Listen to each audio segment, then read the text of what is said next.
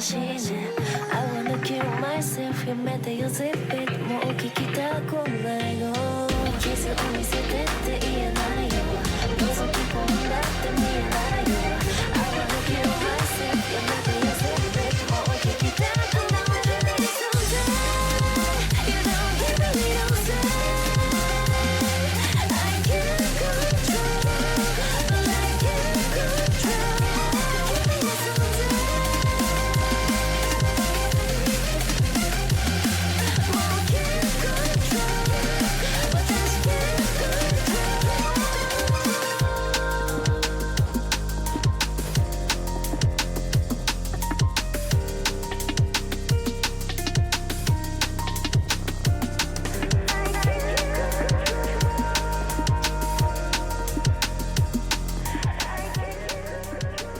Alrighty, hello everybody, and welcome back to the Osu Mania 4-Key World Cup 2025. We've got our first match of the round of 16 coming up here. We've got our number 29 seed Guatemala versus our number 13 seed Brazil fighting off in a losers bracket showdown. That does mean whichever team here is unfortunate enough to lose this matchup, they will be eliminated from World Cup contention for the rest of the tournament. So all the stakes are on the line.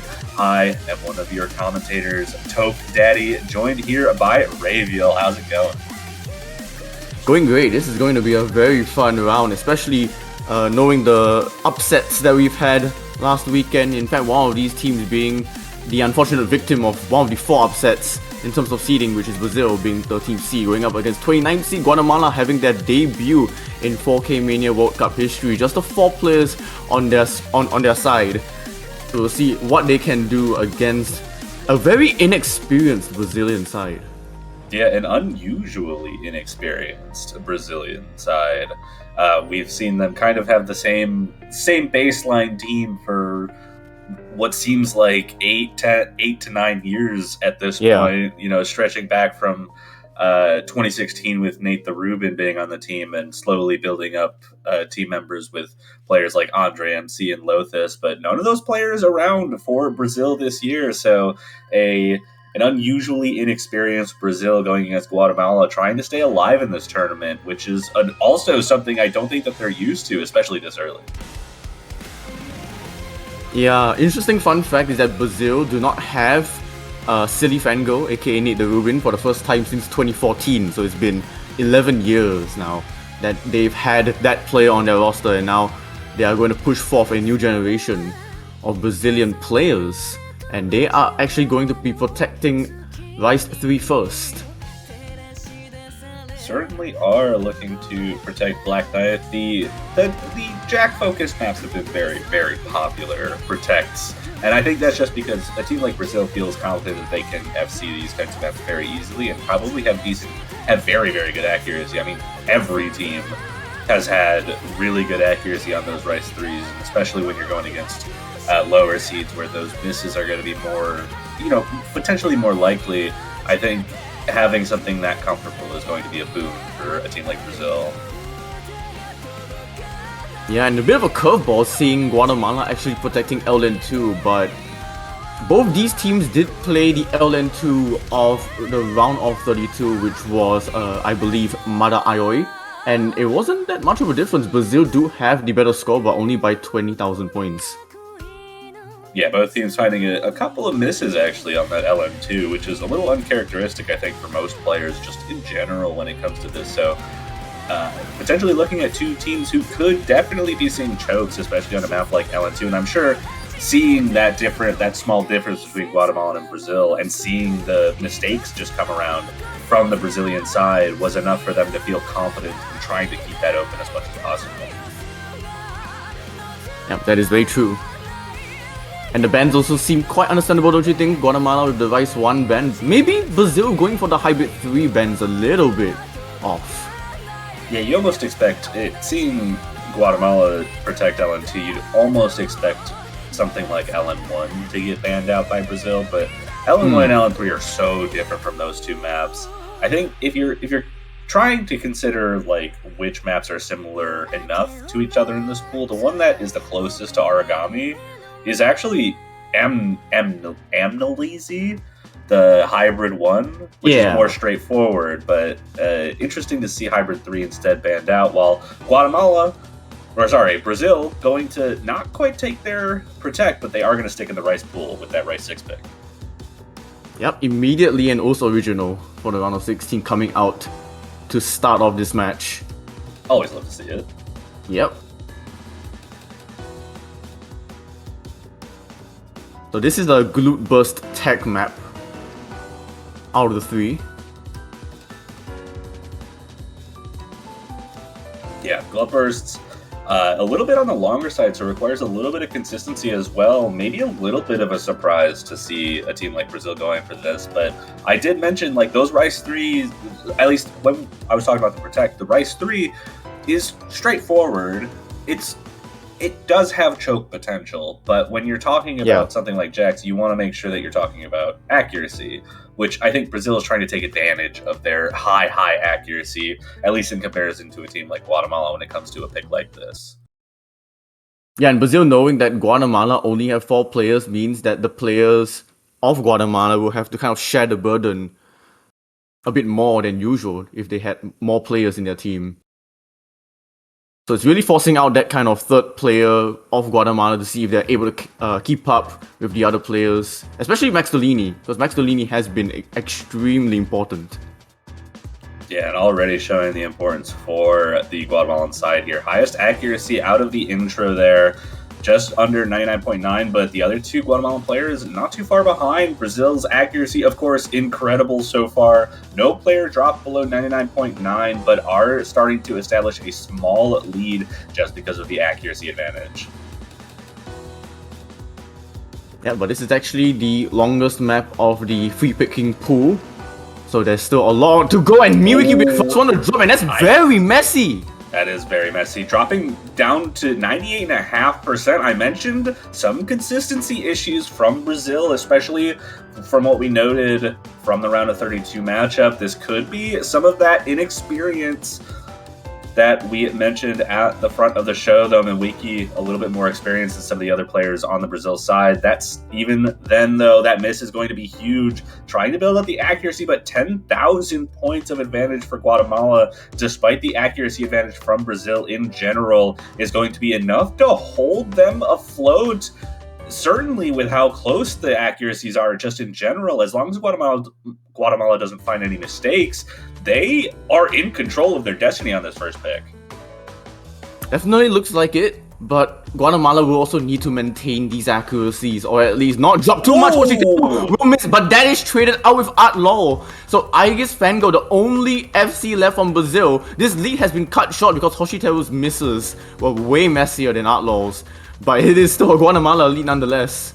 Yeah, you see that accuracy drop down to 99.4 for Hoshiteru, whereas Artlol DXE only dropped down to 99.85%. Very clean miss from them, and that is going to help them get this lead shrinking just a little bit. It's only at 4,000 points, and like I said, accuracy advantage is in the side of Brazil. This is a long enough map that they might have time, especially with Max Dolini finding a break, and Brazil is going to take the lead right back, despite one full combo on each side still remaining. Oh, but Art just found a huge accuracy drop as well. A few 100s, manages to avoid the misses, and Brazil gonna still hold on to the lead. But that's a miss from Art! And that is that Vietnam? We still have a quarter of the map left, and Brazil's accuracy is so strong through this section. They are holding on to the lead through the bursts, despite the miss, and Brazil going to hold on as Art starts to build up close to 400, and Hoshiteru going to actually trade that miss. So Brazil going to have a little bit of wiggle room here, despite many misses coming from their side. This was a roller coaster of a map, and Brazil really have to thank one of their rookies, Aegis Fango. That's an incredible score from them to save Brazil on this map. Yeah, what a close matchup. A risky pick coming from Brazil, but it does end up working out. Hoshiteru not able to keep up as much as they might like.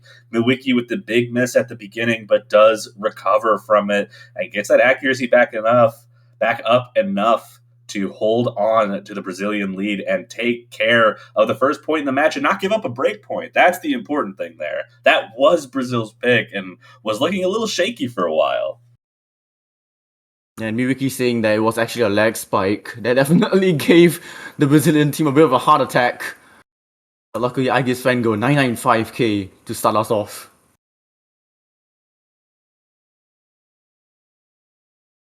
Certainly is. Guatemala going to get a chance to pick now here. We are seeing, even with that lag spike, even if we didn't see that lag spike, Guatemala was putting up a great performance, and Art was finding some consistency issues on that right 6. We can see them definitely starting to put fights up for lots of these picks, but it is their selection here. And they went for the LN to protect. I could see them trying to stick around that hybrid and long note pool, trying to just take advantage of what Brazil has already shown that they're not super comfortable with. Yep, and there it goes. LN2 now come out from Guatemala, that protect. So we're definitely going to be seeing a couple of switches, at least from Brazil's side. But I think most definitely from Guatemala's side as well. We should see Hoshiteru out and Miyako in. Or actually, Baboso in. Top of that, we do see a couple of swap outs for Brazil. I guess Fangirl going to stay in, but we're going to see the other 2 players from Brazil swap out. Actually, I guess Fangirl not even staying in. Might be a full team swap for Brazil here.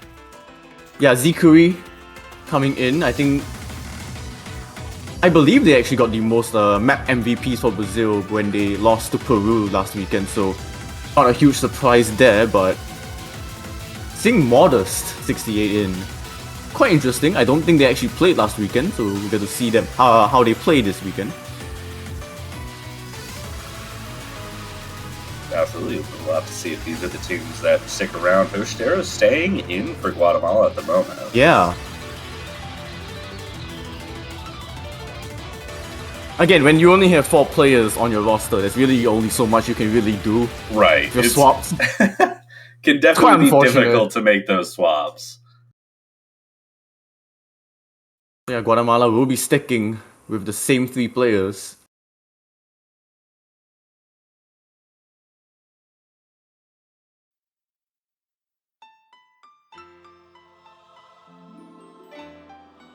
And here we go, everyone loaded into the map. Early patterns not important, but this map gets going and gets going quite quickly once it starts up. 196 BPM density long nodes coming out from this intro alongside a couple of bursts.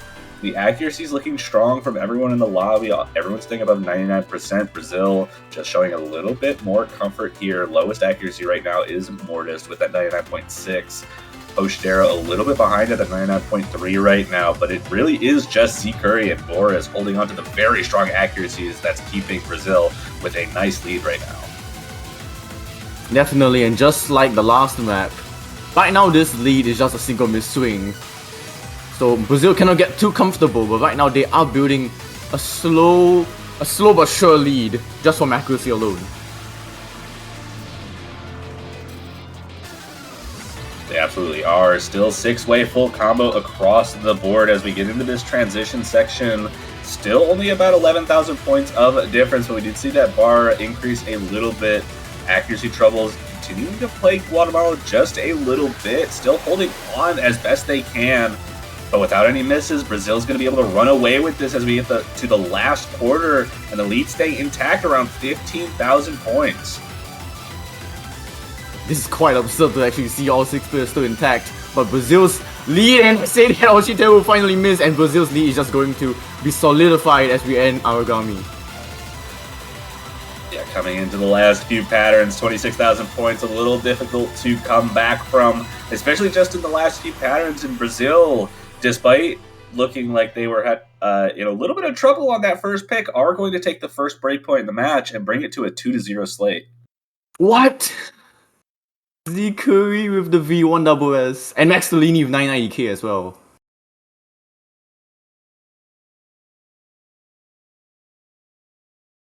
These lower seeded teams definitely punching above their weight here. Yeah, I think that's just a testament to how close these teams have just generally gotten, how good everyone's gotten in general.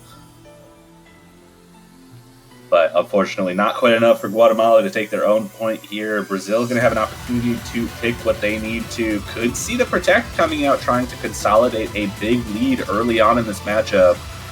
But if they're more comfortable with the Rice, they have a little bit more to choose from. They've got 4 Rice picks available, ranging between the straightforward and the techie.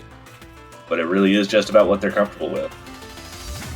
Yeah, if we're not going to see the Protect, at least I feel if they want to play safe, Rice 2 is definitely an option. Mostly because these two teams have already played Rice 2 last weekend and Brazil dominated on Heaven Station.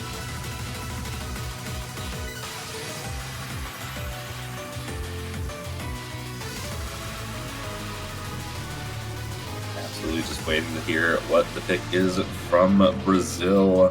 Taking their time makes sense. They've got that break point under their belt. They've got to make sure that their game plan going forward is strong enough to consolidate that lead and keep themselves ahead of Guatemala here.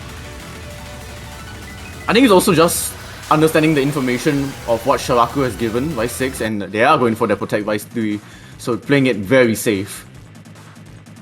Yeah, absolutely. So Protect coming out, going to go with the Jack pick. Just want to consolidate that lead. This one, not necessarily the most straightforward Jack pick you could think of. Has a few pretty awkward bursts, especially right at the start. Those are some tough bursts to get good accuracy on and can trip you up if you're trying to get yourself into the Jack mood, if so to speak. So gonna have to see how the beginning goes for all these players, but otherwise, this is really a consistency test. It is, and it's very interesting to see that Brazil protected this map, considering the fact that on these two teams on Vice 3 last weekend, they were only separated by 1,334 points. Goodness. Yeah, that's the kind of difference you expect from a Jack pick, though, almost, which does kind of beg the question. You have to think about it. Does Guatemala, maybe in a different universe, protect this if they win the role? That is true, yeah. Which is why, this is going to be a very interesting map to watch, because both these teams have already shown their prowess in Kojaks. The intro comes around, a little bit of an accuracy issue on the first couple of notes there from Hoshiteru and Max Delini, actually. Bursts coming out and not treating everyone super well, but Brazil holding the upper hand right now. Nwiki and Miyako matching accuracies, but otherwise, Igus Fangirl and Art both holding above 99.9, and that is, so far, a little too much for Guatemala to keep up with, and already seeing about 5,000 points of lead. 147 BPM Korjaks, nothing to scoff at, especially this early on, so I'm not surprised, but still looking at 6 full combos, and as we get to the more Korjaky sections of it, accuracies are starting to stabilize. Yeah, I think one of the interesting things to point out maybe on Brazil's side is trying to figure out how to attack Guatemala's third player, really. Knowing that they are 4-player roster, and we can definitely see that there are some issues on Hoshiteru's accuracy, but Miyako will be the first one to miss from Guatemala's side. Best accuracy from Guatemala there, finding the break, and that is a huge miss to give Brazil a massive lead here. Now 20,000 points as we're already halfway through this map. Yeah, if I didn't tell you that these two teams were only separated by 1,000 points last weekend on Rise 3, you would think Brazil were number 1 on this, because what are these scores from Brazil? Yeah, actually, I mentioned Nwiki was actually matching with Miyako's accuracy earlier on, but since the intro, Nwiki has built that accuracy up, nearly passing Art, who has been holding very consistent through this whole map. I guess Fangirl in their own universe right now. But one way or another, despite that, we're actually going to see another miss on the Guatemalan side from Hoshiteru there. And Brazil looking like they're going to have a very dominant win on that Rice 3 selection. Nearly a 3-way V1 double S. Just the 1-200 from Art there. And such a sad score, Miyako, with no bad judgments except that one miss, just finding a little bit of an issue there. But one way or another, Brazil going to take their own pick and consolidate their lead from that breakpoint. Yeah, in very dominating fashion as well, picking up the pieces from last weekend. And Guatemala just kind of in a daze. Yeah, Guatemala definitely gonna have to find a pick that suits them right now. LN2 looked pretty good for them. They did have the one mistake coming on their side in that selection, and Brazil showing a lot of consistency in the last two picks. If they feel comfortable with LN2, I did mention Hybrid 1 in the same kind of zone of skill sets that's tested with the straightforward jump stream and then the inverse jump stream kind of pattern style that you saw with the density pick in Origami. But it really just kind of depends how they want to attack this. Based on Brazil's performance, I could also see them just moving to a completely different skill set. Could see like a Hybrid 2 coming out. Could see them trying to move into that tech pool, especially with how close Rise 6 was. Yeah. I wouldn't be surprised if Rise 4 or Rise 5 came out now. But they are going for Hybrid 2. Thank you, Guatemala. I appreciate it. They proved me right and picked my map. That's wonderful. But Hybrid 2 understand. It makes sense. It makes sense as a pick in this scenario with a little bit of a mixture of both Rice and long node skills. It is extremely easy to choke, which, I mean, if we're looking at Brazil's side, the one tech pick that's been chosen so far, Brazil was finding quite a few misses on. And this has a little bit of that LN ability that I think Guatemala wanted to kind of lean on for this matchup. Yeah, we're definitely going to be seeing a couple more swaps from Brazil's side, so we see Modest and Boris in. I believe for Guatemala it might just still be this 3-player roster.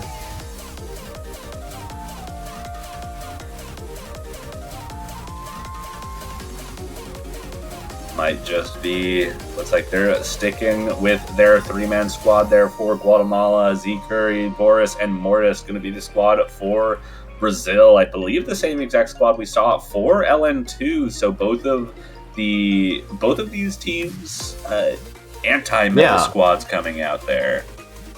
Yeah, Brazil have like the yin and yang really, because we saw the other 3 players, Aegis, Miwiki, and Artlaw playing the Rise-centric maps. Now we have the complete opposite.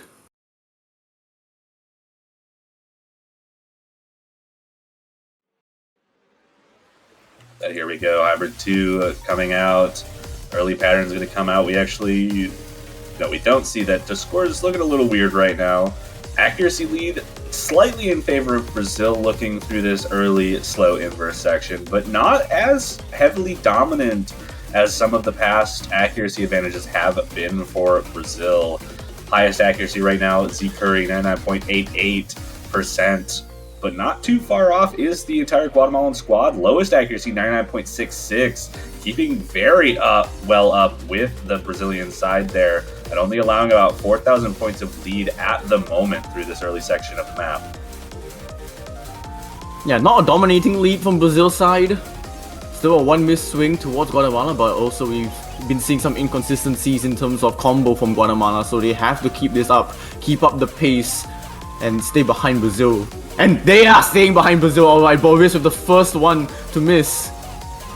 And that red bar starts to come around. One-hand trills in the break section. They're going to get a chance to build up this lead with some solid accuracy, and they sure are doing it. Boris missing there gives Guatemala the lead. There is still half the map left, and accuracy advantage is still in the side of Brazil for the most part. So there should be an opportunity for Brazil to start building this lead back up, especially with a miss from Hoshiteru. And Brazil's going to take that lead right back as we transition into the final section of this map with the heavier long note patterns. And Brazil just looking so comfortable after that singular miss from Boris. Yeah, Hoshiteru coming out of the break. And they will find another one traded with Modest, but they'll find another one afterwards, and Miyako with the miss traded with Boris. It's just Maxolini and Zikuri left, but Maxolini will fall as well. Zikuri the only FC left in the lobby, and that should seal it for Brazil. Yeah, last few patterns in the map, not too much left. There are a couple of tough patterns. Hoshiteru are going to be the one to break and only one full combo left on the board with Z Curry carrying their team to a second break point and to a match point. This was the same situation as Sharaku. It got quite close, and then Brazil pulled away at the end. Yeah, Max Delini Miyako scores matching that of Mortis and Boris there.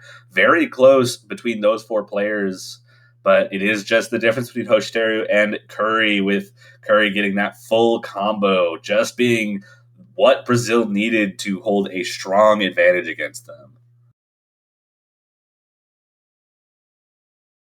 Yeah, very promising from the side of Brazil. Like you said, just a single map away from at least advancing to the quarterfinals weekend and eliminating Guatemala.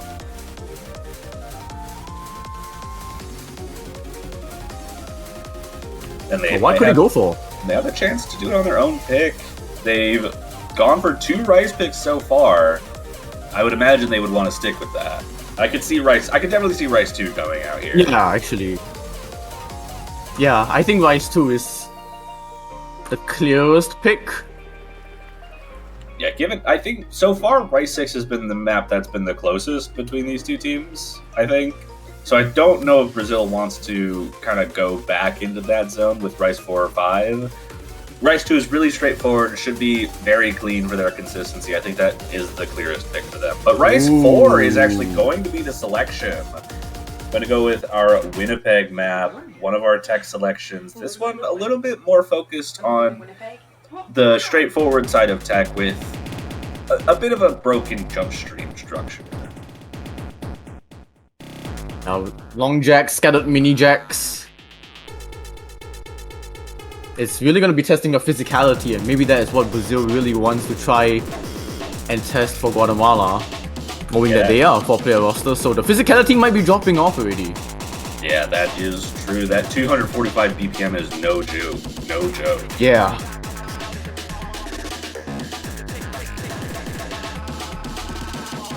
Right, I mean, we should be seeing Art in.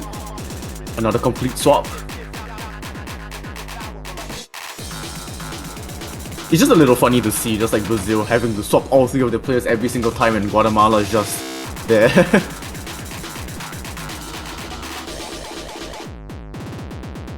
Oh, are we actually going to be seeing Modest? Staying in so far. Would be a pleasant surprise, I'll say.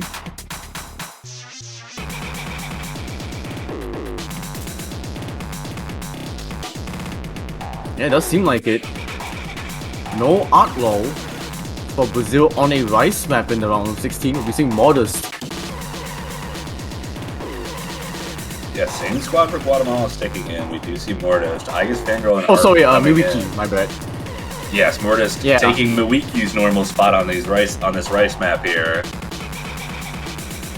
Maybe a little bit unusual, but if they're keeping them in for this map, I imagine they're pretty comfortable on something like this. Could also be a result of the lag spikes that we saw from Miwiki early on in the match. Yeah, definitely taken into consideration, but I believe Miwiki hasn't had too much of an issue since. But it might just be Modest actually outperforming Miwiki in maybe the practices, so it will be interesting to see. Yeah, could be one, could be the other. Doesn't really matter. Brazil feels they have a good chance with Mortis in on the squad for what they hope is their last pick in this match, trying to close it out here on Rice 4. And here we go. Yeah, Guatemala still trying to search for their very first 4K Mania World Cup point. But if Brazil take this, then it will end Guatemala's campaign. Good accuracy from 2 of the players on Guatemala, or very good accuracy from 2 of them. Hoshiteru actually finding a little bit of an accuracy drop early on, but trying to build that up, looking really good, building up pretty quickly. But Brazil going to take a small advantage out of it so far. And Mortis will be the miss. That is true. Accuracy advantage still definitely in favor of Brazil right now. and that's keeping the blue line in favor of Brazil, but it's slowly inching back towards Guatemala, just based off of Hostero being a little bit behind in the accuracy department, and a few accuracy drops actually coming from Max Salini and Miyako on top of that. But a miss going to come out from Hostero is going to establish a lead for Brazil and going to act as a trade. Yeah, you can see definitely gives the lead more towards Brazil rather than just a simple trade, just from accuracies alone.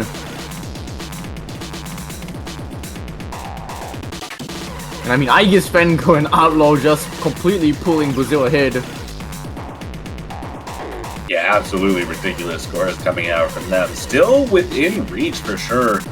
Past the halfway mark, just 14,000 points of lead, especially now with Hostero above 400 combo. Everyone recovering, everyone at max combo advantage, 2 full combos to 2. It's just an accuracy difference right now, especially with Art and Aegis just so dominant right now in the accuracy department. Oh, but you say that Outlaw would be the second to miss on Brazil, so now keeping things a little bit closer, a conversation perhaps to be had, but Aegis still holding very strong 13,000 points of a lead. And this map is already going to come to a close very soon. Yeah, not too much time left available as Art does try to get there. Morty's going to find another break, and we're in 4-digit territory right now. That lead is still shrinking. We don't have too much time, but Miyako and Hostero are going to trade misses with Mortis. And unfortunately, that may be all she wrote for Guatemala as we get into the final few patterns. And Miyako going to find one final break in this ending. A very good performance, but unfortunately, they're just not able to hold the consistency enough to challenge Brazil. And that will be the end of Guatemala's campaign in this year's edition of the 4K World Cup. They are eliminated in the hands of Brazil, who will advance to the quarterfinals lower bracket. A very strong effort from a team that is making their debut. All 4 of their players, for the very first time in 4K Mania World Cup history, putting up a very solid fight against Hong Kong last weekend, against Brazil this weekend. Unfortunately, Brazil will be the victors here. They will be surviving at least another weekend. Yeah, congratulations to the Brazilian team for making it into the quarterfinals on the loser side. Unfortunate for Guatemala, who are eliminated from the tournament, but they put up a wonderful fight. It was great to watch them in this World Cup. But with that, that's going to be it for our incredibly short block of matches, just the one, Guatemala versus Brazil. And we'll be coming back for our next slate of matches coming up, starting with Thailand versus Vietnam in about 7 hours at 9 UTC. Yeah, but we do have another thing that we will want to shout out because we are definitely fans of Guatemala. But did you know that you can actually purchase a Guatemala banner as well as all the other 31 teams in the tournament? Yeah, you can go to the Osu store and buy a banner for any of the 32 teams who made it into the bracket stage, and that does include Guatemala, even though they've been eliminated. Any team that gets eliminated this weekend will continue to have their banner available in the Osu store, so don't worry about missing your chance to support your favorite team. Just go to the Osu store and buy whoever you want out of the 32 teams available. But as a special reward, if you do buy the banner of the team that ends up winning overall this 4Q World Cup 2025, you get to keep that banner until next year's iteration. Yeah, and that should wrap it up for this match and this block. So anything else you want to add on, Poe? No, I think that's just about it. Go get your rest, go take your time, but make sure to come back in just about 7 hours where we see Thailand versus Vietnam and the start of our Saturday block of matches. We'll see you guys then.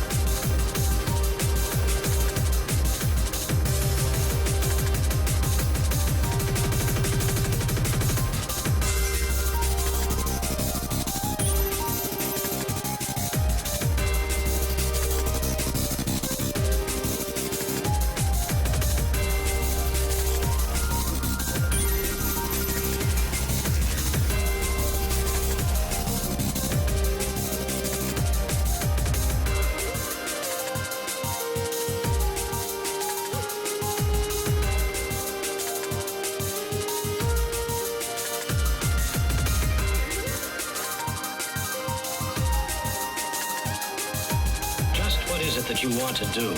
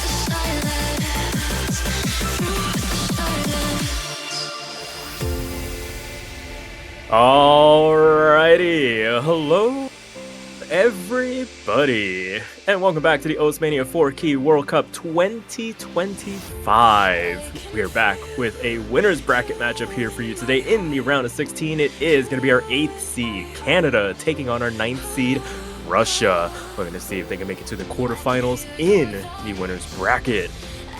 As always, my name is Sparky, and I am joined in the commentary booth this time around by none other than Mashed Potato. How's it going, man? Very good. And just look at the seating, the 8 and 9. This is as close as you can see right here. And the skill set of these two teams are just night and day difference. Canada, they are the top 3 Rice team in here. They have so many good Rice players. They can just get freeway V1SS on some of the maps here. Potentially. On the other hand, you've got the more well-rounded side of Russian Federation. They have really no weak spots, in my opinion. Any map is going to be highly contested against the side of Russian Federation.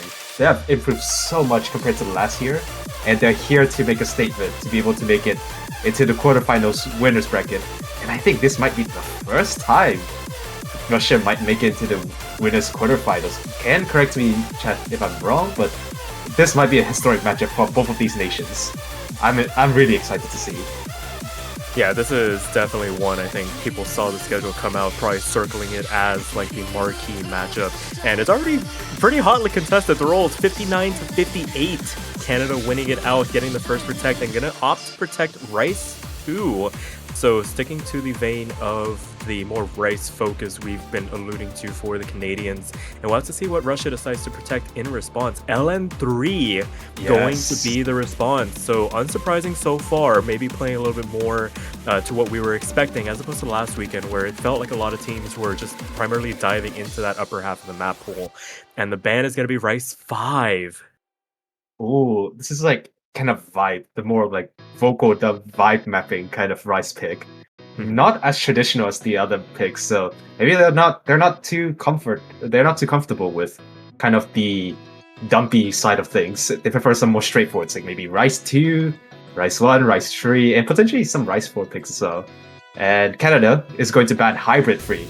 As expected, to be honest. This is like long note, as similar to long note 3 compared to like for Hybrid 3, and is super staggered in terms of releases, so expected for both sides, I think, for both bans and picks. No surprises here, and Canada is going to have their first pick, and I expect it's going to be something like Rice 4, in my opinion. It's always a good starting pick. Yeah, I could see that. I could also see maybe something like a Rice 3 coming out here, maybe just going straight for the protect as well on the cards. I mean, there's definitely some very viable comfort picks in terms of what Canada can go for in that upper half of the pool. It really just depends on what they kind of want to get their feet wet. Do you want to kind of hold Russia's feet to the fire in terms of picking something that's a little bit harder? Rice 6 may be an outside consideration for a potential first pick if you really wanted to get a little spicy with it. But when all is said and done, it really is just pick of the litter for the Canadians on that side of the pool. I think whatever both Canada or Russia picks, that is tiebreaker. Foreshadowing. Maybe? Foreshadowing 50 minutes from now. But whatever. We got the scripts already. It's gonna be tiebreaker. Canada wins all the Rice pick, Russia wins all the LN picks and hybrids, and that's that. Wraps it. Oh, okay. They're going with Kojak. Okay, so you're kind of right on the money there. They're going with kind of straight off the bat. Just want to go tango o mano against Russia. We're comfortable with accuracy, and we'll pick the most accuracy-oriented map because we can get the freeway full combo, and we can out accuracy you. That's how I feel when teams picks Rice 3 as the first pick. Yeah, this is very much a double-edged sword kind of a pick where we have seen some absolutely incredible performances on Rice 3 so far this tournament already, and I feel like this weekend's going to be no different, but it also lends itself to some volatility where if you find the singular miss, that could really be the make or break point if your opponent is actually up to the task. Don't trade any of those misses back. Sometimes a three-way FC with maybe some damage to the accuracy can see yourself through over some high sharpshooting 300 counts and a couple of misses. So a comfort pick, but the overlap between the two teams might be a little closer than we might be expecting. So we'll have to wait to see who will come in to contest on this. Probably see the 3-4 Canada May, unsurprising, pretty much the anchor for Canada on the rice picks. Very physically capable of handling this kind of BPM. Sawdust Inhaler and the man 2-3-4 Tonk as well. We just have to wait to see who comes in for Russia here. Probably, I'm guessing they've been playing a mix of rice and hybrids from like the past rice picks from last week. We'll have to see.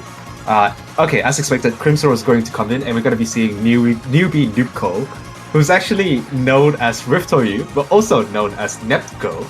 So whichever way you know this player, but I'll call them Nepko, Nupko, and of course Distire.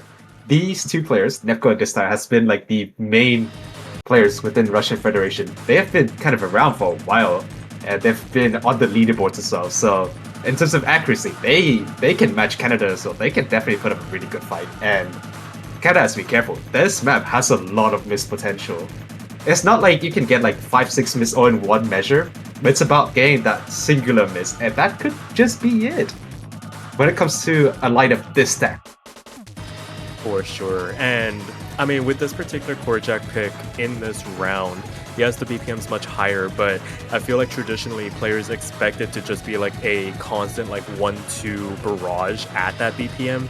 This map has so many little flourishes here and there of like quick 1/8, 1/6 little nuances here and there when the map really starts to get a little bit more melodic, that can really throw off your tempo if you're not the most comfortable. If you're already straining to maintain the BPM, you start adding those extra little things to throw you off your rhythm. That might be the tipping point for some of the players in this lobby. We'll just have to wait and see.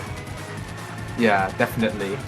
We'll have to wait. I think in the meantime, I just want to like appreciate the fact that like we might be seeing potentially 999Ks. Like just now in the match against Canada versus Vietnam, very similar seeding compared to Canada and Russia. So we saw a 2.997 million. So that's the average of 999K on the side of Thailand. So these sorts of scores is going to happen, and despite that, I'm still going to be surprised just because these players are absolutely insane. We have come so far just to be able to see like 999Ks on like every single match, and I've loved that. Oh, actually, we're going to be seeing a substitution.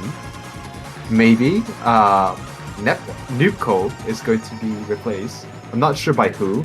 Probably maybe. Yeah, waiting to see. Oh, it's Mania Gamer. What a gamer! What a gamer! That's the most appropriate name for this matchup. Genuinely, yes. It's literally as dead on the money as you can get in this particular context. It's so funny because that's their original name. Like they made their account with that name on. Amazing. They were destined. They were destined to play Osumania. Just the absolute gamer here. So we'll have to wait and see if that is going to be the finalized roster here for the Russians, and looks like it is gonna get on in here before too long. First map of this best of 9 here. First team to 5 points will be moving on to the winners quarterfinals. Loser not out of it just yet, just gonna need to make that run in the losers bracket. So very excited to see how this one goes. This could really set the tone for the rest of the match depending on how it goes. Yeah, but you do not want to be sent down to the losers bracket, considering there has been quite a lot of upsets. So there are so many good teams that's already been pushed down to the losers bracket. Oh, Indonesia and Brazil from last weekend, and now we got Thailand as well in the losers bracket. So you do not want to be in the losers bracket. Yeah, just a lot of sharks lingering down in the waters there, but as it stands, strong starts for all 6 players in this lobby through the introduction, about to cross over that 400 combo cap, and you start to see those low flourishes inside of the heavy core jack emphasis, very 3-note oriented in terms of how the density really layers itself out as the map progresses. Going into the second quarter of the map, Canada holding on to this slender 1,500 point lead by virtue of all three of their players being above that 99.9% accuracy. Mania Gamer falling a little bit behind in terms of the pace between everybody else, down below that 99.7 mark, and I imagine that's going to be the bare minimum. As Dizdire falls on the side of the Russians, 1FC gone for their side, immediately balloons the lead over to the Canadians to the tune of about 10,000 points going into the back half of the map now. Yeah, the Canadians really show why this is their protect pick and why they're going straight off the bat this sort of map for their first pick. And now they're just showing it full force right now. 99.91% is the lowest accuracy on Canada. And that accuracy beats out this time, who is the leading accuracy on the side of Russian Federation right now. So this score lead is just absolutely big, considering this is a jack map as well. So I think this will take at least two misses on the side of Canada for Russia to even take this back. But it's not looking likely. Wait, hold on! We have a miss. That was quite a disgusting drop actually. From 99.91 down to 0.83. The score is down to 7,000, so one more miss. That's all they need. Yeah, chops the lead in basically half for the Canadians, but still holding on to that cushion by virtue of the fact that it's still a really hefty supporting score from May and Sawdust Inhaler, and managing to hold on despite that little blemish there at the very end. Canada hangs on to make it 1-0. Those are some disgusting scores from May and Sawdust Inhaler. 63 and 70 with the black flag there from May. Impressive stuff. I mean, Crimson Roll and Mania Gamer doing pretty well in their own right. 992k, very nice. And even with the miss, Dizdire with the highest or the lowest 300 count, 57, but that miss just tanking their score. Might have thrown in some fireworks there at the end, but unfortunately not going to be the case here, as Russia now up to pick for their first pick. Yeah, that's for sure. I think you just have to move on. This is their protect. They're comfortable with it. It is what it is. You just gotta move on. And so it's Russia to pick, and I'm seeing Ellen Free, and yeah, Ellen Free is going to be picked. You're gonna trade your protects for another protects, and this is also another expected pick. Could have seen Ellen 2, Ellen 1 as well. But yeah, we're going to be seeing anti-safety zone. First time I'm going to cast over on this one. I haven't seen anti-safety zone hasn't been picked in other matches. I might be wrong, but we'll have to check. But we're going to be seeing Rift Toyu, so that's Robot, if you've known his other aliases. And probably going to be seeing Nepco coming in as well, or Noobco. On the other hand, May and Sawdust Inhaler is going to be staying, and I'm going to be seeing Zeppelin. Is that... Oh, Zeppelin's on the side of Russia, I think. Yeah, just getting people into the lobby here leads to some little shenanigans. Yeah. Huh. I'm gonna guess it's gonna be Nemesis coming in for Canada, considering Nemesis is their kind of Ellen hybrid specialist. I'll be surprised if it's gonna be anyone else. Yeah, we'll just have to wait and see. Maybe some decisions being made here. See the comments from Sawdust Inhaler that this is the only map they haven't played today. Probably practiced it, but maybe just not warmed up on it. And maybe a double switch, seeing if somebody else wants to step in for them. That's just speculation. We'll just have to wait and see. But hopefully we get that, at least the third player visible here before too long. Okay. Tonk. Okay, that's quite interesting. I would thought it would be Nemesis, LSN Nemesis, but I think this is also that's the nice thing about the Canadian team, is that I think everyone in kind of the core players, the likes of May, Sawdust, and the man 234 Tonk, they're all pretty well rounded. So they can play literally anything you give them that's within their physicality. Yeah, and it is still well within their comfort zone, I believe, in this like early shifting into mid-game kind of a map pool. They can definitely swing a pretty good team score overall, see if they can get that first breakpoint, or if Russia can maintain parity here. This is their protect, so we expect them to, or we're hoping that they can show out about as well as Canada did on their first pick. That being said, Canada's protect is still in their back pocket. Rice 2 is still on the board, so future considerations for them as we get on with the second map of this best of 9, LN3 anti-safety zone. Yeah, this is anti-safety for sure, because you're gonna be seeing a lot of breaks throughout this map, and this star right there on the dot breaks. That's not who you want to see. That is the main carry of the side, Russian Federation, and this is their protect. You do not want to see that happening. But it's still quite early onto the map. There's still chances for you to come back, and this star missed quite early on, so it's actually not as bad as most people might think. So as long as this star climbs their accuracy up, oh, but definitely with a miss right there, and now the score is 10,000 points. It's getting tougher and tougher as the map progresses. We're only a third way through the map, and there's already 2 misses. A long struggle on the side of Russian Federation, which is quite surprising considering it's their protectors. Yeah, just not playing to their level at the moment, and Canada taking full advantage, 13,000 points as we cross our way into the back half of the map. May finding a drop on the syncopated section here, gonna help maybe give some points back on over to the Russians, but a pretty clean drop overall, just bringing themselves down to around the level of Zeppelin, so able to neutralize their score, 1 miss apiece between the 2 of them. But Canada still holding on to the 2 FCs between Sawdust Inhaler and Tonk on the lower side of the lobby, able to kind of keep things in check for the Canadians. But now Russia has some combo built back up, Desire from that early drop, and now Zeppelin as well, lending some supporting score.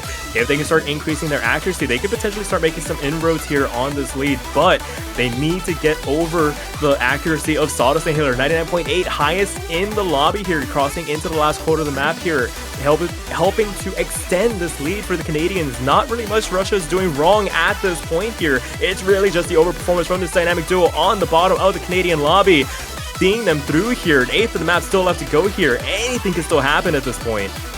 Yeah, they're just crushing all of the long loss. That's what I said, that the miss of Sawdust Inhaler. There's a chance. There's a chance. There's still so much. There's still 100,000 worth of score left. Oh, that was Tonk! That's it. That's all Russia needed. The score is going straight back to Russia. Oh my god. There it is. There it is. As long as Russia holds it, there's enough time. Get back over. They did. Oh. And that's that. 2,069 points is the difference. Nice indeed. Nice for Russian Federation. And they got the points. A godsend from the side of Canada with a double miss from Sawdust Inhaler at the man 234 Tonk. And they got the point. It was a struggle, but a point is a point. And the Russian Federation moves on. Decent score throughout the board. Everyone's above 980k. The only person that gained the FC is Rift Toyu, and that FC was needed. Without that FC, that would have been it for the side of Russian Federation. They didn't have the accuracy lead, but they do have the combo lead, and that was the difference. And that is so exciting. And now we're tied 1-1. Now it's basically a best of 7. Canada's to pick. Yeah, silent MVP going over to Rift Oyu. The one person that went unmentioned in that entire run holds on to the FC. May doing their best as well, but unfortunately not gonna be enough. And Canada going straight for their protect in response in Rice 2. And I mean, this is a pretty good one. If I feel like they might be a little disappointed they couldn't hold on to that potential break point, but I mean, they still have so many good Rice picks to go into. But I mean, Russia did look pretty scary on that Rice 3, bar the singular miss. Desire did have the highest, the lowest 300 count of anybody in the lobby on that performance. So, I mean, if Russia can keep it clean to the level of Canada and just avoid any drops, this could potentially get a lot riskier. The water's a little muddier for Canada in terms of the confidence in their picks. So, gonna have to wait and see. Yeah, we're gonna be seeing newbie Nuko coming in instead of Mania Gamer.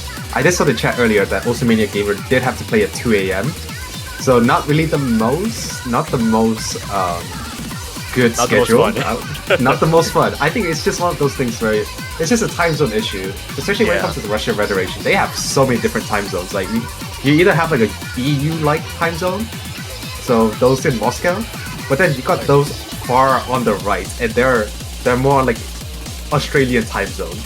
or one Basically, country. yeah. And so I think that's just what's happening. And someone just has to suffer. In this case, it's going to be Osumania Gamer having to play at 2 a.m. So I think it's a decent substitution.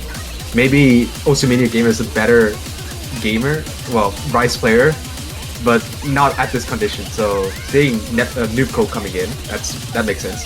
Oh, actually, this tire is going to be subbed out. Okay, maybe probably going to be Osumania Gamer or Crimsoro. Yeah, this is definitely a bit of a switch up compared to Rice 3 from earlier. Crimsoro coming back in, so maybe just some deliberations, wanting to ensure that whoever feels the most confident in it can be in. I mean, that's the game within the game. It feels like sometimes whenever it comes to 3v3s, it's like, yes, all 6 of you can play it, but which 3 of you at this specific moment can play it to an optimal level? Because it has to be the best. If not, then I mean, what are we doing here? But I mean, this is Canada's Protect. We expect them to show up and show out on this particular pick. They did very well on Rice 3, their first pick in this match. See if they can mirror that performance, or if Russia has something to say about it as we get on underway. Yeah, Crimsoro with a bit of a rough start to begin with.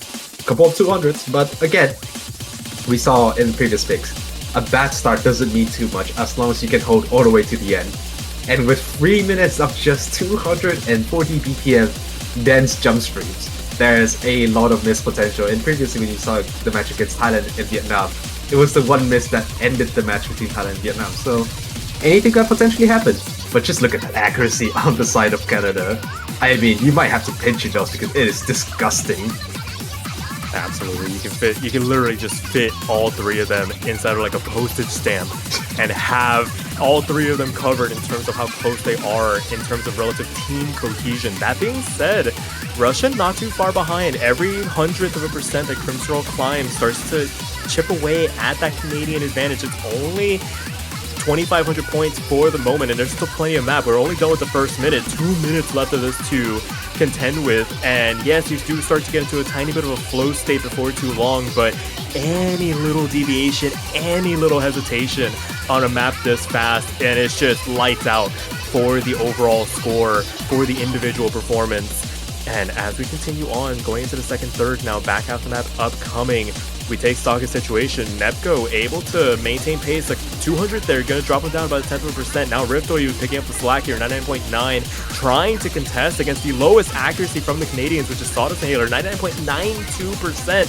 But overall team score difference, 0.1% between the two countries, only 4,000 points between them at this stage. Yeah, I mean, just look at that. Everyone, this lobby is just so stacked. This is what you're... Oh, but maybe with a miss. Oh!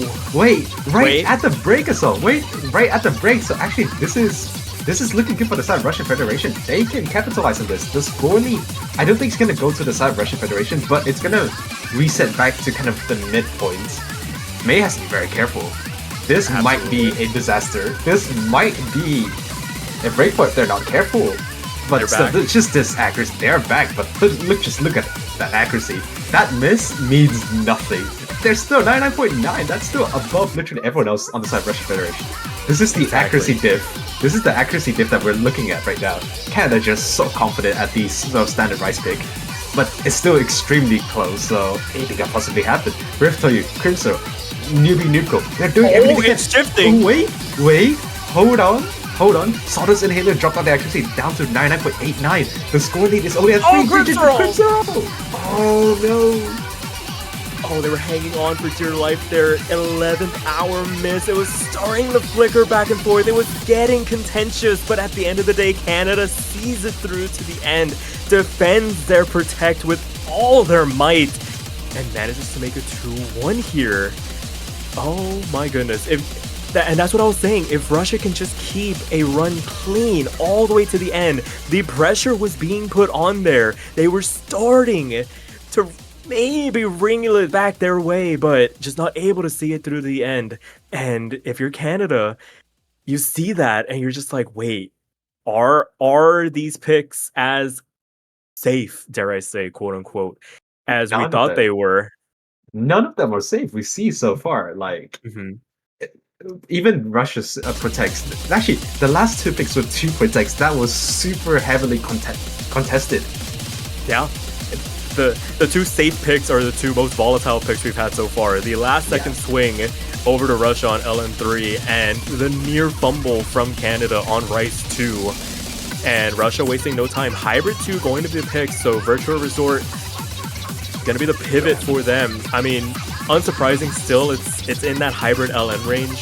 Definitely does play to their advantage, but with the hybrids, you start to get into that conversation of, okay, is it LN heavy enough that keeps us in the front and on the front foot, or does it have enough Rice elements that we might might give an olive branch over to the Canadians and they can maybe out-hack us on it? So maybe the lesser of two evils. I mean, you have to rip the band-aid off before too long, so... And I think, just to look at the map in general, I do think out of the two hybrids, this is the better hybrid to pick on the side of Russian Federation.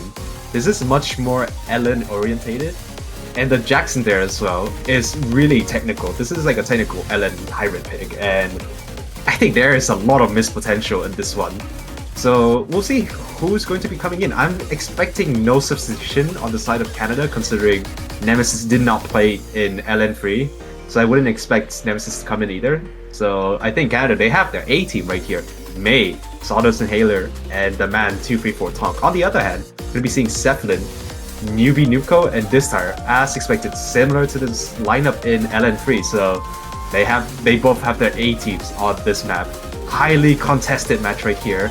Let's see if the side of Russia Federation can tie 2-2 on its Citrus Virtual Resort. This is the apex pick right here. This is where we could potentially turn a corner on this match.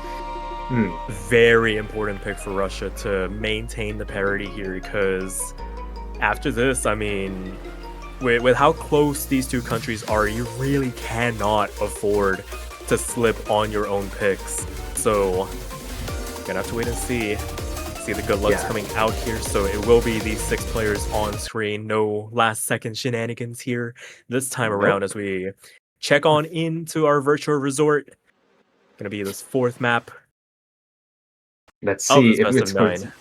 Let's see if they're going to get a good good break on this resort, or it's going to be a hellscape for either of these teams. So far so good. Zeppelin with a bit of a rough start. It's kind of been... Oh, actually, Sawdust Inhaler with the first miss.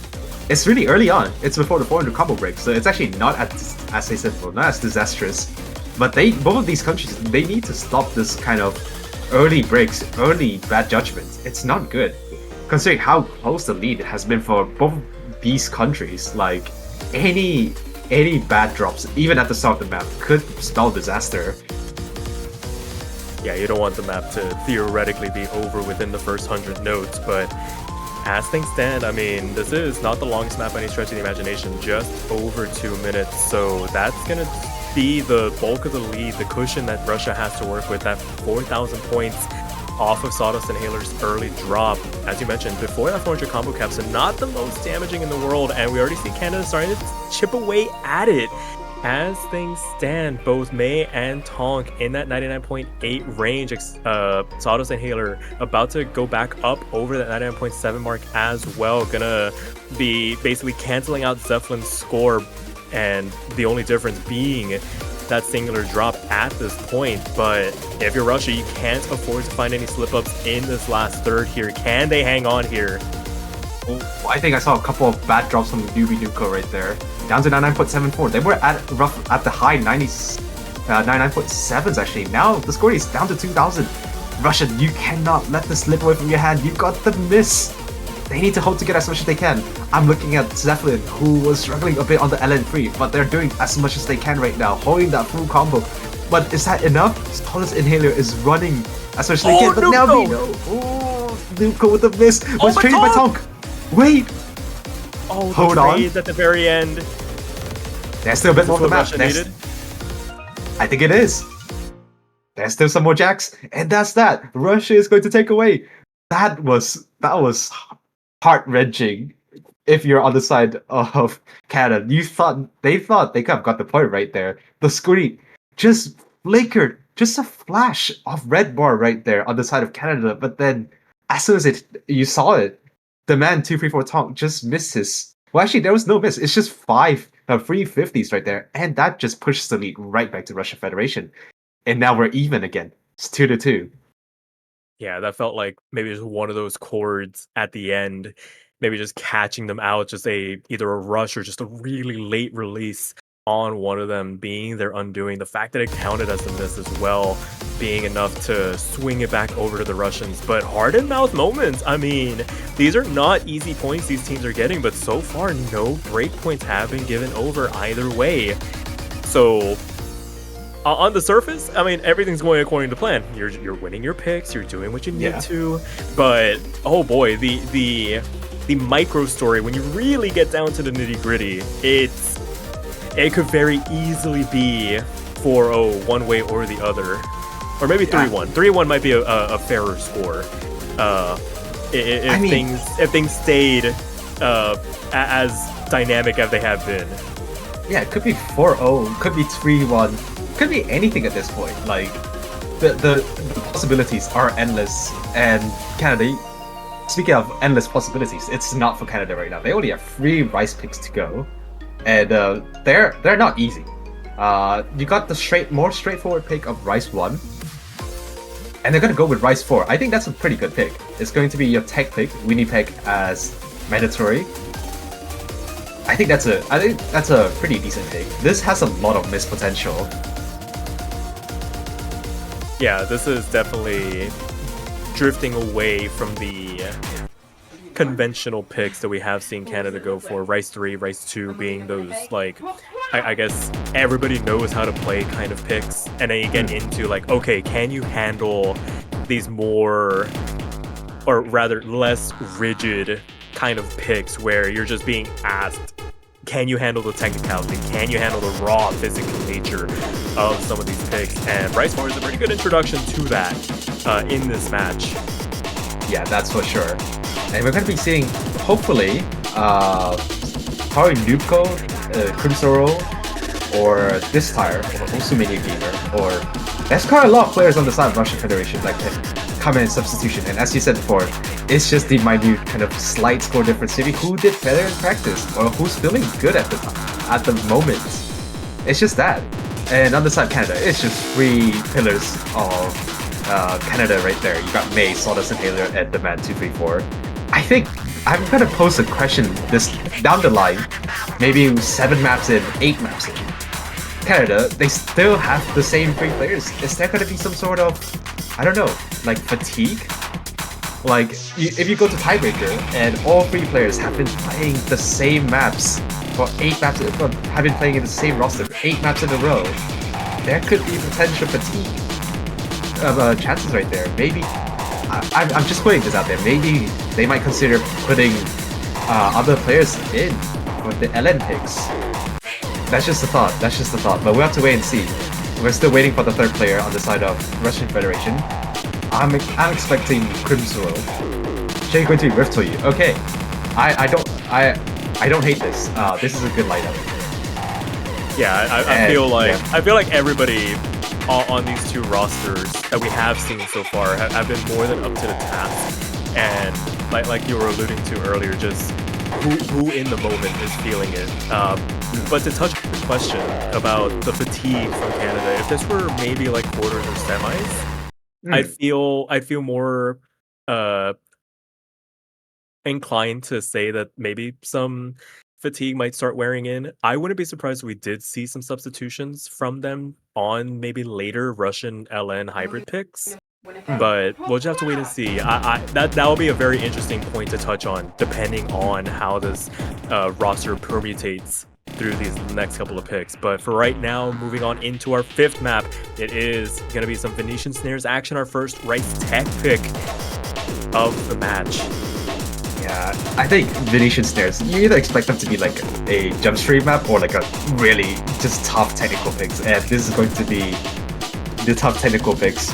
Everyone's doing quite well so far, all above 99.9. Just the sharpshooter accuracy all across the board right here. No issues whatsoever, no bad starts, as we saw in the previous pick. They're just straight off the batter, 99.9 on everyone. And here we go, some more dense jump streams, but everyone's still handling really well. This is 245 BPM. Wow, no breaks Yeah. on that stream section right there. Yeah, this map just accentuated by these long anchors, these buzz roll-esque staircases left and right as things hold begin on. to get denser, but I mean, It's flickering. It is flickering right now. The man for Tong actually, I think, got quite a few 200s on that Rose at around 800, 900 combo mark earlier. So now the score lead is actually flickering. As long as if things hold like this, it's going to get super interesting at the end. Because the ending of this map is just tough. There will be some misses, or at least there'll be some combo or some accuracy drop. There is no way everyone holds 99.8 plus. Oh, I told you with a right on miss. cue. Yeah. I mean, you were saying there's no way all 6 players make it through unscathed, and Victoria being the one to find the drop going into the last third does give Canada a bit more of a cushion, because it was a fierce tug of war going into the back half of the map here. Now 8,000 points just starting to pull away by virtue of May and Sawdust and Haler pulling onto this 99.9s. Victoria finding another drop here. The only one that has found a miss so far, but it is only helping increase this Canadian lead. These trills starting to run out here as we are going into the last 8 of the chart. The buzz is starting to come through as well. Everybody making it through relatively unscathed, a couple of hundreds here and there, but as things stand, it only gets denser from here to this ending, and it is 14,000 points in favor of the Canadians going into the last sections of this chart. Hold on to your feet. Look at that. Everyone's still holding a full combo except for Victoria, but Victoria still accuracy up to 99.7, but I don't think that's enough for the side of Russian Federation, and Canada is going to get their 3rd point. And just look at that accuracy from May and Sawdust Inhaler. I think that's 99.9. Oh, both of them getting a black flag with 200. This time with 200s. And just look at that. Everyone in this lobby has such low 200 counts. The most I can see is 4 200s. 4. And that's that. It's 4. It's just 4. On this sort of pick. 245 BPM, by the way, with a lot of disgusting rolls and mini jacks, and yet the most is 4. Yeah, This is the sort of caliber you see on the round 16 winners bracket, seed 8 against seed 9, ladies and gentlemen. I mean, it's living up to the billing so far. Neither team batting an eye, giving an inch on their picks so far. Yes, some scary moments, but able to work it through in the end, hanging on just enough to see their points through. And I mean, Russia has to pick once again. They have the option of LN1 or Hybrid 1 here. Yeah. You know, this is actually the first pick we saw so far that has a 5-digit score lead. Every other pick up until this point has been decided by just one singular miss or just slight accuracy difference. So maybe we start to see some new changes in here. Maybe the Canadian side, they're more comfortable with these more rougher technical picks. Who knows? But now it's going to be Russian Federation. They're going to have a timeout potentially. They're asking for a timeout. They have not agreed on it just yet. Yeah, But yeah, it'll get applied after the 2-minute pick timer. So, needless to say, I think we can safely assume that we're gonna be in for a bit of an extended wait here. Maybe just taking some time to deliberate. Maybe kind of shake the hands out, because I mean, Rice 4 is a very rough pick to have to play through after everything. Touching back on that topic of like fatigue. I mean, yes, Canada haven't changed their roster out for a number of picks now, but I mean, Russia as well, needing to have their top players be in for some of these picks as well, starts to ask questions of them, and needing to like, okay, just slow the pace down a little bit, take some time to really think of what this late match strategy is going to be. That's for sure. And actually, this is good. I would like to, while we're waiting for the timeout, I'm just looking at the bracket, potentially what could happen, right?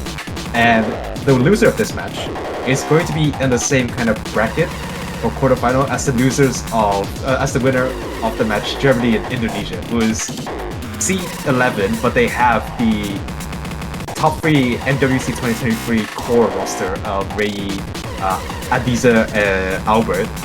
So that is in the losers bracket. What awaits them in the losers bracket? Of course, the loser of China and Malaysia is going to join them in that same branch as well. And France has booked their ticket in there as well. So just one of those teams is going to make through in that bracket. So you do not want to lose this matchup because, as I said before, the bracket is getting really dense. And actually, Russia is going to pick long note 2. I thought they would have gone for long note 1. I'll be honest, I was expecting long note 1 or hybrid 1, maybe. But definitely long note 1's the more preferred pick in my opinion, but long note 2 is okay, I guess. But I would say like long note 2 is more, I would say the most like rice player friendly LN pick compared to the other ones, because there's not a lot of release not a lot of release parts. It's really just being able to read the inverse patterns and the density sections, and it's only 196 BPM as well, so it's not that difficult to hit. And we're actually going to see the first substitution on the side of Canada. Robert is going to replace the man 234 Tonk, and the side of Russia Federation, the same long note lineup we have saw in the past two LN picks. The past two LN picks. Zeppelin, Distire, and Newbie Nubco. Yeah, so maybe answering that question for us of are all three of these players going to be in here for the long haul? But nice to know that they do have some players to shift on into, and Robert's a pretty good shift for this particular pick. Like you were saying, this one not the most release heavy, and I guess to that point of like Rice player friendly, we mean like 1/4 release is very fair on the eyes. Just being able to read 196 BPM density is like the bare minimum to scrape through a score on this. So you have to wait and see if can step up to the plate, or if Russia can continue this parity that we've been on, just being able to make it 3-3 and make this a bona fide best of 5. Best of 3? Best of 3, yeah, best of 3. That's insane. Yeah, it sure is insane. And so let's go with this. A classic song, by the way, Aragami. I think this song has been around in the rhythm game scene for like a whole decade already, if I remember correctly. This song is as old as time. And here we go. Straight off the bat, Robert with a slight accuracy drop down to 98.9 actually, but it's only at the start of the map, as said before, so there's a lot of chance for Robert to bring back, but that's not looking good for the side of Canada, but it's definitely great if you're supporting the side of Russian Federation. Everyone on Russia right now is above 99.7. This tire, as expected, is leading the charts with a near 99.9, being matched by Sawdust and Halio as well. It's all eyes on Robert right now, because Robert has shown some sign of struggle on these LN patterns, but they have gained accuracy up to 99.5, so there's still chances for Canada to take this breakpoint. Yeah, in the grand scheme of things, we take the accuracy drops at the beginning over just bona fide misses. All 6 FC is still left on the board here, and with Robert starting to regain some of that accuracy, for every 10th that they climb back up, they can start to really bring those back into the equation, already rising up to contest against the likes of Zeppelin. We already have Sawdust and Haler and May on the other side, basically locking down their respective counterparts as well. With a third of the map still left to go, I mean, Canada's making some really serious inroads, but as this next drop comes through, it's going to be Zeppelin finding the first drop for the Russians, and it's going to swing the lead back on over to Canada. 2,000 points. This is not a safe lead by any stretch of the imagination. A trade this late on could swing it right back on over, but it is a major cushion that Canada has to work with now, especially with Robert now back up at 99.6 range, ahead of Zeppelin in the accuracy as well. Going to help stave off any potential advantages now that they're back up over that 400 combo cap. 5,000 points of lead now for Canada going into this outro. Is this going to be the first break point in this match? The last couple of notes begin to rain on down through, and it is. It's going to be Canada picking up the first break point in this match to make it 4-2 here. That miss was everything. That miss was the miss that could have potentially lost Russian Federation this game, because just look at the score now. It's 4-2. Canada just has one more pick, and they could win this match with 5-2.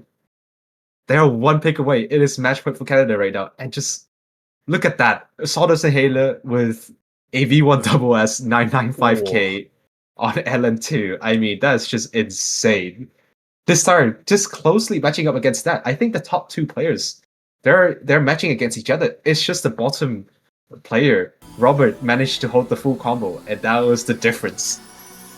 And what a substitution. Being called on a key junction and being able to full combo and win your country the point, the match point as well. What a What a good substitution made on the side of Canada. Absolutely. So now just waiting to see what Canada's next pick is going to be. I mean, there's two routes they can go down. They can keep going down this like tech style pick, Rice 6, or they can go back to the more conventional like high speed stream pick in Rice 1.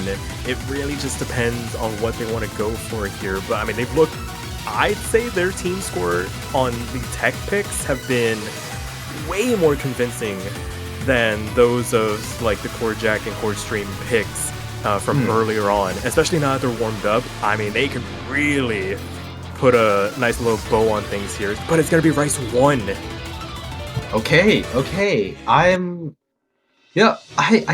kind of don't like this. I would prefer seeing Rice 6 being picked here, considering they did super well on Rice 4, and Rice 6 is pretty similar to that. I mean, maybe they know something that we don't, but Yeah, I mean, that's for sure. if they can, I mean, we know that they're more physically capable of handling something like this, but it's just, again, just handing that olive branch over to your opponents of, can you guys match this as well? Gotta make sure that you don't have any mistakes going into this as well. You don't want to give that breakpoint back on over, but at the very least, they can rest assured knowing that they have tiebreaker at the very least secured here. That's for sure. But they want to end this as soon as possible. You do not want to go to tiebreaker. That's the last thing you want as Canada. I think also there's just the idea of momentum as well. I think winning a point to go to tiebreaker would get you a lot more hypes than not being able to close the match on time. They have 2 breakpoints. They have 2 match points to do this, and this is the most important one. This is their final pick. This decides basically if they're going to go to tiebreaker or not.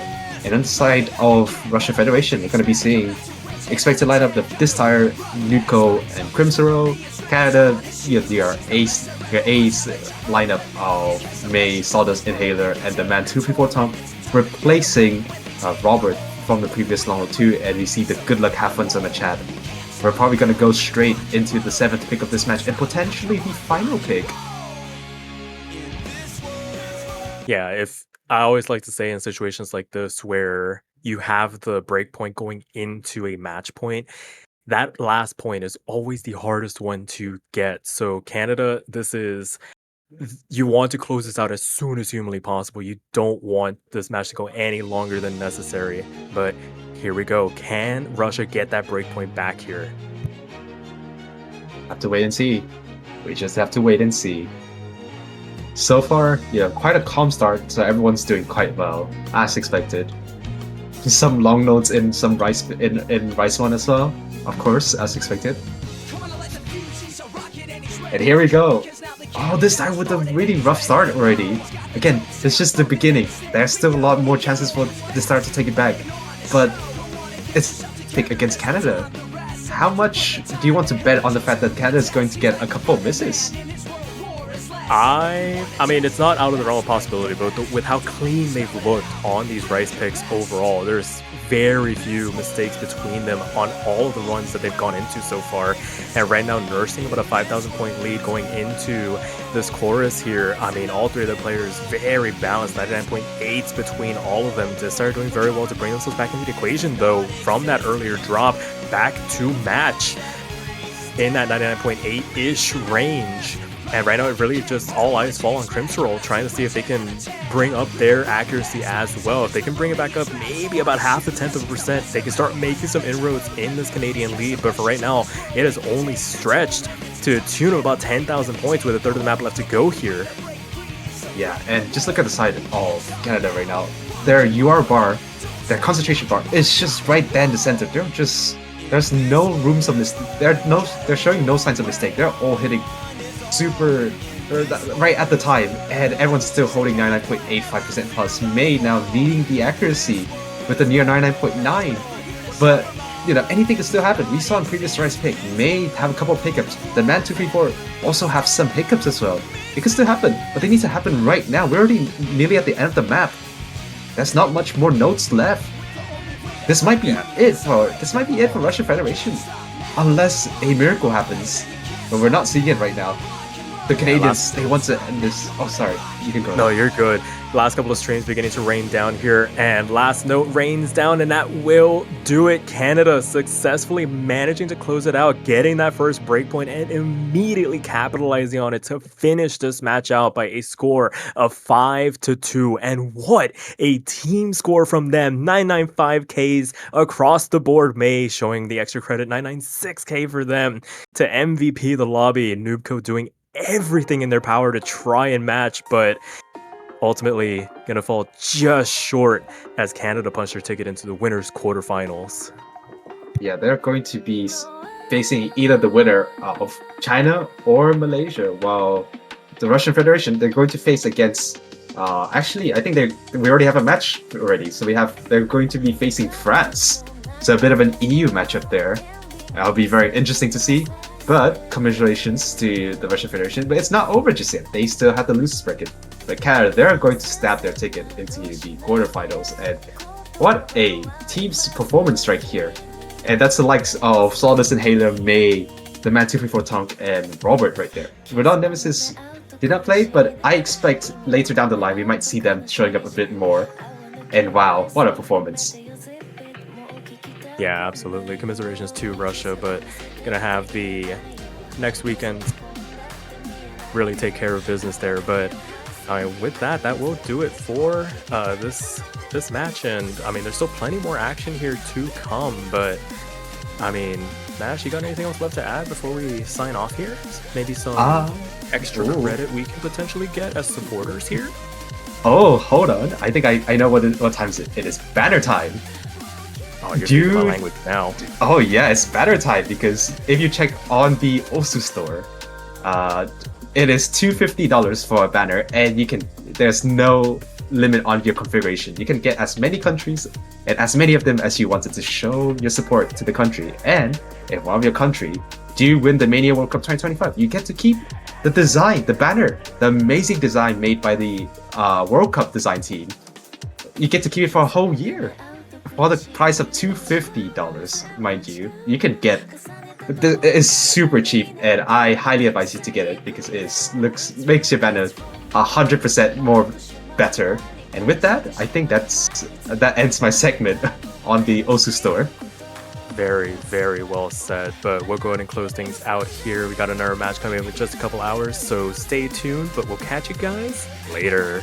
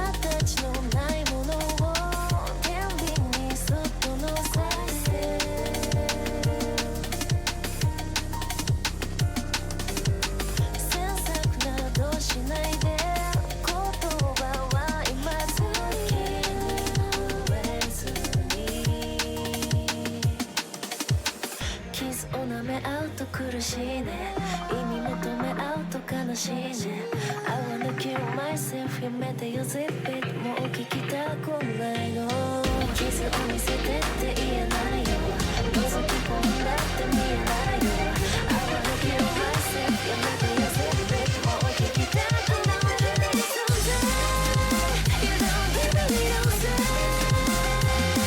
I can't control but I can't control君の存在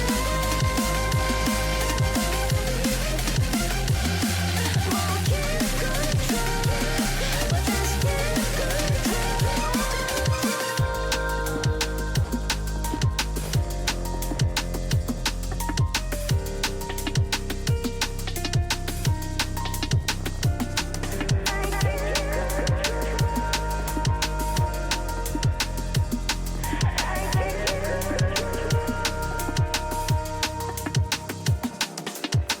傷を舐め合うと苦しい理由違うの全部違うの重ねたところから影になってやがて腐りゆくんだ It's wrong, it's wrong 認めてしまうとしまいが理解してしまう前に繋いだ後からこぼれ落ちていること That's right, right now 君の存在 You don't give me no sign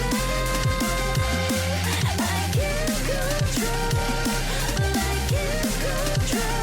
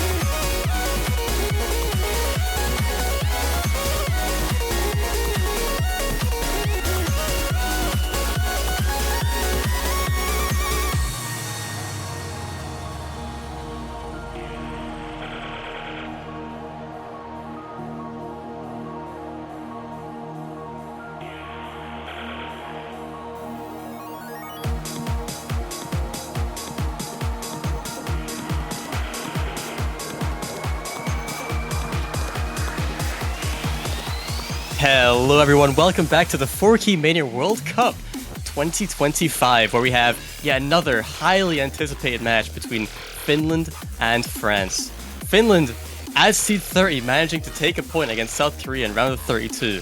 As seed 30, and France, just shy of being Philippines, seed 19, and it really came down to the wire on that one. Right at the very end of their last pick, they missed out on their chance of a tiebreaker. So even though these seedings might seem very far apart, we are in for a very close one today. I, of course, am Eliminate, joined here by the one and only Mashed Potato. How are you, Mash? I'm doing good. Thank you for the introduction. And as you said, despite the seeding, can be a fireworks of a matchup. One team that is much more well-rounded, that is France. They have a good roster for both Rice, Long Note, and Hybrid. But Finland, they're going with the orange strategy. They have a super strong Rice core, managing, as you said before, taking 1 point on South Korea on Rice. Like, that is a really big thing to be able to have. And they actually contested in quite a lot of the other Rice picks against South Korea as well. So yeah, this is very exciting to see. This could potentially go to tiebreaker, in my opinion, depending on if Finland can out-Rice France on all of the Rice picks. It's just on that only. Yeah, I definitely agree. I do think we could see a tiebreaker in this match, but really it's going to come down to Finland picking into their Rice picks and France maybe abusing Finland on the LN picks. Now, it should be worth mentioning that France actually did get seed 1 on the LN 3 in the round of 32, whereas Finland, on the other hand, doing much better on the Rice side of things. They do average at about rank 12-ish in the Rice side of things, whereas France just behind at 13, 14. So Rice is going to be very, very close between these two teams, whereas France, I think, their biggest advantage here is to play into the LNs. Now, neither team really played the hybrid. France did play hybrid 3, but only 4 teams in total played hybrid 3 last round, so there's not really much data to go off there. Outside of that, none of the hybrids were played, so I guess maybe we're testing new waters in this match. Yeah, for sure. I think it's going to be France who's going to have to pick into hybrids. We're going to be seeing Finland just picking Rice for most of the time. I do hope that... Okay, so is that a ban? That looks... Oh, okay, they're going to protect Rice 4. That's actually quite a good protect, to be honest. I think Finland should be keeping as much of the weird Rice, I would say. Rice 4, 5, and 6. Those are the Rice that they should be keeping around. And I hope that France is going to protect LN3. That's probably the most likely way for France. They are the best performing team, as you said, on LN3. And this week in LN3 is just tough. We saw last... Oh, actually, they're going to protect LN1. I wouldn't mind that as well. Either way, both of them, France does have a really good edge against Finland. Yeah, I'm quite surprised, actually, France protecting LN1 here. Maybe they're just more comfortable on it, but as I said, They got seed 1 on LN3 in round of 32. Seed 1, I mean, that's a very dominant performance, we could say. So, I mean, maybe they just felt really good on that one last week, and they feel even better on the LN1 this week. But now opting to ban the Rice 2. I mean, it's just it's a consistency map. Maybe France knows that Finland is going to pick more into the Rice side of things, and they want a little bit less randomness, I suppose, because Rice 2 isn't going to be the hardest one for your physical, but whereas it's going to be the one that you're really trying to get your good accuracy on. Finland banning that LN3, like we said, France getting seed 1 on it. This seems like a no-brainer to me. For sure. And now we're going to the first pick. Either we're going to be seeing a Rice 4 pick straight away. So there are some teams, they leave the protects to the last pick as their kind of most sure. So if they get 4 points, then they'll pick the protects. Or some teams, they prefer to pick the protects straight away, just as the comfort zone. So we'll see what sort of, I guess, pick patterns Finland's plan to pick. But if they don't want to pick Rice 4, Rice 6 might be a good shout as well, considering it is a pretty weird, wacky rice pick that could catch France off guard. I think definitely Finland are going to want to pick into the more physical things, maybe the more tech-based maps. Rice 6, as you mentioned, being one of the more techie maps, as well as Rice 4. And yeah, okay, there you go, Rice 4. I think these are the maps that Finland definitely want to prioritize and keep picking into for as long as they can. Just the more physical, the more awkward picks. Maybe hope that France find those misses. I know Finland have got very consistent accuracy, almost matching South Korea in the round of 32. But France, I mean, France are almost just as good. They're on average maybe one seat behind on these Rice map pools. So this already is going to be super close between these two teams. As we said, France going to pick more into the LNs, so Finland haven't really got many opportunities for breakpoints here. They're just going to have to keep winning on their own picks. And, you know, I did say this before the stream started, Team Mesh, that I think Finland are really going to be playing for survival here. They need to win their picks. This is the most important one for them. That's for sure. I do like to say that, actually, compared to previous Rice 4 last week, France did have a bit of an edge, but that's because France did have freeway full combo, while Finland has one of the misses. But I think if Finland did get a freeway full combo, they would actually gap France by quite a margin. So they're really banking on the fact that Finland has to get like a freeway full combo, at least 2 strong full combo and a clean miss. I think that's what Finland's trying to aim for right here, because when it comes to the match against Philippines last week, France were really consistent. That's the reason why they managed to nearly beat the Philippines. They managed to get 3-way full combos or 2 full combos when the opponents are not getting the full combos. It's just the consistency. And you got players like Dark Mew and Junoa and JKL who have been kind of in the France team for last year, but also have kind of been quite consistent throughout the tournament scene. So this is going to be quite an uphill battle for Finland. But to be fair, look at the seeding. I think 80 picks is going to be somewhat of an uphill battle, but we'll have to wait and see. On the side of Finland, we get to see quite some strong players. Kulai Pora, we'll be seeing this name for all the picks. This is the main carrier of the side of Finland. Then you got Stretchy, who is a veteran within the Finland Mania World Cup scene. And then you got Tomsku, who's a pretty decent Rice player as well. So yeah, this is actually quite a even matchup between these two rosters. Yeah, I think everyone on both teams are very much so capable of playing these maps. And as you said, combo is kind of king in these scenarios where in round of 16 especially, we're still nowhere near how hard the map pools are going to get. It's still harder than around 32 in my view, but combo is still going to be super important because we're expecting almost, if not full combos on most of these maps here. So one miss can be the be-all end-all for one of these teams here. And yeah, Finland, their first pick, as I said, is going to be their most important one of the match. This is going to be the one that is the segue into their future picks. And if they can win this, then I think they have a good row into Rice 6. But this is where it starts. Yep, for sure. I actually kind of didn't expect like Winnipeg as a Rice 4 pick, I'll be honest. Like, this is like I would expect Winnipeg, like Veteran Snares to be in like Rice 2 sort of picks. And actually, I don't know, but let's move in straight to the match. Right at the start of the 400 combo, we can see a slight accuracy lead for the side of Finland. Kulai Pora right now is at 99.94, being slightly matched by Dark Mew. But just look at the bottom row for Finland, double 99.85 plus. France, Junoa is actually catching up to the likes of Stretchy and Komsku, but JKL is slightly behind right now, but they still have a freeway full combo on both teams, so we'll see. We'll have to wait and see.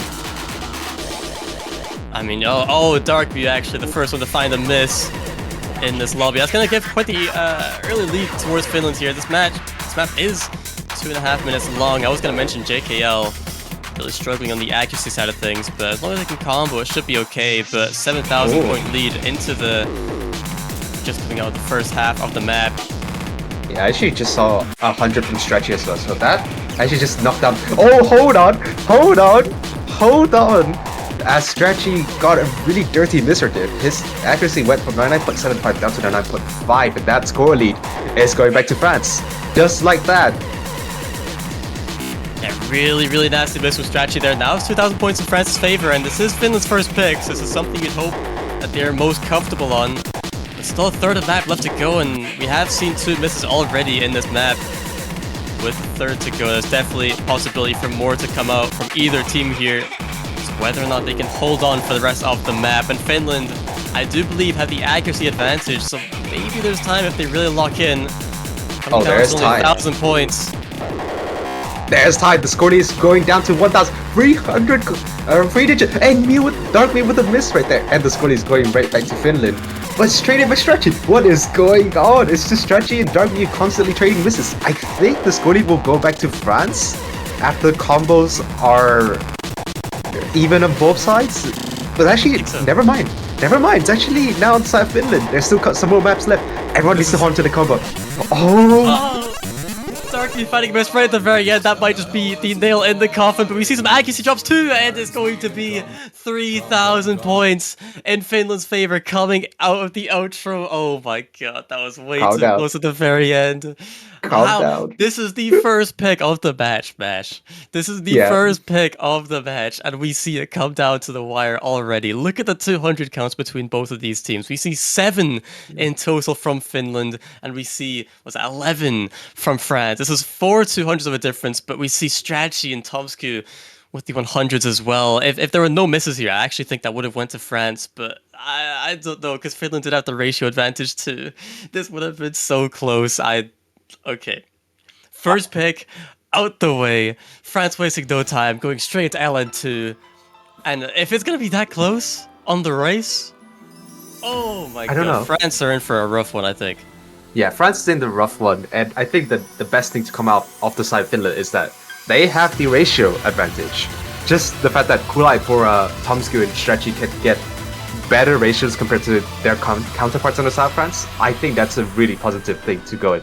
That means that they actually have like a miss on their side. If you think about it, if everyone has a better ratio against your opponent, you actually have quite a buffer. Maybe I'm thinking about 3,000, 4,000 points worth of buffer with just ratio alone, and that is enough for a miss or two. So that's actually a really positive thing to come out for Finland against France. But now we're going to be seeing LN2, as expected. The 2 LN specialists of Flowerful and Koidex is going to come in. Actually, I thought Flowerful might have been playing on the rise as well. Flowerful is one of the best French Mania player alongside Dark Mew. Super all-rounded, so I would have expected Flowerful to play in the rise. Maybe they're just warming up. On the other hand, we're going to be seeing Fisu and Ilya, also LN specialists, LN hybrid specialists on their side as well, coming in. Before we get into this, can we just talk about this pick though? I mean, LN2, they protected LN1, alright, and then they performed best last round on the LN3. And they choose neither of those options because LN3 is obviously banned, and they go for LN2 instead. I mean, this is kind of... This is a little bit of a weird pick in my opinion, but still, I do believe France are just much stronger in the LN in general, so it shouldn't really be much of a problem. But LN2 first, I am a little bit surprised, I will say. I mean, at the same time, Finland, in terms of scoring, they were the 4th lowest score, and VC with a miss right there. I mean, it's very early. It is extremely early, so it's only going to be like a 2,000 point swing. But you do not want that. Especially with this is France's comfort pick, in my opinion. As soon as I say that, Koidex with a few 200s. So I think that's even it. Visa with some more misses. Oh, this is not looking good.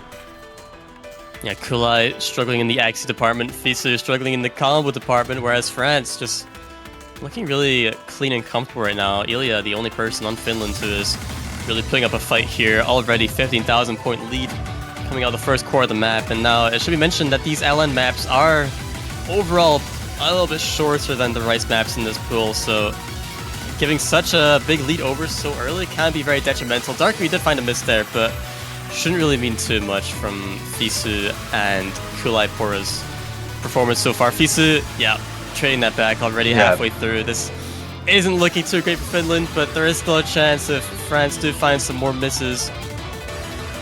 Yeah, but at the same time, this is just looking really rough already. The fact that everyone on the side of France, they're just getting such good accuracy. Nearly everyone's at 99.65 or higher. On the other side, it's only Elias holding together, and Elias being neutralized by Flowerful.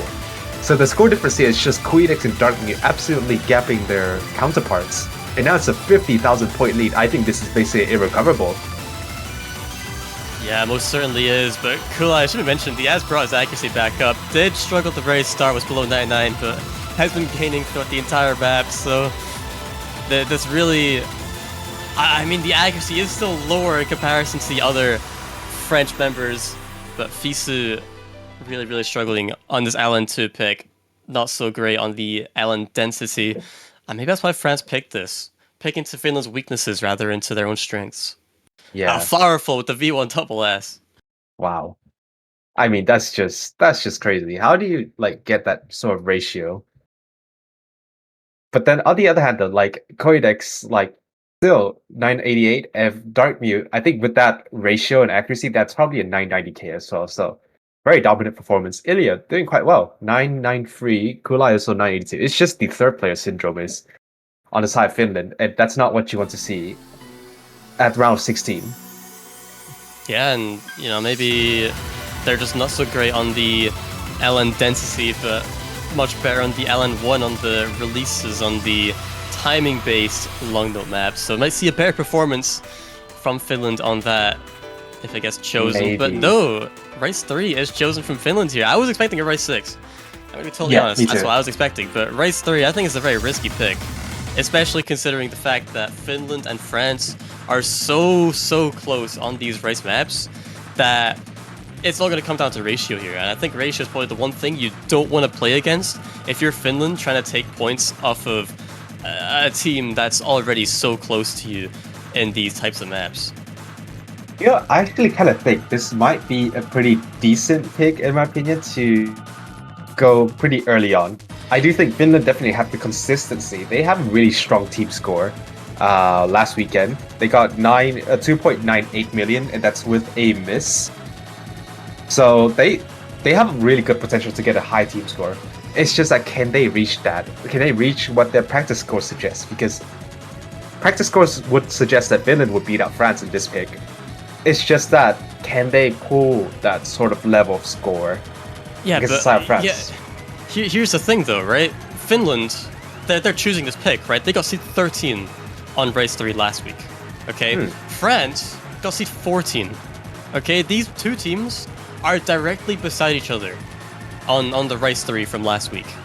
So for Finland to pick into this, knowing full well that they won on the race 4 on the tech map. Sure, it was within 3,000 points of a difference, but still, on average, their seeding is just higher on those maps.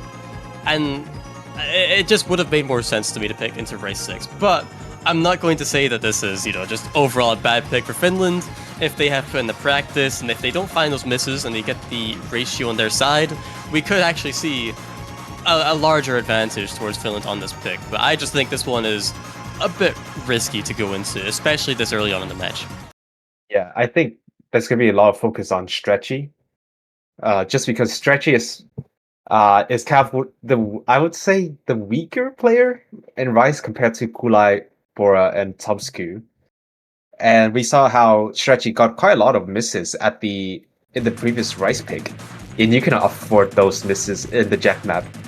I also like to see as soon as I said that, Stretchy with the miss, slight struggle, but early on there can still be other miss potential right now. You can see on the other hand, like Kulai, Bora, and Tomsku, 99.94, 99.96. As expected of these two, the two highest accuracy in the whole lobby right now. Slightly behind is JKL with 99.92, and you got Junoa and Flowerful coming in. I love Toby Fox. Very, very good music, but Stretchy, I think, finally another miss right as I say his name. I was gonna say that miss right at the very start might come back to haunt him, but finding another miss just about halfway through the map is not something you're gonna want, especially with how consistent France are looking right now. Another miss for Finland.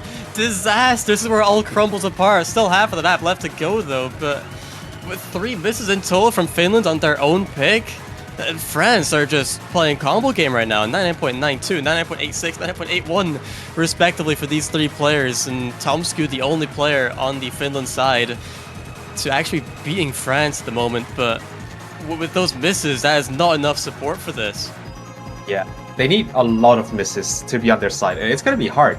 Jack maps, I think, like, you can get 1 or 2 misses if you're not careful, but it's gonna be hard for you to get 5 or 6 misses, or get like a combo, like a consistently getting a lot of misses. It's hard for you to get that. It's quite a simple patterning, in my opinion. Sure, it's nearly 150 DPM, Stretchy with another miss. I think that actually Finland has the ratio advantage. Stretchy with a lot of misses, I'm pretty sure they actually have the ratio to beat France. I might be wrong, we have to see, but this is definitely France's point. Genoa with the miss, but that's just not enough. Despite everything.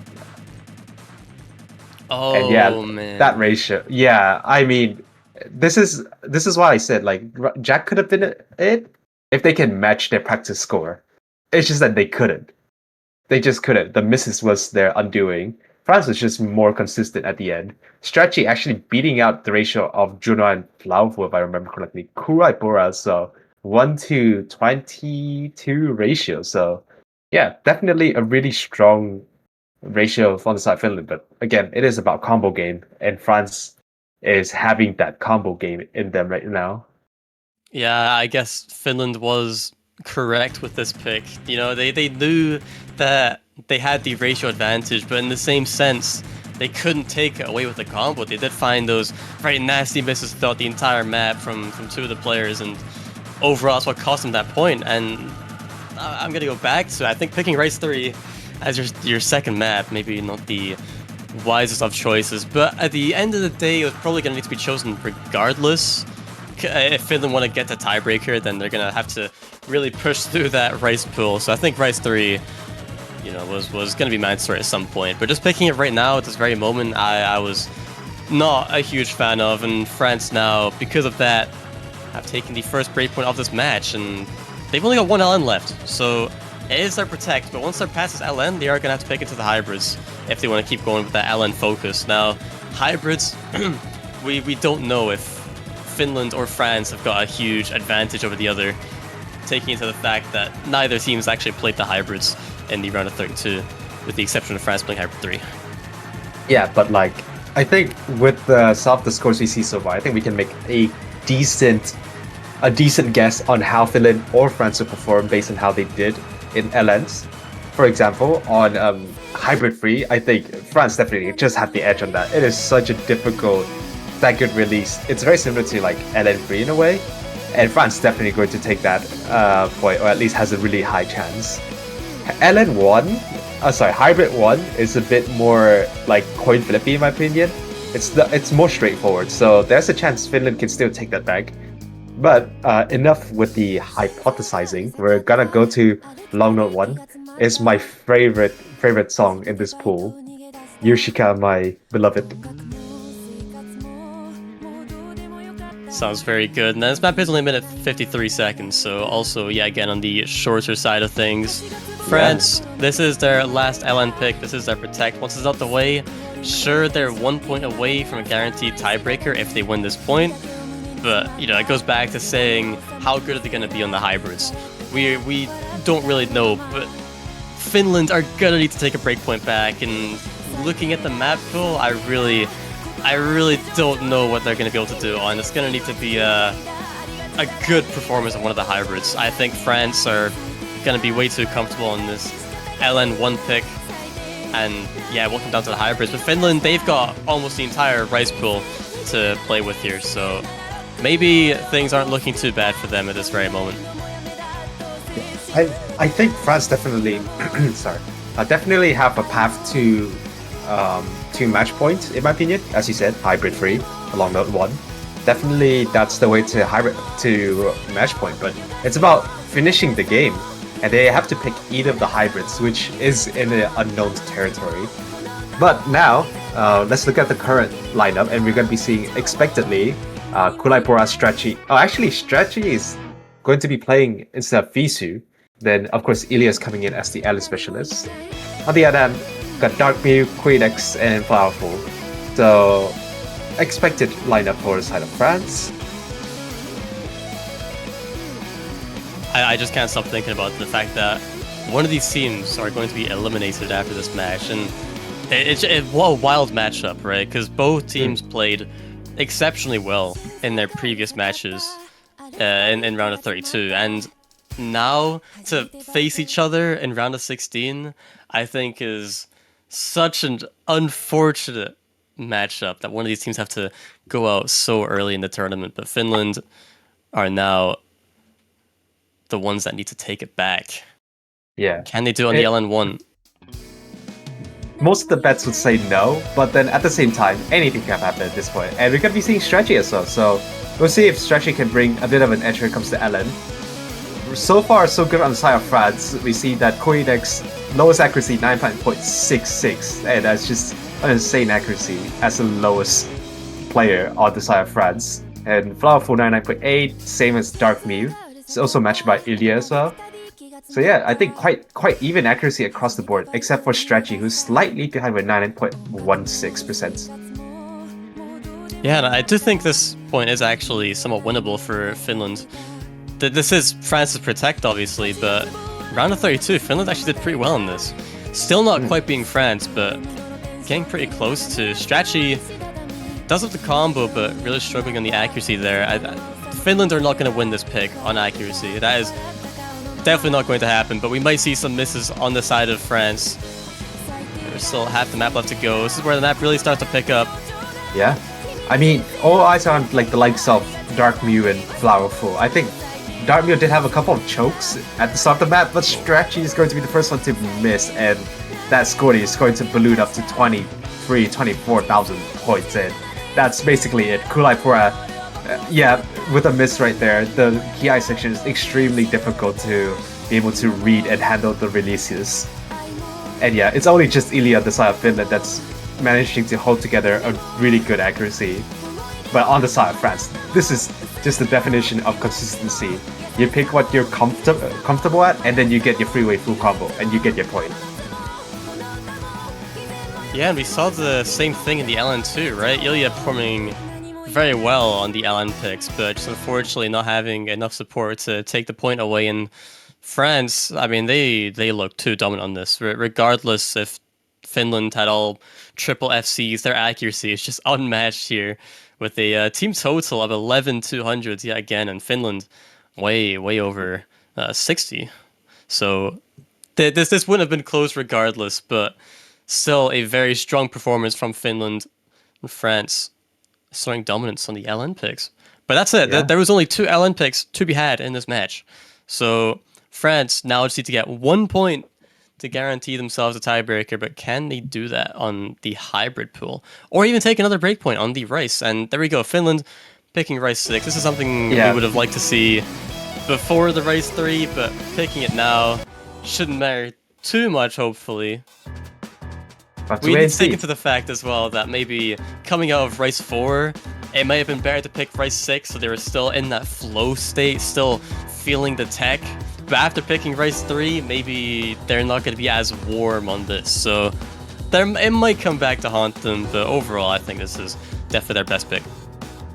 Yeah, I definitely agree with you on that. Actually, just to circle back to the previous pick, Ilya actually got the MVP. So actually, there's some small victories to come out on the side of Finland there. So it's not all lost. Ilya can still do quite a lot of damage against the side of France. If France were to pick some other hybrids, Ilya can definitely do some damage right there. And on the side of France, we're going to be seeing JKL subbing in for Quadex. So a more Rice specialist. I think when it comes to France, I think this is kind of the difference between like the higher seeded teams and like compared to lower seeded teams that like you can see they're super well rounded. They have a good core of roster. They have either 1 or 2 carries who can play every single map with good accuracy. On the side of Finland, I think they're very much the Rice specialist country in here.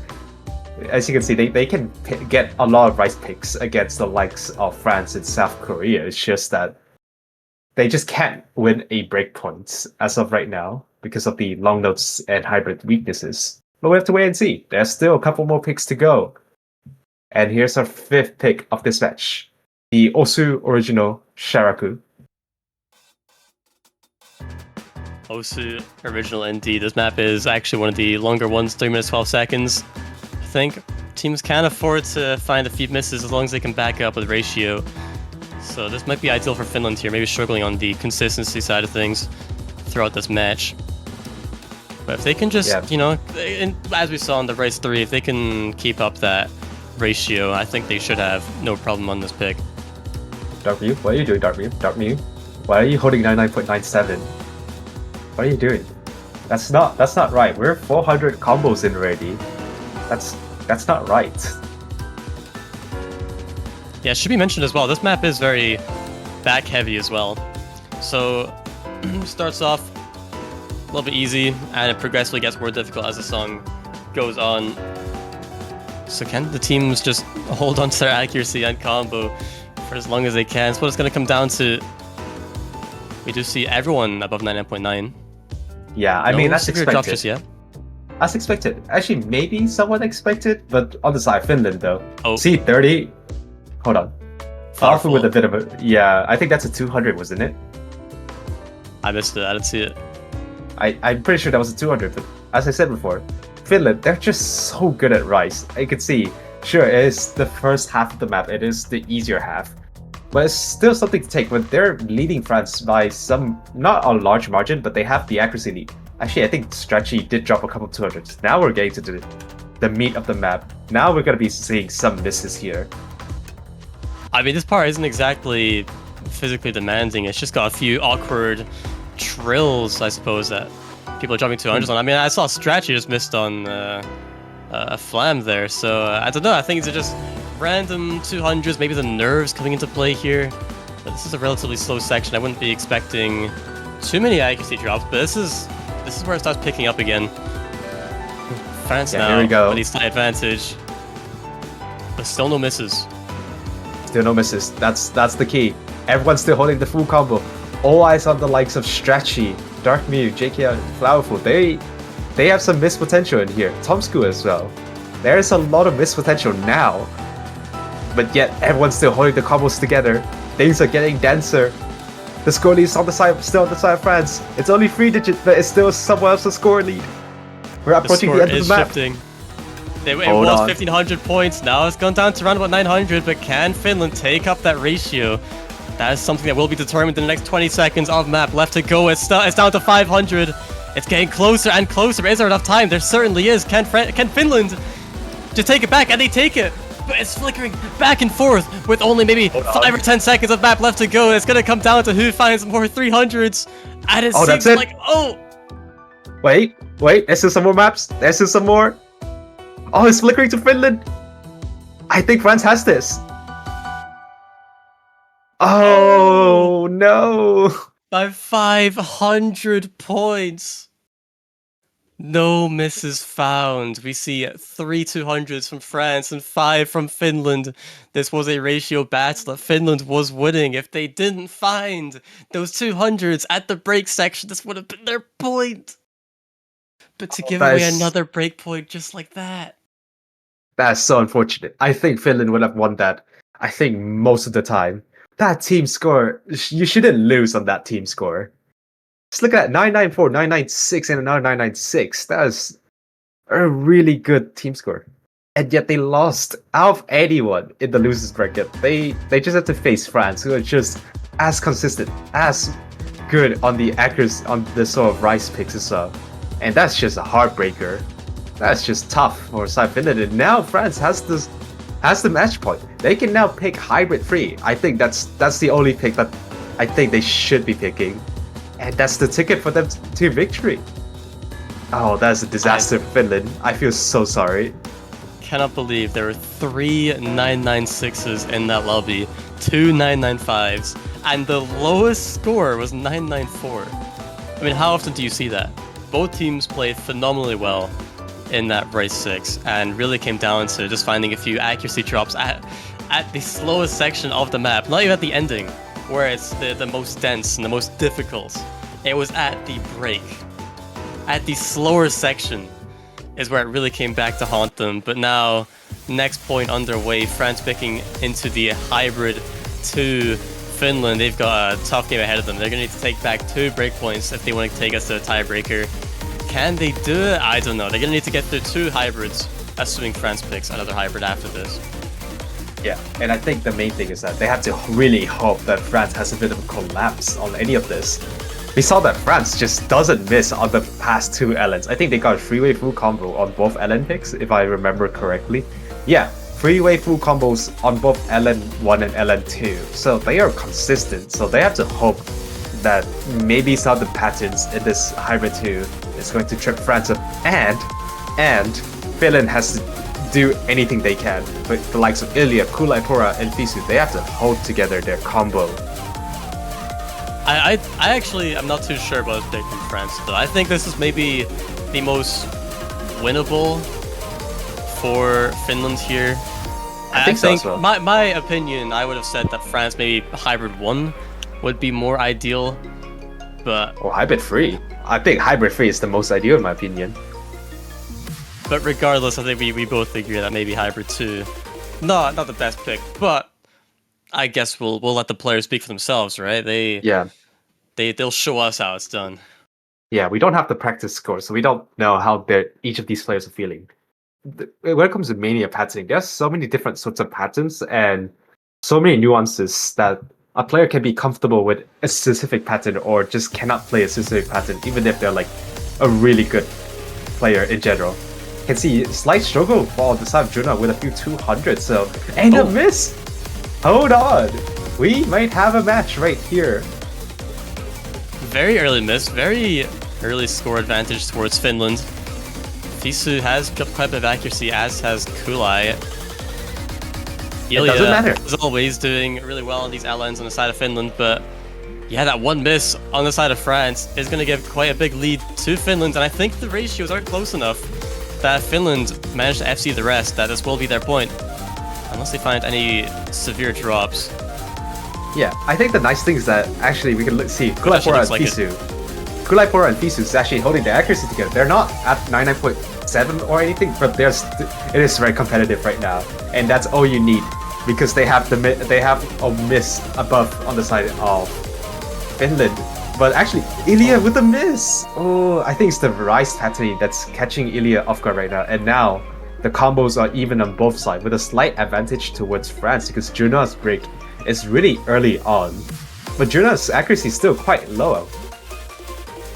Yeah, Kulai and Fisu both had really high accuracy, but has since dropped down to around about 9.4 each.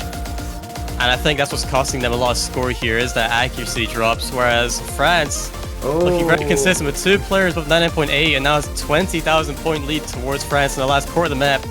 Only about 30 seconds left to go, and Fisu, that was a really nasty miss. Wait, hold on. Play a few misses, chain miss, and Finland not looking too good. I don't think it's enough time for Finland to make a comeback unless France just stop playing at this point, which I don't think is going to happen. Yeah, we have to hope for some sort of disconnects for this to even happen, but France is super consistent. The slight miss from Darkme and Juna doesn't mean anything when Flowerful is just crushing this 99.81%. No doubt the MVP of this match, and probably one of the best player to come out of the side of France the past couple of years. It is Powerful with a 270, 300, and 200s, absolutely gapping any other scores in this lobby. And congratulations to France. But unfortunately, this is where we have to say goodbye to Finland, who has put up an amazing match. None of the matches they lost were a sweep, and they were super, super competitive on the Rice picks. So they should hold themselves proud and look forward to the next year. Maybe some new faces or just some more practicing on the long note and hybrid side. Maybe that is what's going to bring Finland to some glory. But unfortunately, this is where we have to say goodbye. Finland playing incredibly well, like you said, was very close in most of these picks here. On the Rice 6, 500 points, Rice 4, 3,000 points. These guys are keeping it very competitive. Unfortunately, we have to say goodbye to Finland. Eliminated from the tournament. France living to see another day. Moving forward to their next loser bracket match. And yeah, I mean, both teams playing very well. Very close match. I didn't want to see either team go because as we said at the very start, Finland as seed 30 taking 1 point against South Korea, the seed 3 team in the World Cup. I mean, that just goes to show what they're capable of, right? And the fact this matchup had to happen, it was just unfortunate destiny. Yeah, and there was some couple of close picks as well. The Rise 6, that could have went to Finland. That is probably one of the top 10 team score for Rise 6 this weekend. I'm pretty sure about that. That is a disgusting team score. So Rise 3, a bit of a mispick.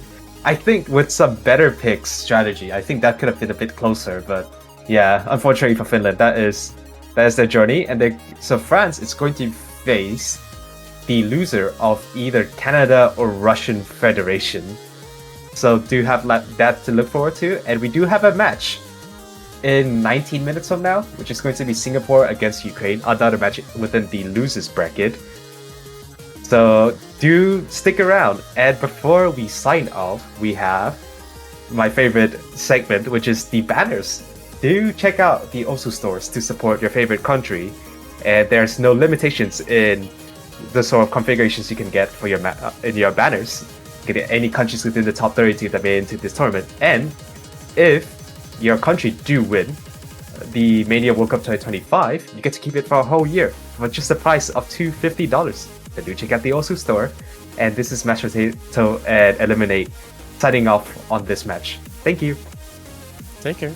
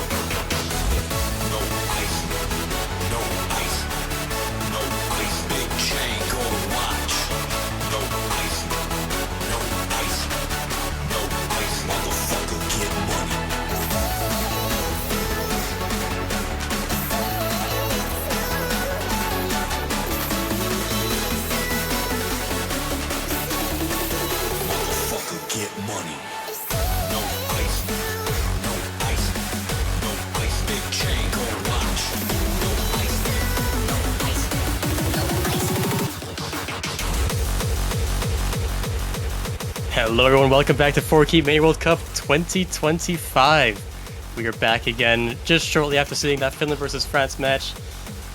We're seeing Singapore versus Ukraine this time around. Two teams very close in seeding 24 versus 25. As you can see, Singapore actually, I think, very well versatile. They can play almost every map equally, right? And Ukraine, on the other hand, they are a super consistent team all around, but maybe struggles on a few things here and there. I think this match is going to be another close one, just based on seeding alone. This is going to be consistency versus accuracy. And with that being said, I of course have Eliminate, joined by the one, the only Patu Raj. How are you doing, Pat? Hey, doing pretty well. Just hanging around, chilling during this wonderful afternoon. So Singapore versus Ukraine. It's definitely a very interesting matchup to see in 2025, especially. Singapore has historically been a really strong country in the past, but they lost a few players in there. But what can the new generation do in this round of 16 match? We'll get to see them roll first. 46 versus 59. Ukraine's going to protect first. Yeah, and as I was saying about the consistency versus accuracy, there's just a little bit of trivia, I guess, baby, if you want to call it that. Ukraine only had, in total, 4 misses in their round of 32 match. And that's in total. Their 200 count seemed to be where they were lacking a little bit. They were losing mainly on the accuracy side of things, whereas Singapore finding a miss in almost every pick they played, but were still performing really well based on their good ratio and good 200 count. So I think it's probably going to be no different in this match. Singapore might have the slight edge in that case, but with all things considered, I really have no idea what both teams are going to pick into, because they seem to be both quite the same level as each other, basically, is what I'm trying to get. Yeah, it does make strategizing a bit difficult, but Ukraine's going to protect hybrid number 3, which is quite an uncommon protect, I should say. But as you say, maybe they're banking on the consistency side of things and betting on the Singaporean chokes. Singapore, on the other hand, is going to protect element number 1, the consistency / release oriented kind of long node. So kind of going for the sharp shooting strategy. The first man's going to go towards rice number 5, a technical rice pick.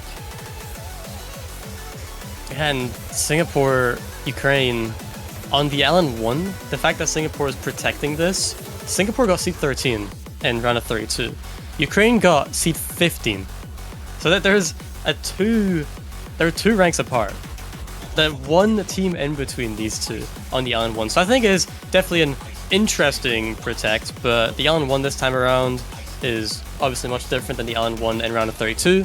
But still, if we're just looking at previous data, I wouldn't expect LN1, but the last match we saw on the channel actually showed the exact same scenario, where LN1 was very close and turned out that one team was just significantly better on this map pool. So hopefully we don't see this the same time around, because we want to see close points, right? We want to see both teams fight out till the end. We do see an LN3 ban from Ukraine and straight into Hybrid 1. Yeah, Hybrid 1 is going to be, I think it's going to be the speedy type of Hybrid, 230 BPM as you can see. Going to test the physicality of both teams here. In round of 16, I think it should still be pretty manageable. I think both of the teams should be able to full combo this, but it does come down to the individual chokes. Especially on the Singaporean side, which is what Ukraine is trying to challenge, I think, with this first hybrid pick. Yeah, straight out the gate, and going back to the whole last round result thing, everything has been so close, but we didn't get to see really any hybrids, and Hybrid 1 was actually Ukraine's strongest score last round, so I'm not going to say this is a very surprising pick. I think this is definitely a good pick for Ukraine. And if it doesn't go too well in this one, then you still have Rice to go after, and then maybe even LN if you're feeling LN. Because, as we've been saying, I think this is a close match all around. Both teams capable of doing the same thing. Singapore actually did do quite well in the race 1, race 2. Outside of that, though, it has been very close. So I think here we're just really seeing how are these teams going to do in these hybrid maps, and Ukraine get to see how they're feeling on the LN and race at the same time. May actually help them choose what they want next. I think there's a lot to go with in this pick. Yeah, Singapore trying to get one other player on the field right now. Apparently, Origami Best is going to come into the field to replace someone else. So Singapore and Ukraine may be right next to each other in seeding, but I think they're pretty different teams, all things considered. And close seeding matchups are pretty interesting to see, especially towards the lower end of the seeds. Remember, there are like 32 countries within this tournament, and like top 24 and 25 is a pretty uncommon, like pretty underrated matchup to be watching in the first place. But I do think as a commentator, that's where the most interesting matchups happen, because anything can happen. And literally on the first point, we have literally no information to go from. Yeah, close matchups, definitely the best. I mean, we're gonna see Seed 8 versus Seed 9 next, I believe, so back-to-back banger matches. And even the last match that we saw, the seeding was, I believe, 19 versus 30, but both teams very matched. I think just throughout this entire bracket, round of 16 just has a tendency to do that, where because after round of 32, the people in the loser's bracket and the people in the winner's bracket are now much closer together in seeding. So as the tournament progresses, the matches get better and better and better. So this is really just the beginning. Next week is going to be even better. More bangers going to come out, but we need to get through this one first of all. Singapore, Ukraine, players just now readying up for the very first pick of the match as we attempt to get it underway.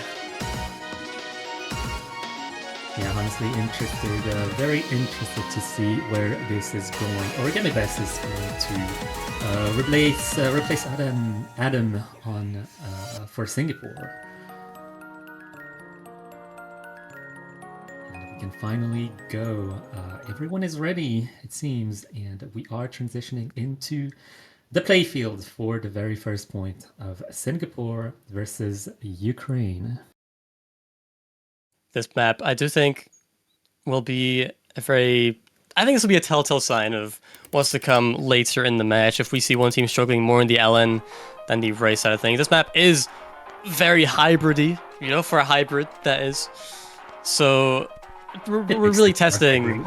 Yeah, we're testing everything here. So if we do see one slight thing, then that might stand out. But so far, accuracy very matched. Pod actually. Oh, and Brofriend. Okay, very early trades back to back. I think Ukraine have the slight.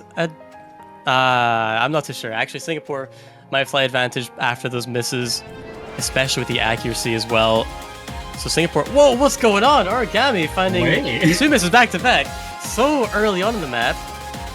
That is a very dynamic matchup so far. We've got 2 misses versus 1, but like the accuracy is kind of all over the place. It's kind of hard to calculate on the spot. But Ukraine does have the accuracy advantage, which grants them the lead for now as Pod misses again. And I do think that Ukraine has also the combo advantage with 2 full combos on their side, Concetta and Shost. Singapore do seem to have better ratio though and accuracy, and it's a 2.5 minute long map with half the map left to go. I do think if Singapore hang on to their combos, I think they definitely have enough time to bring it back on ratio alone if they really lock in, but they're really going to need to be on their A game from this point on. Ukraine now just need to hold on to that combo as long as they can. All players in love. Never mind, Pod finds yet another miss at the slower section of the map. Now it's 16,000 point. Pod is not having a very good time on this pick whatsoever. Yeah, I don't know what's happening on Flip side. Maybe it's a hardware issue. We're gonna see what they say afterwards. Maybe it's an issue. It's quite uncharacteristic to be slotted on this pick and have this kind of performance. Maybe it's an off day, to be honest. We all have our days. Bro friend, finding another miss. There is still time. 2 players trying to miss. And look at the score lead change. Goes down to 18,000. Still going back to Singapore ever so slightly. 2 players below 400 combo on Ukraine's side. 12,000 score of difference. 1 miss might change it from this point on. It's still going down. Still going down, but only a few seconds of map left to go. It's not going to shift. And it comes down to the wire at the very end of the map. A comfortable 26,000 lead down to 7,000 within seconds. Yeah, I was going to say, like, the lead went from 20,000 something to 7,000. Like, you can see how fast it can go with, like, a couple of misses. And it does seem like this matchup is going to be prey to a fair amount of misses and combo breaks. It was especially, like, slider breaks on the show's side, which leads to the 50s, that you can see. Yeah, and this is something I said at the very start as well. Ukraine are a very consistent team. They did really well on the combo side of things in the round of 32. And Singapore, not as well, but their accuracy is definitely there. So if Singapore can just manage to not find those chokes, those misses throughout the map, I think these maps are theirs. But it all comes down to the miscount, right? Ukraine are just much more consistent, and Singapore might need to opt into choosing the more physical maps, or, because I was going to say maybe that'll let Ukraine find those misses, but it could be the other way around. Maybe the easier, less physical maps that Singapore have less chance of choking and taking points on the accuracy. Yeah, so LN number 2 is going to be the more physical type of LN between the Koreans that are available, so I do think that LN2 is a fairly decent choice for Singapore to kind of explore the differences between the two teams in terms of capabilities. Well, actually, Singapore did not play LN2 last week, but Ukraine did, and they had the lowest score out of all the scores around 32. So I think Singapore really picking into Ukraine's weaknesses rather than their own strengths. Even though Singapore, I am most certain, are good at LN, but this is definitely a pick that they're making to play against Ukraine's weaknesses. Yeah, once again, the teams are getting ready to play. I don't know what they're doing. Origami seems to be trying to get ready for this pick in particular. And now they are GLHFing into starting the pick. And yeah, again, comes down to that combo, right? If Ukraine can just hold on, keep up that consistency, we might see the first breakpoint of this match. Singapore really need to get their combo up there, not find those chokes. Quad had a really rough time on the last hybrid pick. Hopefully we don't see the same thing on this first LN pick. This is their first pick, obviously, so hopefully being their most comfortable, but time will tell. Time will tell indeed, but there's not enough. There's not quite a lot of time. The pick is only like 1 minute and 55 seconds long. It's a fairly short pick, all things considered. Yeah, 1 miss could make all the difference here in such a short map. And already a quarter of the way through, Singapore, as expected, to have the slay accuracy advantage, bringing their lead to 2,000 points, but nowhere near enough to consider comfortable.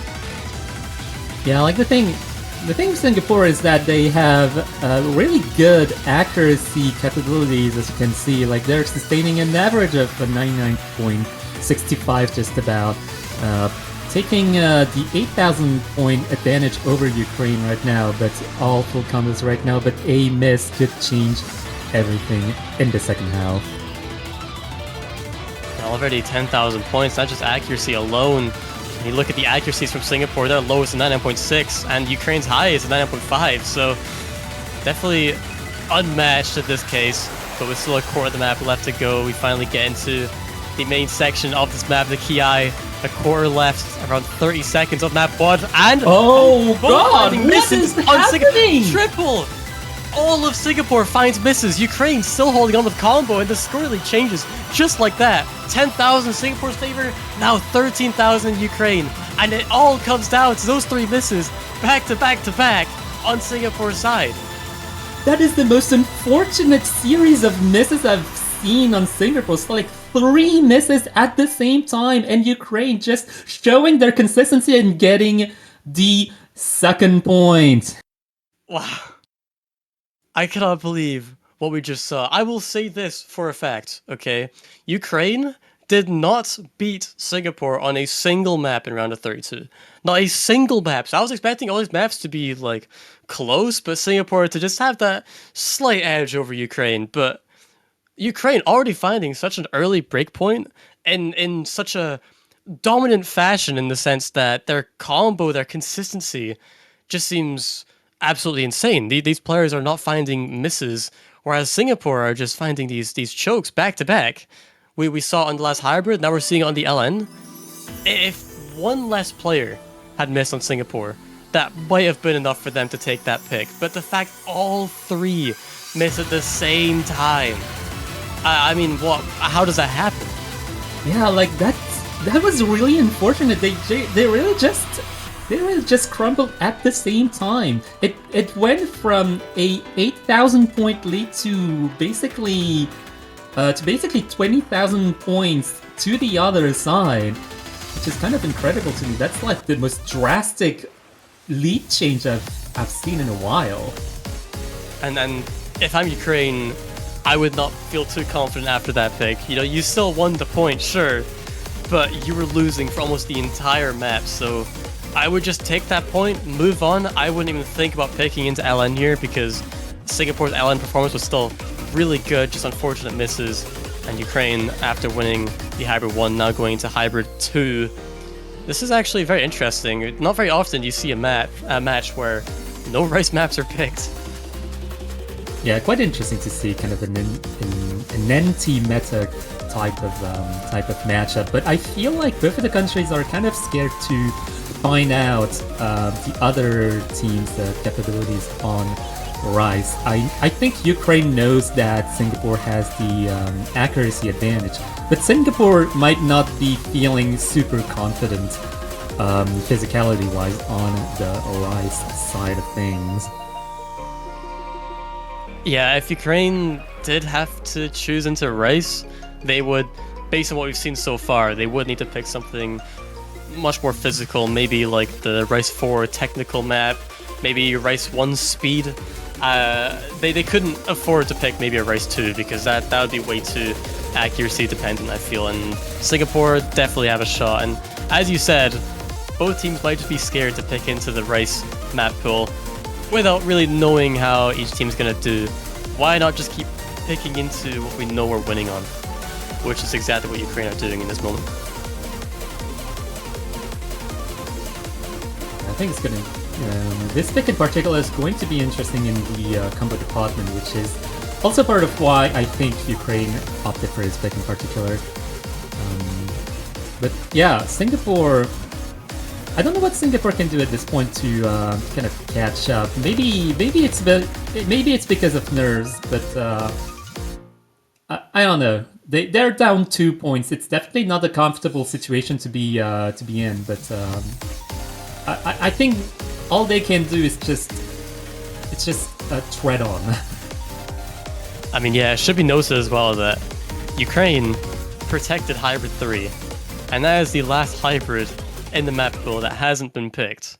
So if Hybrid 3 is their comfort map of choice, then this should be 2 points given to Ukraine on these hybrids. So Singapore going to need to try their best on Hybrid 2, Virtua Resort, to take a breakpoint back from what they lost on the LN1, LN2, LN? I'm brain farting right now, I'm sorry. But Ukraine with the early score lead to 1,000 point advantage. And that's just accuracy alone. Very unlike Singapore to be dropping accuracy this early on. Yeah, honestly interesting to see Ukraine have the accuracy advantage, but Bro Friend at Nef is going to drop a fair amount of accuracy, but keep in mind that this is the start of the map. The accuracy drops are going to be more drastic in the start of the map and going to stabilize in the rest of the map. Yeah, Origami did find a miss there as well, so this would be in Singapore's favor if not for that miss, but now accuracy just keeps going down, whereas Ukraine is... They're really holding on, 99.7, 99.6 respectively. Their accuracy is better than Singapore in this case right here, and there is still half the map left to go, so plenty of time for things to go wrong. Quad finding a miss as well. And they're finding misses in almost in every map that they've played so far. Not just Quad, but Singapore as a team, and this is really gonna come back to bite them.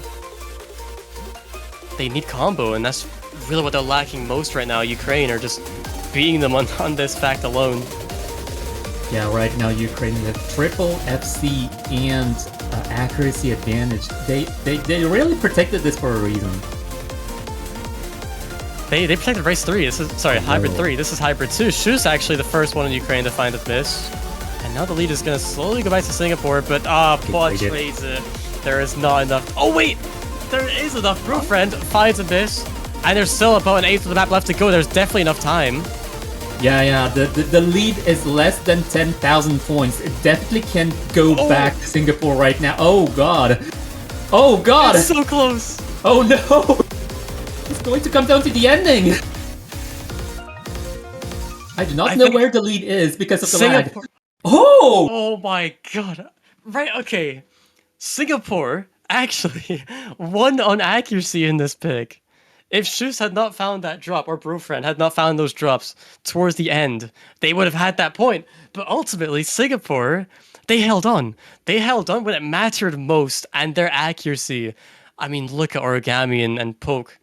6 and 7 200s respectively. And those combined beats Ukraine's best 200 count.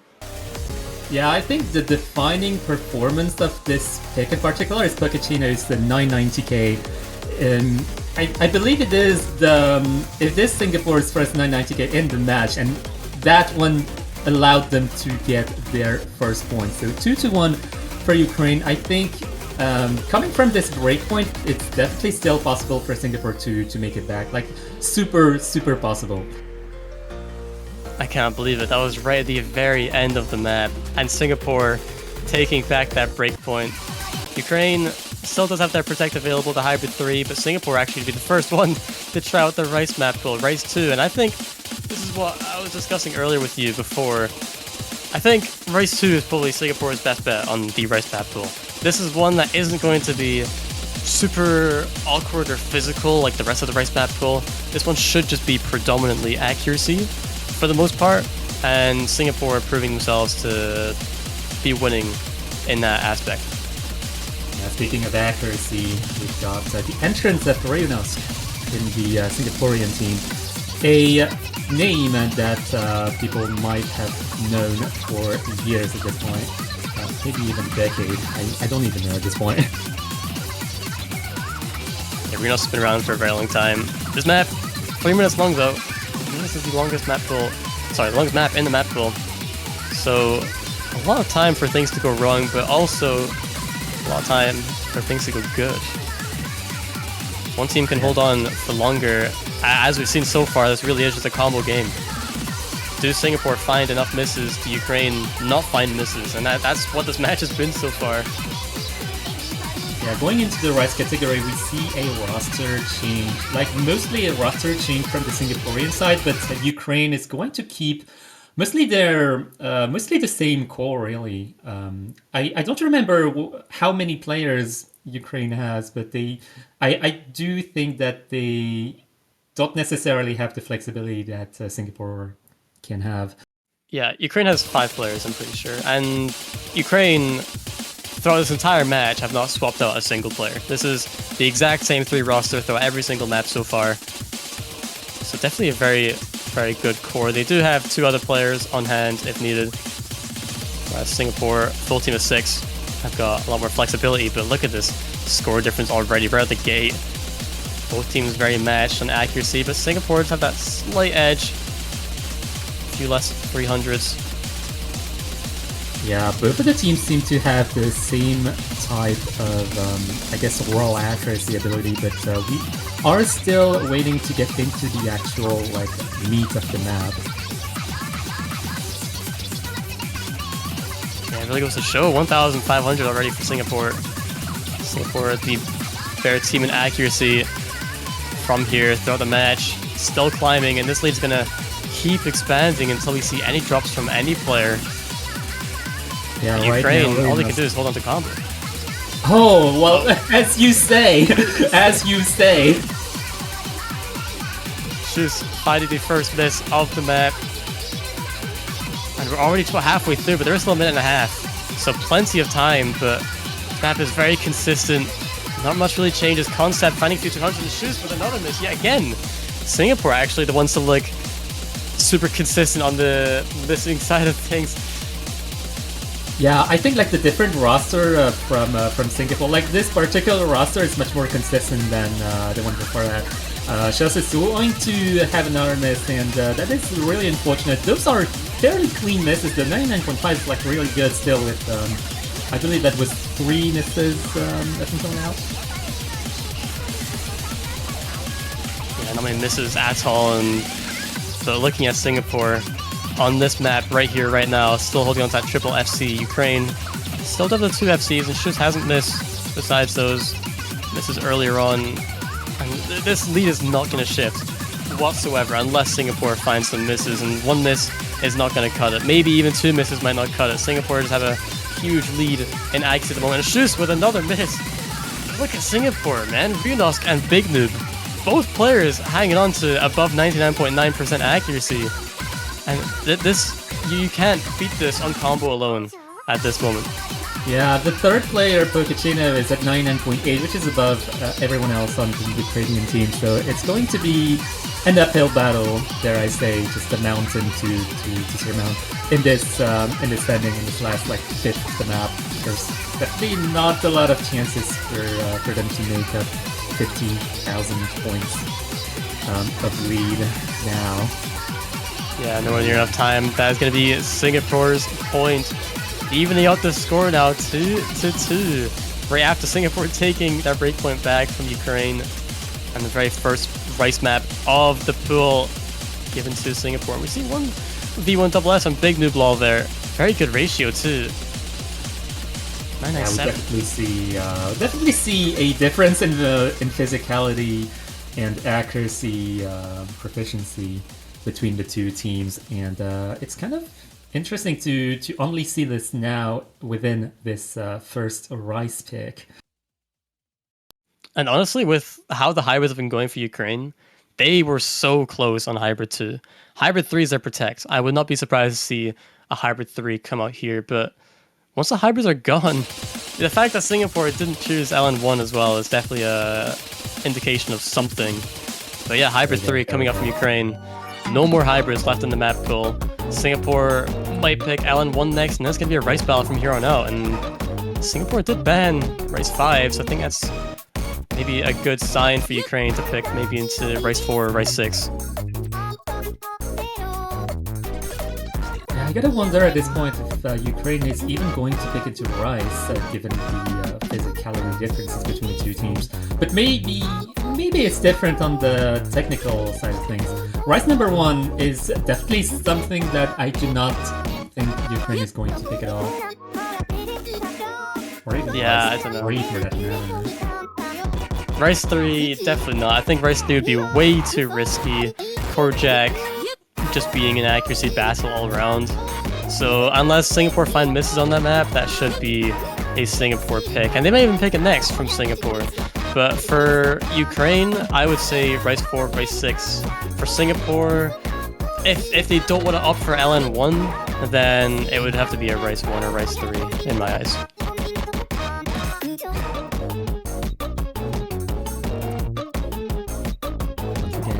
Waiting for the players to get ready.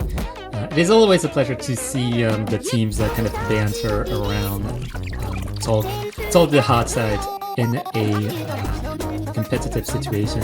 Like, I feel like I feel like the tournament experience goes beyond just playing your maps and calling it done. It is about player interaction as well. Of course, getting to talk to not only your own team, but the teams you play with, the teams you play against, everyone, because they're in contact with every single team in MWC. It's not just their opponents. So being able to build connections, make friends, long-lasting relationships from a simple game is definitely something to be admired. I think like even I feel I don't wanna spread out misinformation or anything, but I feel like some married couples do stem from rhythm games or Osu. That, yeah, I can see that. I can see that. Whoa, boyfriend. Okay, left the lobby. That was in the first like 3 seconds, so it should be an abort. Fortunately, finding it a very early miss though. Hopefully, same thing doesn't happen when the map is replayed.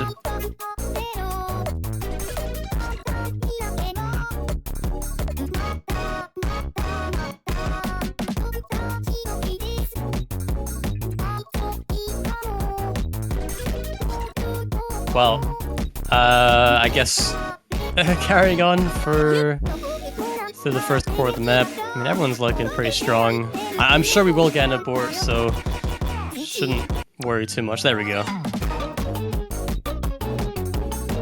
But I mean, besides that first miss from Pokachino, everything looked pretty same.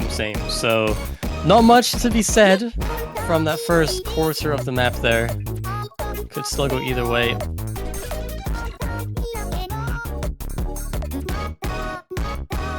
Wait. Don't tell me that his reason for disconnecting was he actually hit 50. No. It wasn't Big Noob. It wasn't Big Noob. Oh, okay, yeah, it was bro friends. Okay. You're right. Thankfully. I was gonna say, if that was the reason, No. Like, sure, you can. Like, you can fake a disconnection because you have a 50, but you don't say it. Yeah, if you wanna lie, maybe just don't say it. I guess he's just an honest person. Yeah, but no, that is not the case. It's just banter. I feel like. Okay. But I was actually gonna start losing it if that was the case. But no. But yeah, the disconnection was noticed pretty early on, but we just had to kind of communicate that to the referee. So yeah, all things considered, this pick is going to happen again, just in more friendlier conditions. Singapore, I'm missing origami. They're off to do something first. Okay, there we go. Back in. Hopefully, get map started as soon as possible. Already has been about a minute and a half. Yeah, that's the fastest toilet break I've ever seen. Well, that probably wasn't the toilet break. Anyways. I mean, it could have been. You never know with these things, you know. Yeah, you just have a bottle on the side and just decide to do it. Yeah, could be wearing like a diaper, you know. Oh my god. Anyway, sorry. Anyway, okay. Anyways, moving on. Hybrid 3, Ukraine's Protect. 1 minute 56 seconds. As we saw before, everyone looked pretty comfortable, except for Shoes finding a miss right at the very start. For some reason, that isn't uncommon. I think we've seen so many times throughout just the few matches that we've seen in round of 16, where players are finding misses within the first 20 combo. I guess maybe it's a nerves thing?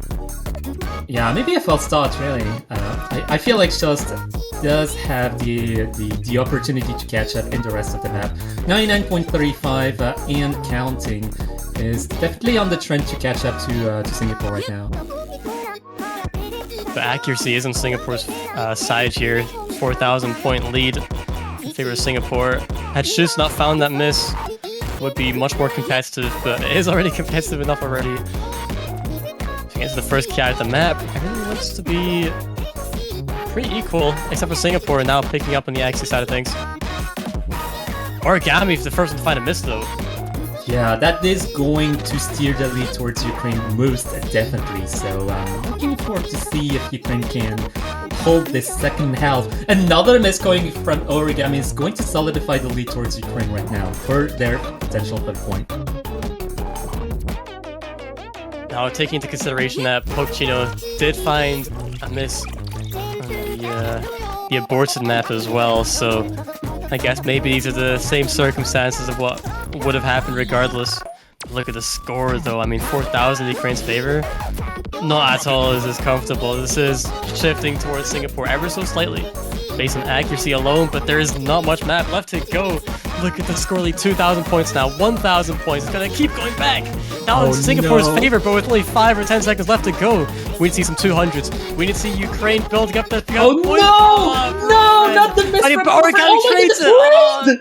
3,000 points within the last 3 seconds of the map. That could have went either way. If Ukraine had not found that miss, that would have been their point. That's another break point given to Singapore right at the very end of one of the hybrids. Hybrid 2, Hybrid 3 happened on both of them. Ukraine, on a team that looks so comfortable and dominant on the combo side of things, are now the team that's losing because of their combo.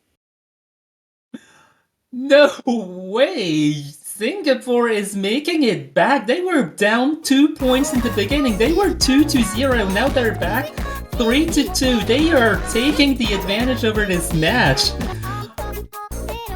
Oh, the last few seconds of that map. I still think Singapore were winning by a couple hundred, maybe 1,000 points on accuracy alone, but if there was just one miss from Singapore and that was it, Ukraine would have taken that, but ultimately it was the extra miss from Ukraine that cost them that point, and now we're out of hybrids, and Singapore taking that break point, Singapore's pick as well, and they have the chance to make this 4-2 match point. Oh, we get some crucial information from Ukraine right now. They only have 3 players on the field. Like the 3 players that you see, that you have seen, that you see now are the 3 players that are going to play for Ukraine. Most definitely, no switches are going to happen. Rice 1. Okay, yeah, this is what we were talking about, right? Rice 1, Rice 3.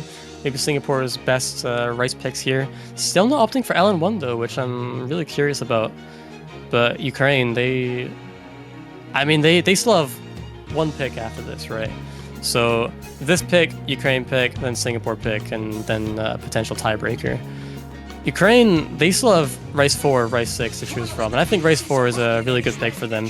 But then, you know, as we were saying, LN1, the fact that hasn't been picked yet, maybe Ukraine could pick into LN in the sub-universe. But first, we need to get through this Rice 1, see if Singapore can take us a match point, or if Ukraine can take back their break point that they just lost. Yeah, I feel like if Ukraine can sustain the physicality of this pick, they definitely have a chance to catch up, tie it to 3-3 if Singapore misses on their end. But the Rice lineup for Singapore does look pretty scary and consistent, so we'll see what happens. We'll see indeed, and so far, this has been a classic for this match. Singapore have the slight axial lead. I mean, they're shifting back and forth, but I do think Singapore are ever so slightly ahead. As whether or not Singapore find these misses or find these accuracy drops, Ukraine just needs to do what they do best. Hang on for as long as they can. Don't find those misses. But the score lead already 4,000. Singapore just way ahead in accuracy. Schust and Brofriend have already dropped quite a bit, whereas Singapore, everyone's at 99.87%. Every single person.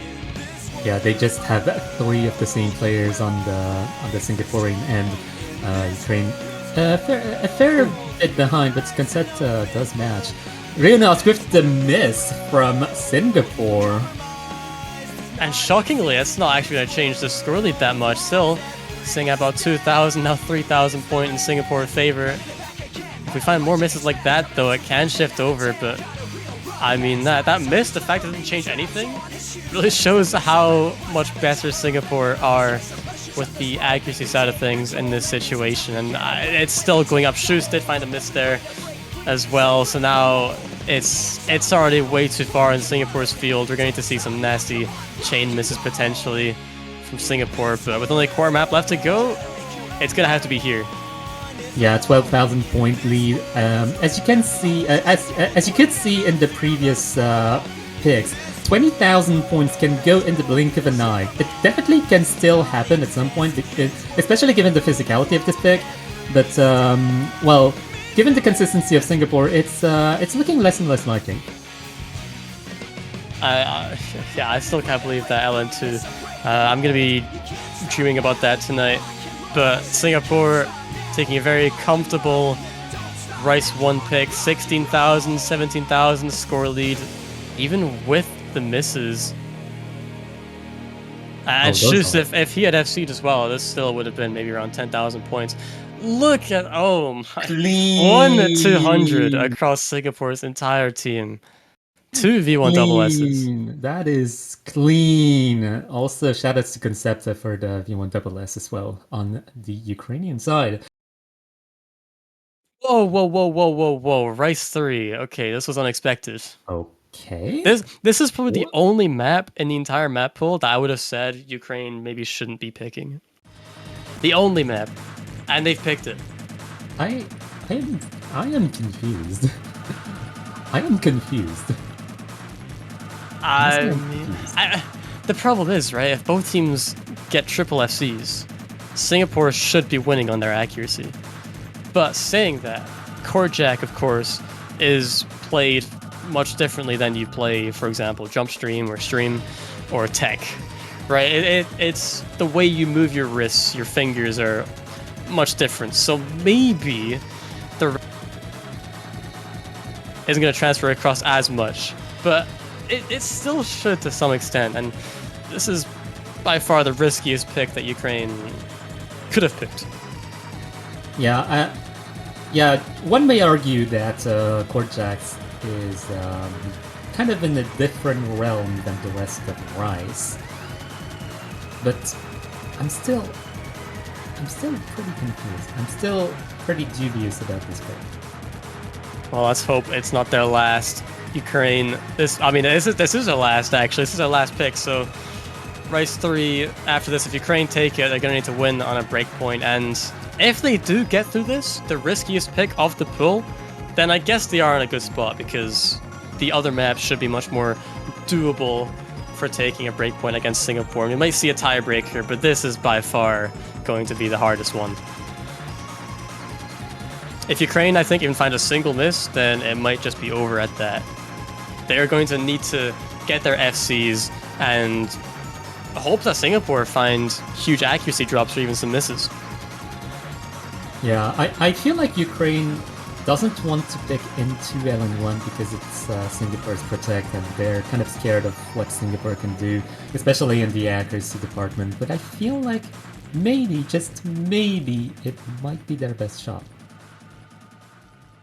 And yeah, even mentioning that, when going back to round of 32, right? Ukraine, seed 15 on LN1. Singapore, seed 13. And we said this at the very start, right? That one seed of difference, the one team in between these two teams. This is a very, very close matchup. So LN1 could also be said to be very risky, but when you know that Singapore have protected it and they're not opting to choose it, might actually reveal a lot about what's going on behind the scenes. But ultimately, as we said, Ukraine, this is their last pick. If they win this pick, then Singapore have the choice between Rice 4, Rice 6, and LN1. Yeah, dare I say that sometimes the protects act as a bluff. And as I said, not everything about the tournament plays out on the playfield when the maps are actually playing. They're also kind of playing mind games outside of the maps, going into the picks and so on. This is are these rosters confirmed? Because I'm just curious, right? This is Frost. I don't know how you pronounce that name. Forgive me. This is Frost's first time appearing in this match. Every single map before this map has been Concept, Shust, and Brofriend all playing. So Frost replacing Shust. Shust has been struggling these past few maps to hold on to that combo. So maybe this is a good time to swap. I mean, already what's happened? Pokechino finds some 50s, I think that was, in the very first few notes there. So Ukraine already 6,000 point lead. Yeah, Frost for their first pick, definitely showing a fair amount of proficiency. I'm so sorry. I don't know. I don't know what to say. Well, you had to do it. You had to do it. Core the way through the map now. Frost with that miss. Very unfortunately cursed by Paturaj. Blame him of all people. 4,000 point lead to Singapore now. Accuracy 99.9 for Big Noob. Matched by Concept. But besides those two players, there is this slight advantage to Singapore in the back arena. 97.8, but Pokechino finds yet another miss. But the score lead is barely shifting. And with half the map, that one miss is not going to cut it. I think even if Ukraine FC the rest, it's still not going to be enough. But Big Noob also finds a miss. That's, Now, yeah. wait, Oh my god, the trade! What? Okay, now Christ. we are It's dead quite even between these two teams. Singapore, though, slight accuracy lead and already have built up to 3,000 points, just like that, with a quarter map left to go. I'm probably going to expect to see some more misses. The nerves of all these players must be through the roof right now. Ukraine holding on to 2 FCs versus Singapore's single one and only. Oh, but no! Brofriend finding a miss right at the very start of the last section. Ukraine is literally playing for their lives now. They lose this pick, they lose the entire tournament, they get eliminated. They're in the losers bracket right now. Oh. No! Pokechino! Missing! Frost training Frost actually. trades it. It's not going to be enough now. 14,000 point lead coming out of the outro down to 16,000. Singapore are going to take it on Ukraine's last pick. They're going to take the match 5-2, but man, did that not feel like 5-2. No way. That was a really odd matchup. Like that's a matchup that you don't see every day. Like you've got two very different types of countries dishing out against each other, and they won their own points in very different ways. That was a really interesting match. Yeah, and I mean, even just the 200 counts from Ukraine there. There's only 1 200 across all the players there. They actually had better PA in comparison to Singapore for once, but the ratio just not there. And also the miscount really costing them as well in the end. But overall, Ukraine played phenomenally well. Their combos were insane. And even saying that, if they had gotten one less miss on a few of these maps, this could have been a whole different story. And the fact that we went through the entire hybrid pool and basically the entire LN pool as well. Singapore, they won this match and progressed through to the next round, but man, their next opponent, this is going to be a match to watch. Yeah, definitely looking forward to see what Singapore can do in the rest of the losers bracket, because they are going to continue on to quarterfinals next week. And now we are looking forward to see the next matchups in the roster. You can see that the next matchup is going to be Canada versus Russia. Russia has been a very affluent country in terms of Oceania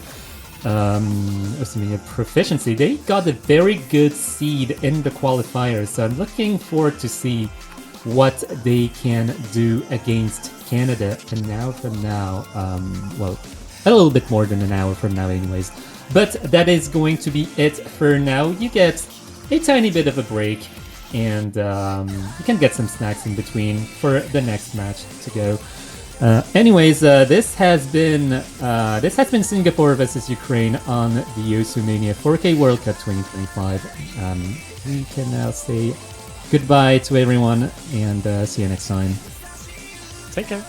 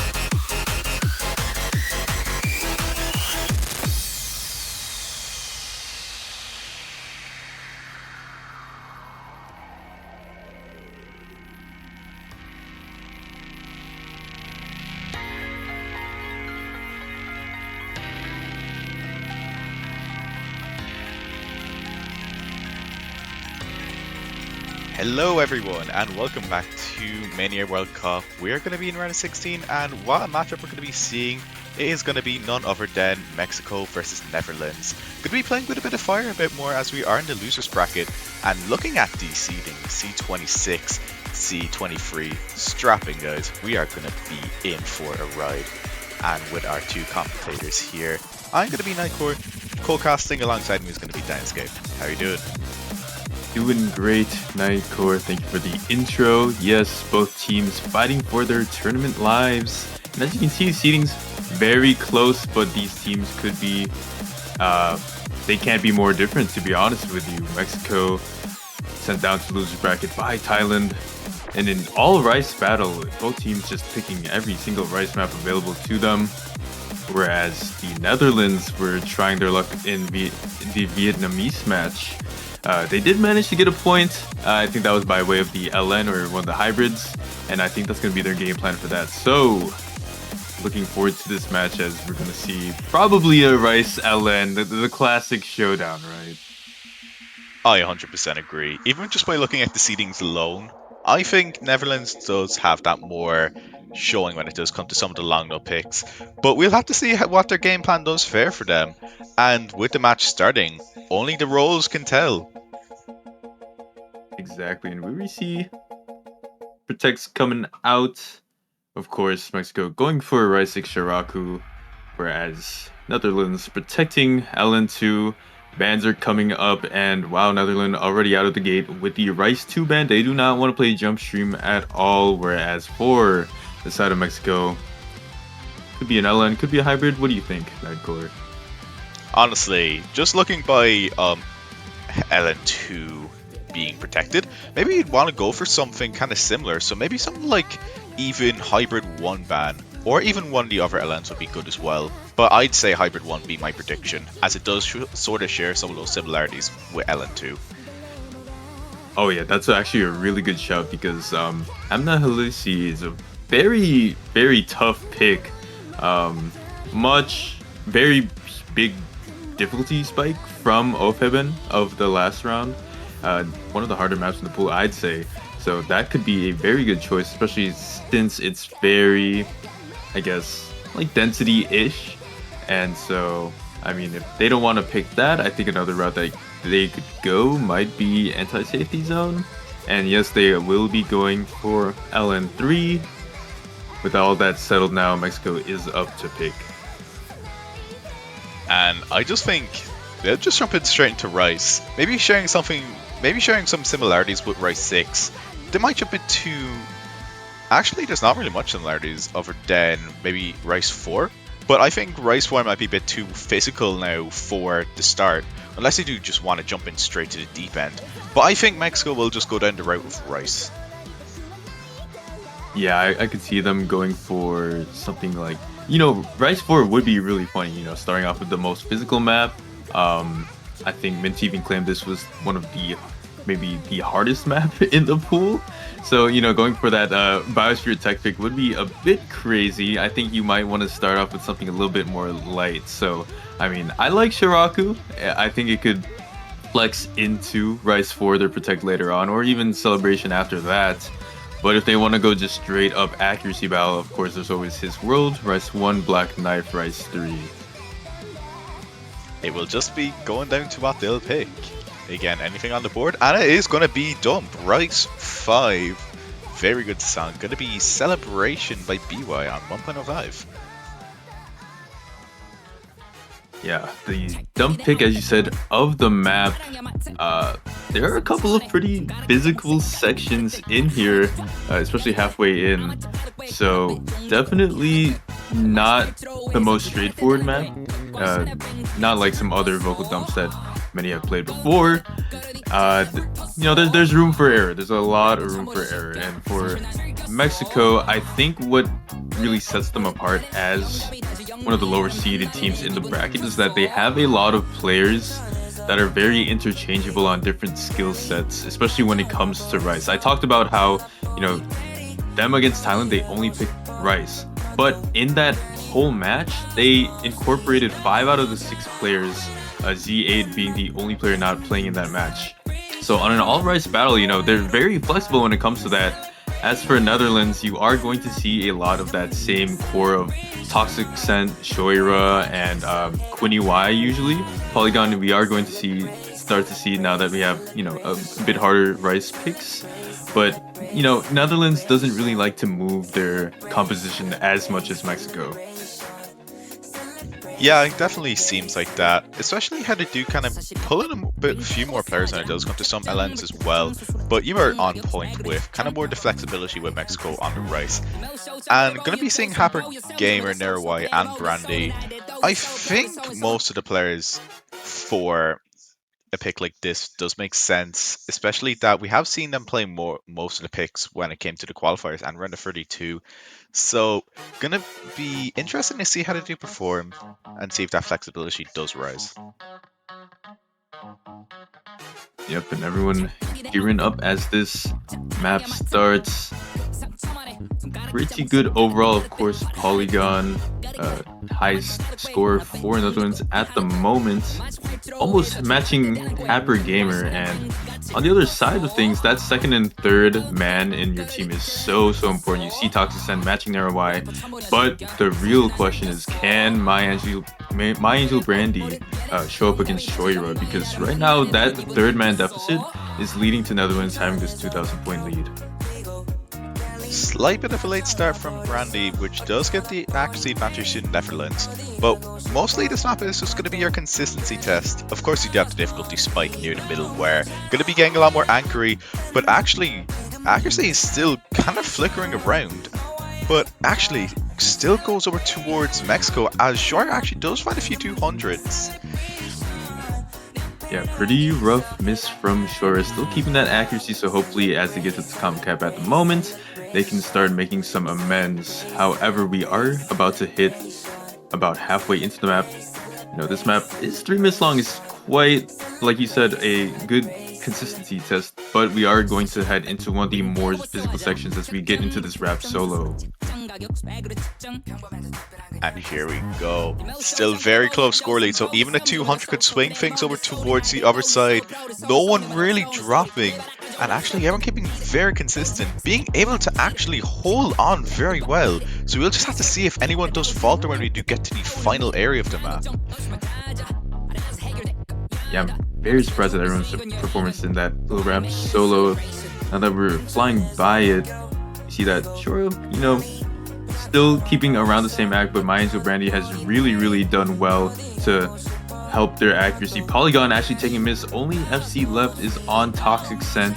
Not a lot of room left. Traded back by Nerawai on the side of Mexico. And as Banto tries to keep up with all of what's going on, Netherlands, decent chance to make a comeback.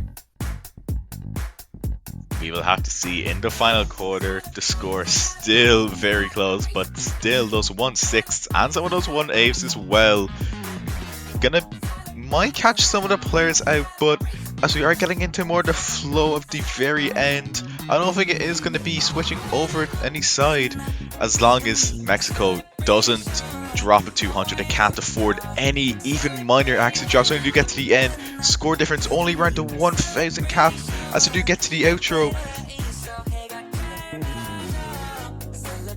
Not a lot of notes left. One mistake could send it over to the Netherlands, but it's not too excruciating of an outro. Shoira actually missing, decimating any chance of Netherlands coming back. Nero is going to drop at the end, but it does not matter too much. Very scary. In a lot of the sections, decent amount of trades, but Mexico is going to take this home to the tune of 3,000 points off of the back of Happer Gamer and My Angel Brandy having FCs. Really good start by all players. Happer Gamer actually getting that V1SS as well, but Toxic Scent does take the MVP with that 994 with that better MA at the end. Still, I think the nerves might have gotten to Nerawai and Shoira, especially as we saw those ending misses, but I think it could be something you can sort of polish on when we do get into the later picks. Netherlands very efficient in their picks, coming out quick with Hybrid 1. And I'm actually very excited to see how a map like this goes. It's honestly quite physical for its slot. And I would have thought that Netherlands would have started off a little light with something like LN1, or even something like, I guess, maybe one of the different hybrids. But like, to go for hybrid 1 is in essence kind of like what you're saying with Mexico maybe wanting to pick Rice 4 at the start, where it's like the very standout map that's super hard compared to the rest of the cast. I think this pick makes sense on the side of the Netherlands. As you could see from earlier with that LN2 protect, again, shares some of those aspects when it does come to some of the density when you compare it to both of these maps.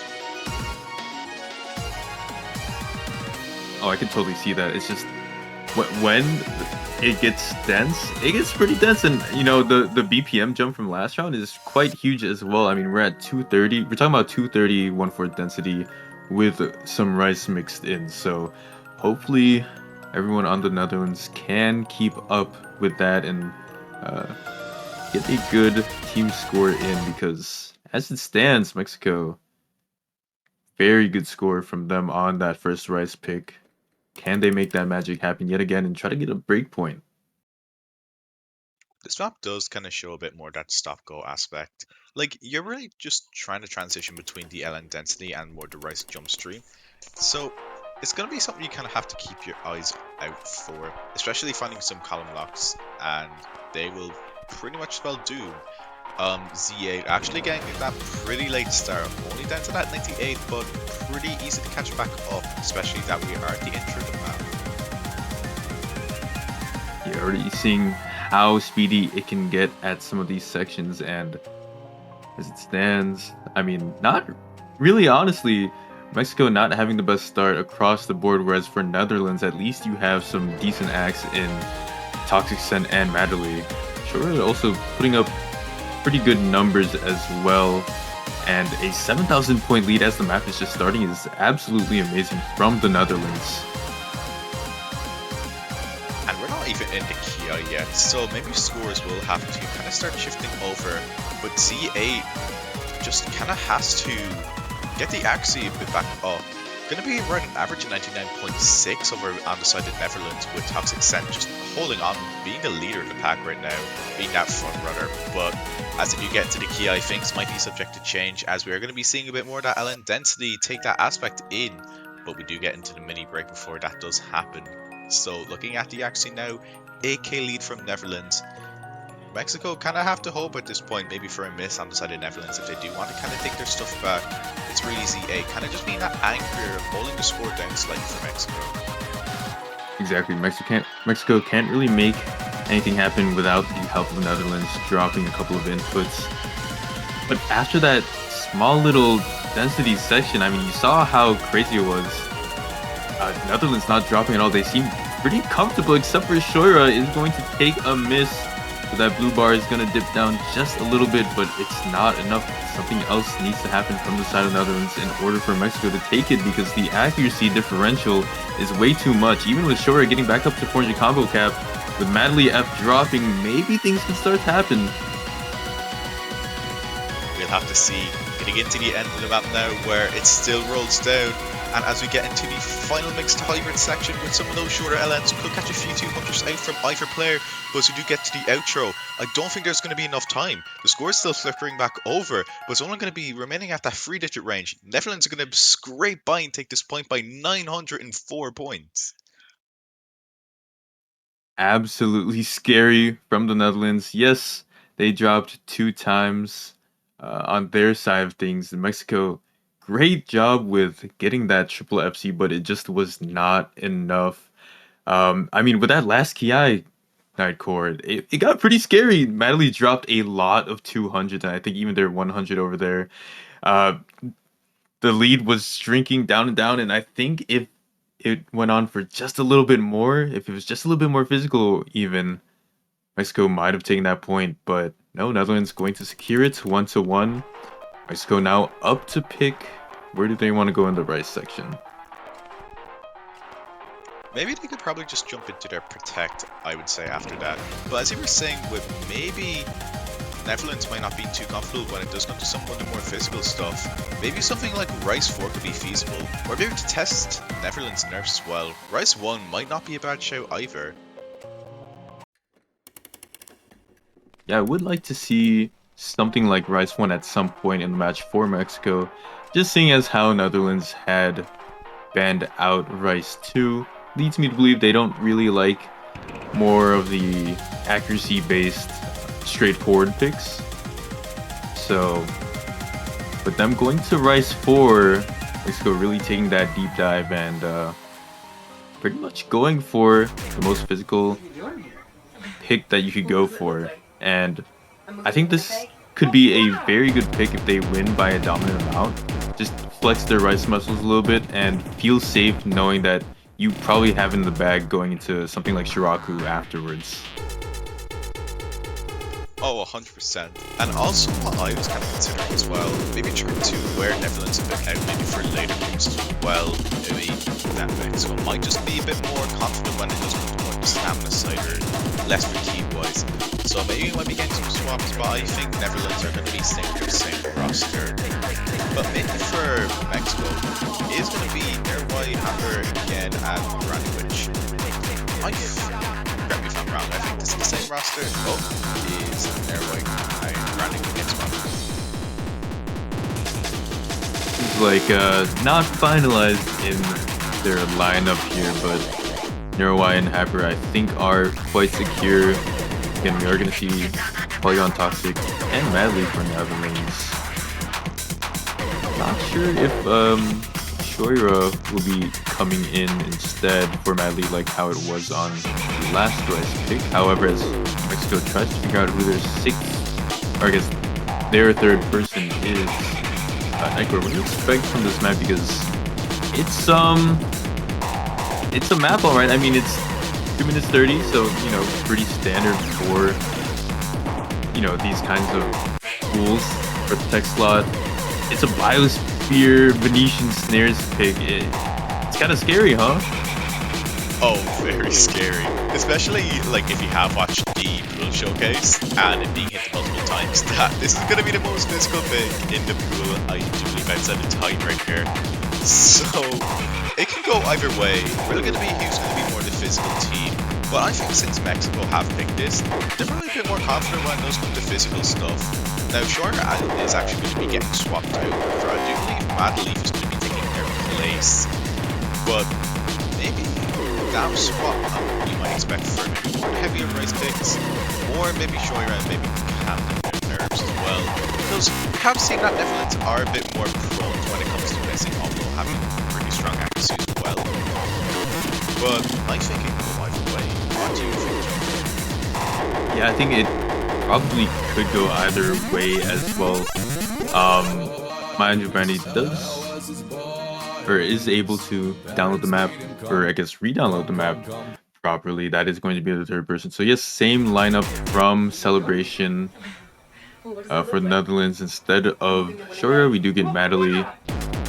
But I mean, there's so many portions in which you can kind of just choke so many, if not misses, 200s on. There's a lot of weirder bursts, and it feels so weird in this slot going from Pizza 69 to Terminal 11 into Biosphere Venetian Snares.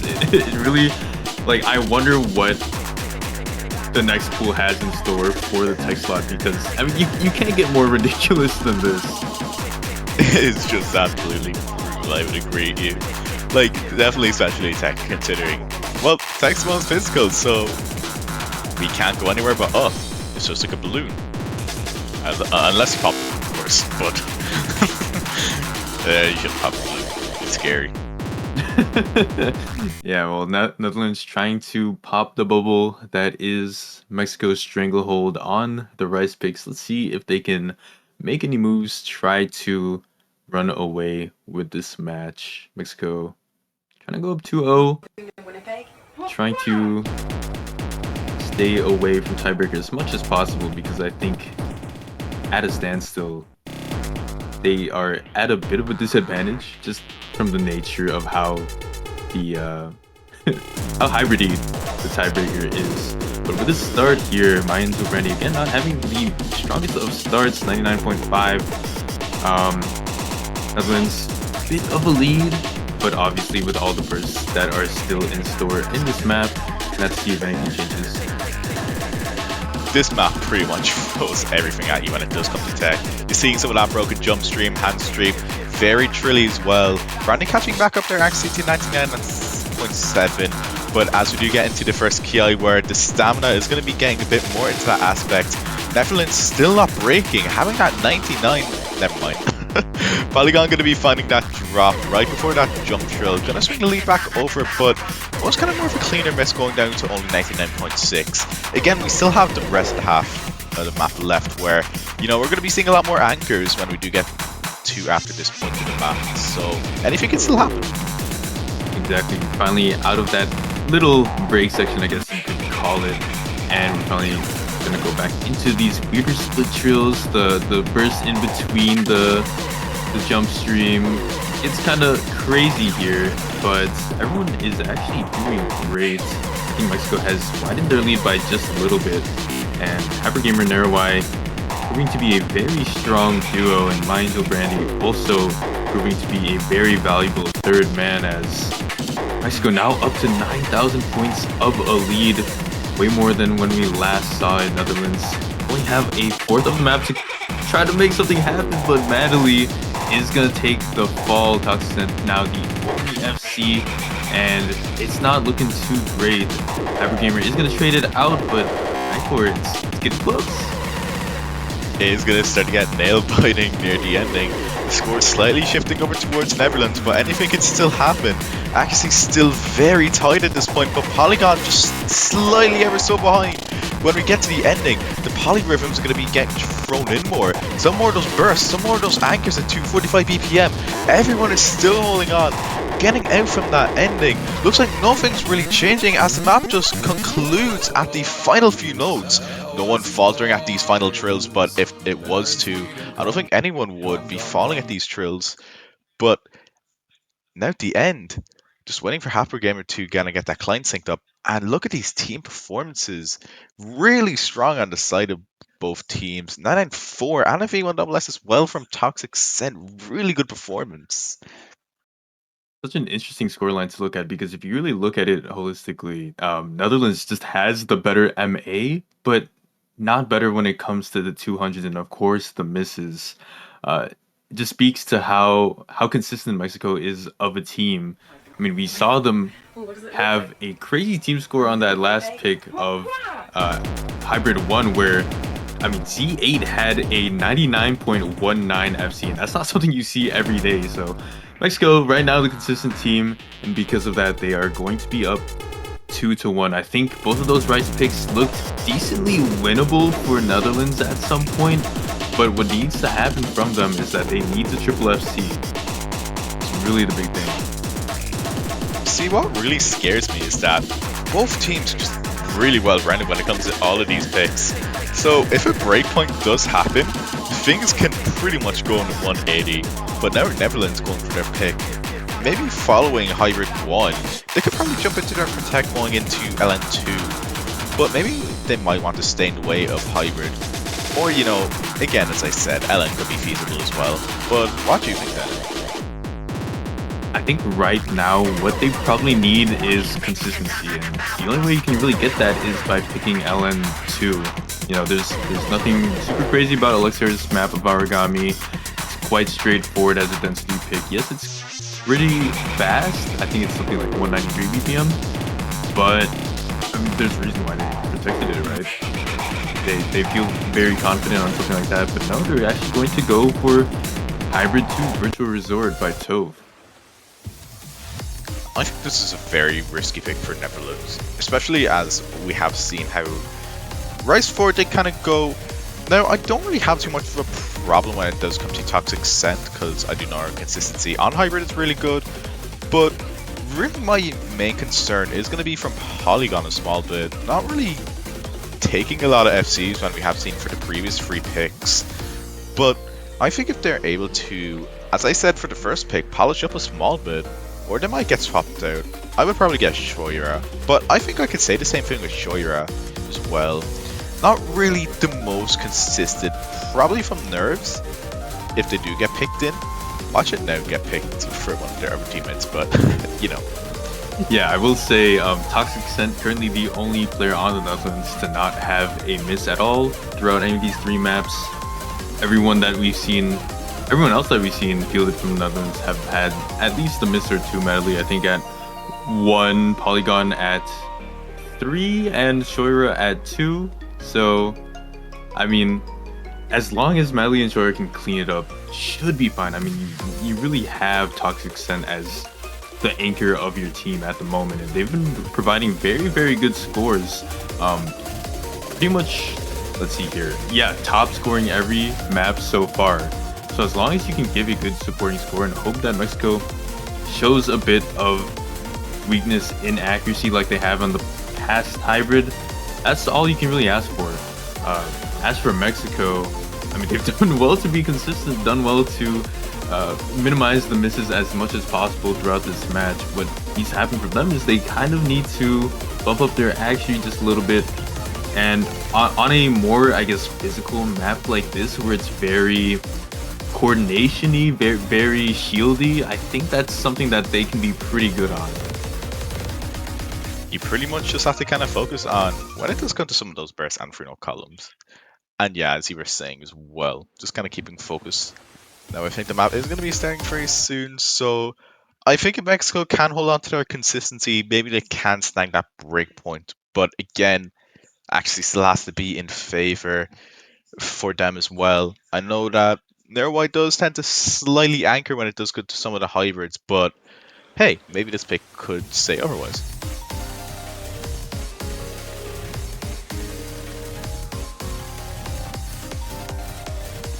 Very, very light density. Start things off, and we just a little taste of what's to come. A lot of, like you said, those 3-note Jackie bursts. Some of them in the form of short lens, some of them in the form of rice. But a lot of what's in the middle is, I mean, very, very hybridy. Toxic Scent not doing as well as they have on previous maps. Currently bottom accuracy, but you know they'll probably get that up as time goes on. What matters more is can Polygon ensure, and again, be as consistent as possible as we see some of these shields come out, some of these gluts. Going to be very tricky to hold on accuracy with, and Toxic Scent actually climbing back up to that 99.6 score, actually favoring over towards the Netherlands. But as these mini free column bursts with some of those gluts still keep rolling in, we'll have to see if they're going to be able to hold on when it does come to the second half. Nerwhite does drop a smaller accuracy, getting that mini trill break that I think everyone is still pretty comfortable with, but with the score difference only at 3 digits, we'll have to see what the ending does have in store, where it gets a lot heavier on shields, which I think Netherlands does slightly capitalize off. Nerwhite gonna find that drop right before the next Ki, which is not something you want to see, but Shoaib traces it back. Yeah, Nero not doing well with that little transition burst, and Shoaib actually falling on one of the 3-note shorter LN holds. So as it stands, with Shoaib actually missing again, Mexico might be in the lead as things tighten up. They're making a little bit of space, but Havergamer is going to fall as well. Nerwhite also taking the blame. Minds with Brandy the only FC, but it's just not enough. 3 misses is way too late in. Nerwhite not doing well on the coordination section to end things off. So Netherlands is going to take it on these ending bursts by the tune of 19,000 points. I think the largest win that we've seen so far in this match by quite a big margin. The last biggest margin was 7,000 on the last map. So dominant victory from the Netherlands. Mexico just kind of running out of the guts near the end of the race. As you can see from the many misses we have seen near the end, Habergamer actually getting the best PA as well with 3 200s and still really good team scores by everyone. But again, this map is very chokeable, and it kind of raises the question a small bit as well that, well, what do Mexico go for next? Yeah, I mean, they they did quite well on Winnipeg as mandatory scat feed. Like I said, after that map ended, I'd like to see them try their luck at Shiraku next. I mean, you've already got the the vocal dump pick and the tech pick out of the way. Might as well clean up the rest of the bottom half of the rice pool and go for the mixed pick. So I'd like to see that from them, but I mean, streams and Cord Jack still available. Netherlands kind of feels shaky enough to where you can probably swing it later on in the set, and I think that's what they're going to go for, as they do pick Shiraku. Just have to see who plays for Mexico and who plays for the Netherlands on these kinds of picks, because at the moment it really feels like a lot of these players aren't super consistent right now. At least not as consistent as we know them to be. Definitely the nerves taking that more of a factor in Metal Leaf actually getting swapped out for Shoira, which is pretty understandable as their consistency wasn't really up there compared to the other players. But I presume that the Mexico side, we will be seeing all the same 3 players for there. Though I think some swaps could be seen as well, but it doesn't look like it, as everyone is saying good luck in the chat. So going to be seeing 5 of the same players at Metal Leaf going to be making their debut for this pick. Shiraku, again, mixed rice pick. Very much known for how flammy it is, really is a lot of what's going to go on in pretty much the entire first 3/4 of the section, and then you really do have a huge Ki at the end with some crazier bursts. So this is one of those maps where last minute swings could happen, and like we've seen in some of these other maps in the set, who is it gonna go to? I honestly have no idea. Honestly, I have no idea too. It's just going to be more that consistency test, as you were kind of saying a bit earlier as well. But coming out to start, Netherlands with that slight accuracy advantage with 99.9, but the first half is going to be more of an appetizer for what is to come. Going to be starting off with some pretty light jumps with some of those flams and some of those anchors, which I think all players can manage. But early on, the jacks can lead to that slight accuracy drop as well. Yeah, just a ton of 3-note flams, some even, there's a couple quad flams thrown in there, but very, very light section, and we get into a break. Assessing the scores at the moment, Netherlands just a slight bit ahead of Mexico, as Mexico all around that mid 99.8s, Netherlands all 99.9s. Again, I don't think that this section really matters too much. What is really crucial is that you nail the ending, and there's such a big difficulty spike. Minusly Brady getting caught out in one of these little bursts, so Netherlands gonna take an early lead as we get halfway into the map. And I might also just add, finding a miss at this point in the map is going to be very detrimental, especially if Netherlands can hold on that. Especially if Netherlands can just really hold on to their combo when it comes to the end, which is doable, but we have seen some slight consistency issues from some of the players, so definitely have that possibility for a miss. But as you get into the last drop now, where the jacks are going to be a bit more present, we'll have to see if anyone does falter a small bit, pretty much getting to that final straight at this point. Yeah, as you can see, things are already heating up. The density of the flams are much higher, and of course, as you said, the jack density is a lot greater than what we saw. And finally, things are going to deteriorate just a little bit in the patterning. We're going to see a lot of speedier sections. Nerwai not being able to keep up. That's 2 misses to their name. Hypergamer, the only FC left on the board. Madeleine trades it out, but it's not enough for Mexico. 14,000 points for the Netherlands, and we're gonna get a bit of a scathing ending here with this piano. I don't think anyone is gonna falter though. Polygon and Toxin have been doing so well to stave off anyone on the side of Mexico, and as the map tries to end, it seems like Netherlands is gonna take it. Very, very calm outro to end things off. And despite Madleaf yet again having a miss, we do see that Netherlands gonna take yet another point, but this time in the form of a break point, the first of its kind in the set. I mean, Nightcore, do you think this is the turning point for the Netherlands? I think this is a complete 180, especially when you are in that Rice versus Ellen matchup. A breakpoint can pretty much just give Netherlands pretty much the whole world in their hands at this point, especially now as, they only need to take this pick and they have another Rice pick as well underneath. And not Rice. They can also have another Ellen or hybrid pick underneath their sleeve. But I think maybe Igaku seems a bit risky for Netherlands. So I think LN2 and LN1 might be the plan for Netherlands. Again, they still have their Protect as well. But I think Mexico definitely has to sharpen their pencil a bit if they do want to kind of keep that fight over towards their favor as well. Totally agree, and LN2 is going to be the pick like you predicted. Finally getting into the density. I know you said that Igaku was a bit scary, but I was kind of thinking how similar the flammy kind of bursty sections are in Shiraku to Igaku.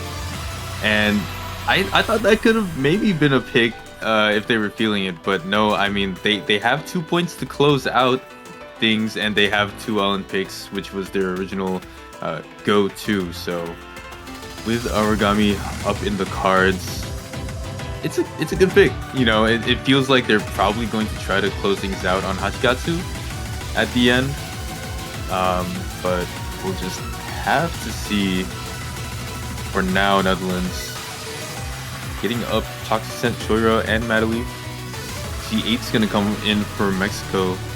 Reminder to everyone how things went on Hybrid 1 for them. C8 got an FC but it was a 99.19.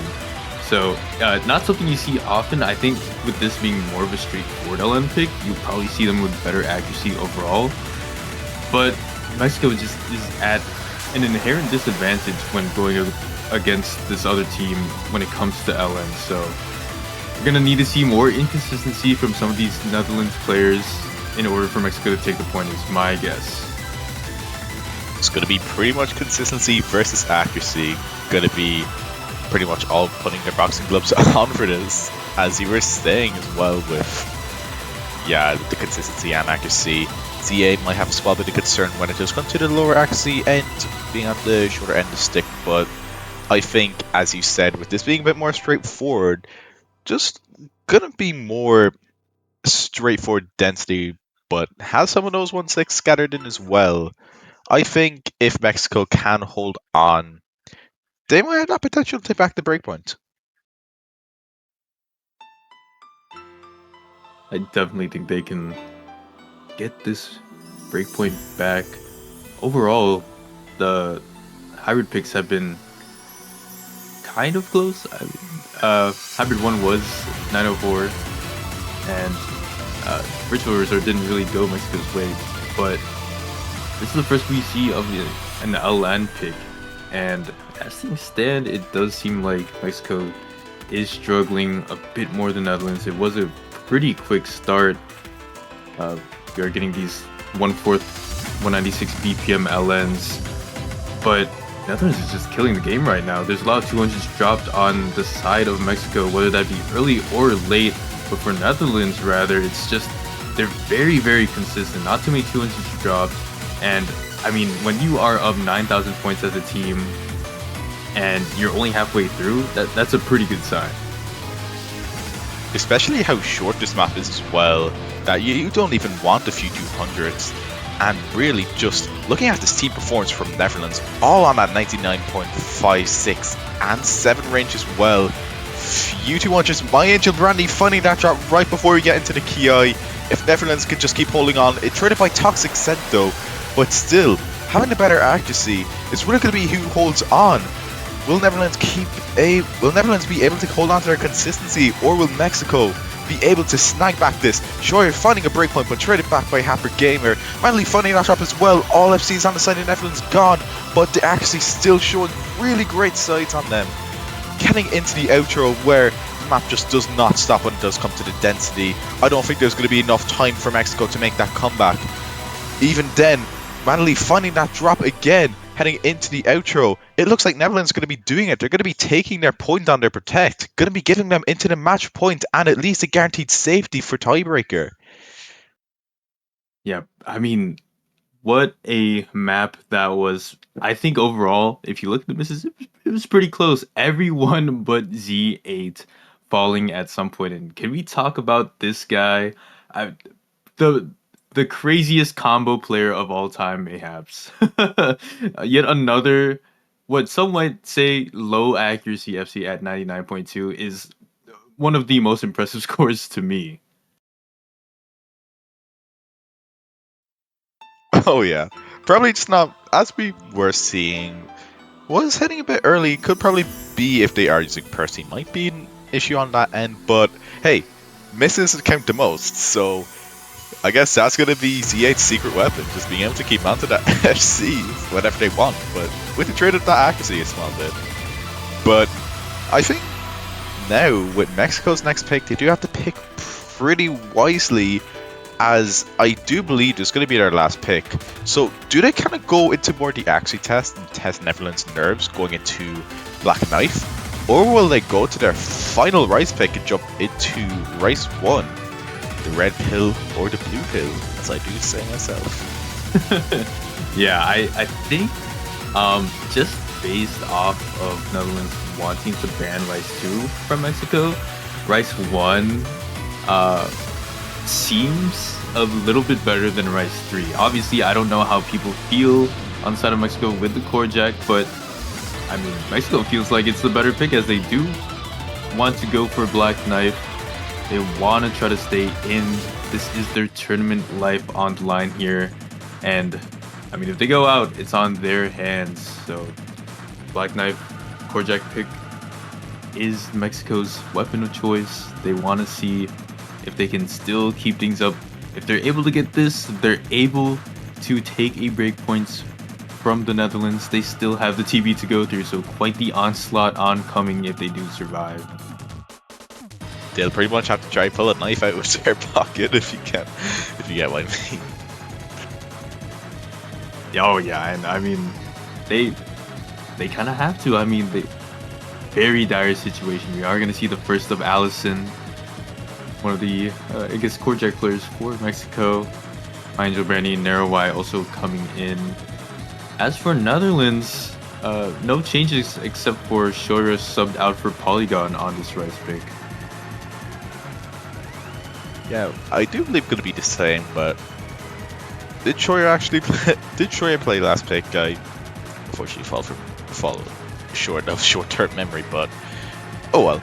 I think this is going to be our lineup. Allison going to be making their debut as well.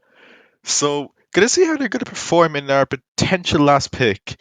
And I think Mexico do have the chance to take this over towards their favor, especially if the nerves get towards the Netherlands, but still having that pure accuracy test.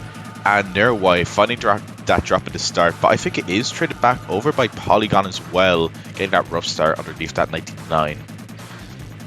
Yeah, it's so tough because you can never really tell at the start of the map because of how Bancho likes to be, but that start definitely furrowed my brow, as yes, we do see that both Polygon and Narrow-Y had missed. Everyone else, though, extremely comfortable on a map like this. Maybe my Angel Brandy not so much as the other players in the lobby, but as it stands, I mean, this map is very focused on longer anchors, kind of similar to last map in the core jack slot, where they had a lot of 3-node anchors, and Narrow-Y actually falling victim to one of them yet again. Unfortunately, with that other miss, it went from being kind of close to not close at all. It's not close at all. Allison taking the fall to my Angel Brandy, the hope and savior of Mexico at the moment. One FC on the board is not something you'd like to see in a core jack pick, especially just looking at the consistency from Netherlands. They do have that cushion underneath them, being able to maybe take a few drops as well. But when we do get into this break, we'll have to see when we get into the final quarter where we do start introducing some of those flams as well. Like at the side of Netherlands, got a two-way 99.9. Madeleine holding that MVP at 99.96. Polygon finding a drop, but I don't think that's going to matter as much. Just looking at the score difference, and Neuroy actually trading it back. Not much time is left in this map. Netherlands can afford a few drops at this point, but will it be enough to swing things back over towards Mexico? In the final stretch now, Neuroy finding that drop, and that is going to be the binding of this match.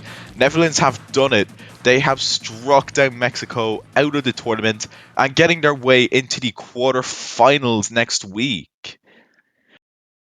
Yeah, very, very well played from the Netherlands off of the back of a very impressive performance by Madeleine. I mean, we're talking about their inconsistency through and throughout some of these maps, but they really shined when they needed the most. Netherlands closing it out 5-2 versus Mexico, but honestly, very well played on Mexico's side of things. They did very good on a lot of these maps. I mean, for me, Z8 was a crazy performer, getting FCs when needed to on command, and obviously Mexico, very strong core, but they are going to be out of the tournament. Netherlands moving on to face the loser of Hong Kong versus Peru, which is going to be one of the later matches, so we don't know exactly who yet, but very much so congratulations to them. Really strong performances by both teams. It was a very delightful match to see, especially how close it got at sometimes as well, having some of those 3-digit score differences too, and really just an exciting roller coaster of emotions to watch all 12 players duke it out. So I guess that's going to be it for this match. But looking what we have next, we have USA versus Taiwan. That is going to be at 2:30 UTC. And just looking at all these really cool flags, you just ever wondered to yourself, how can I make my OSU profile more pizzazzful, as I would say with the word? Well, look no further than the team banners. If you go on the OSU store right now, you can get yourself some very nice proud supporter of banners. If you even type in, I do believe, ! banners in the Twitch chat, you will be directed there. You can have some very crazy combinations. Support your favorite team, support your favorite team twice, support your favorite team 5 times, or just support every single team. We have seen some crazy combinations in the past.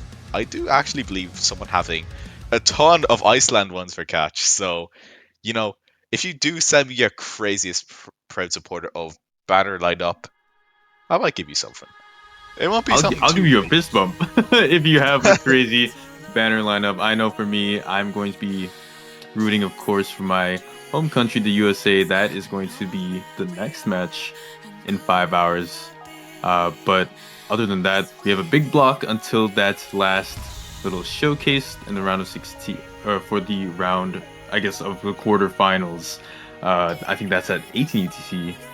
But I mean, that's gonna be it for us for now. We do have that USA match coming in at about 5 hours, so very much so stay tuned for that, and make sure you catch the rest of the matches, because way too many top seeds and way too many close seeded matches are later on. But I mean, I hope you guys enjoyed this match. It was a very good one from Mexico and the Netherlands. Nightcore, anything else to say? Not really, just really well done to all players in general. So I guess, yeah, out the way, I guess we can close it out. Yep, thanks for watching, guys, and we'll catch you in the next one. Peace.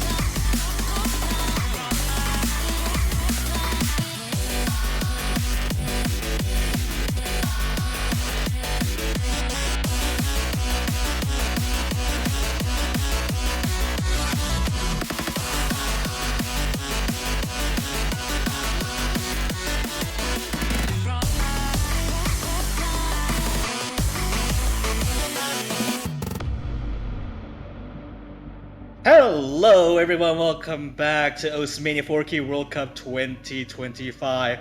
This is the second, or I believe the first block has already happened, and second block of this entire weekend for the round of 16. This is going to be an exciting one to have because this is the first winner's bracket match for the day, and it's going to be, I believe, Thailand versus Vietnam. I'm Mifa and I'll be commentating alongside Potassium. How's it going? I'm doing really well, really excited for this match all weekend long. This is the winner's bracket here, both of the teams winning out their matches last week, and very close in seeding as well, 7 versus 10, so on paper, a close matchup. And it has been, I don't know, we've been through a lot, we've been through this before, and back in, 2 years ago when this matchup has ever happened in round of 16, it's literally the same round they have been facing in, and this just feels like a deja vu to me. Yeah, both of these teams kind of rising in kind of skill level over the same period of time. Really feels like a couple of years ago, maybe 3 years ago, both of these teams really started to break in and start reaching those like top 6, top 4 kind of placings. Thailand even getting podium last year as well. So some really, really strong tournament players on both sides. It'll be interesting to see how this one plays out. I do think, from how the tournament's played out so far, Thailand does seem to have the edge in the Rice picks, at least so far. Yeah, I do believe that Thailand has been showing that there are a lot of Rice proficiency, and more of the same goes towards Vietnam, although in the lower half of the pool, at least. Hybrid and Longman should be their main game towards to face against Thailand, but Thailand's LMs are, or at least the lower half of the pool has, they should be fairly comfortable if they have the right roster or the right weapons to tackle through. Yeah, I'm going to be interested to see what ends up happening here. LN1 being the protect from Vietnam makes a lot of sense. Vietnam has been crushing in some of these hybrids and LNs so far in the tournament, both in qualifiers and last week. And as I said before, they probably don't want to be facing up against some of the team scores that Thailand was putting up last week. Oh yeah, it's going to be scary. And Thailand protecting Black Knife, or Core Jack pick, I should say. It's all right. Does protect? I wouldn't be opposed to it. I figure that Thailand protecting Core Jack is kind of a one-off thing against Vietnam. Vietnam's Core Jack players are relatively relatively competitive. I always think whenever a team protects a Core Jack pick, it's such a power move, because it just shows how extremely confident you are at Rice accuracy and consistency as well, because in theory, Rice 3 should be one of the more risky picks to pick into a strong team like Vietnam, but Thailand, they're just that certain that they're not going to miss, I guess. Yeah, they don't want to miss, and apparently, Vietnam opting to ban Winnipeg, or I guess the tech pick, I should say, given Thailand has been, absolutely monstrous in tech picks, I guess, in the last round too. Yeah, it makes a lot of sense here. And we'll see Vietnam getting the first pick. Will they go for their protect of the LN1 right away, or are we going to see maybe, I would think a hybrid also suits as a first pick well as well. They should be. Okay, they're actually picking the other long node pick that wasn't protected. Should be fairly straightforward. Vietnam having to pick this against Thailand it should be fine for the most part. I've been having a look on the side, a decent amount so far, looking for some names. Oh, here we go. Yeah, I was slightly concerned because there were some names that I was seeing that were not online that were quite important for both teams. But it does appear that Trita1 is here, so important player for Vietnam. Yeah, I guess arguably one of the most important Vietnamese player in this tournament.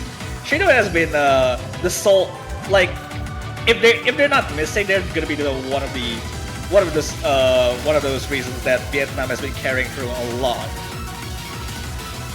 Yeah, I think you do see Trita1 play pretty much every map, at least for the past few years that I remember, on Team Vietnam. one of those players that has very, very high accuracy potential and also just physicality as well. And Vietnam, definitely a team that kind of switches out their third player a bit depending on the map as well. Thailand has been rotating their roster this year a surprising amount, so it'll be interesting to see who plays on what map. But typically, historically, we would expect Pavin and Konkawa to play every map. Oh yeah, absolutely. Pavin and Konkawa has it's just the main two carriers of the Thailand members. We didn't see Pavin play at round of 32 either due to unforeseen circumstances, but hopefully this should be able to back up the third player, whatever Thailand's having. Yeah, I mean, I was interested in this as well. Pavin, I was talking about this with you earlier, just before the stream, but Pavin only played 3 of the qualifier maps as well, which I'm not sure what that exactly means, but Pavin, I would think, should be, in theory, Thailand's strongest player, or at least one of their strongest players, for sure, in pretty much every map. So we'll see how this one goes. Both teams, I think, pretty excellent LN lineups for both of them. Oh, yeah, absolutely. Matcha Latte was also pretty strong on their own, but gotta be careful, because if you're keeping track with the qualifier stats, Matcha Latte hasn't been performing as well as you would expect him to do. But I guess on density, it's just a different kind of chart. Yeah, it seems like this is going to be maybe Lot versus Pavin or Konkawa for the accuracy here. Matcha Latte just needs to keep up with the third player on Vietnam. And of course, any miss could prove to be quite fatal here as well, as it's not a very long map. Getting out of that intro fairly well for both of these teams. Not really. Trito already missed that section already.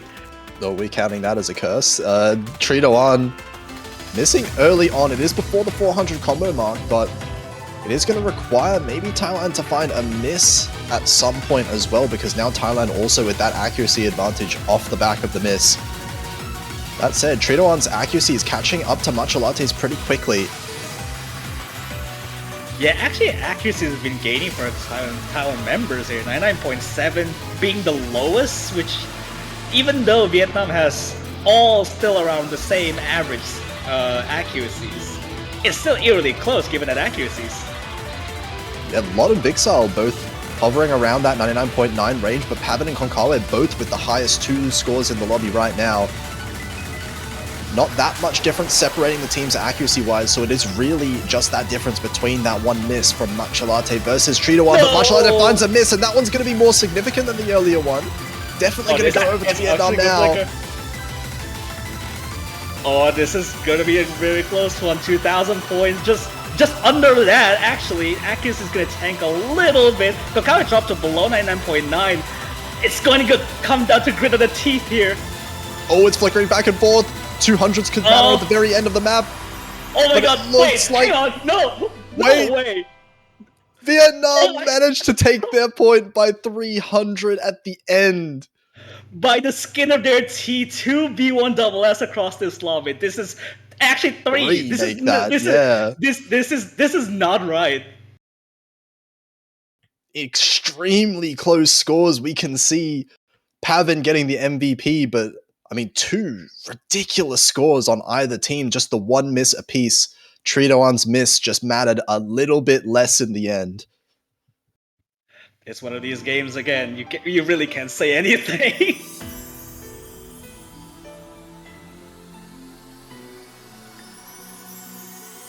And that was their first pick. Thailand now, they get the rebuttal. Going into the rice pool, you have to imagine, straight into the Osu original. Oh boy, this is spicy. I really like this. I really like this chart too, and how it encompasses the skill set involved for Thailand. This is pretty much Thailand's walk in the park for this. And I am excited to see one of the players that I haven't watched yet directly, but so far in the tournaments, I've been seeing some ridiculous scores coming out from Achi on the side of Thailand, a newer player to the MWC lineup. genuinely fairly surprised to see Pavin is not playing this one, apparently. Yeah, I mean, we have been seeing Pavin switching out for a few maps so far this tournament. I guess wanting to focus more on the LN and hybrid maps, Pavin is this tournament. But it seems like Matcha Latte might be staying in for Thailand, and Vietnam is going to be switching out Vixile with Nachumi-chan.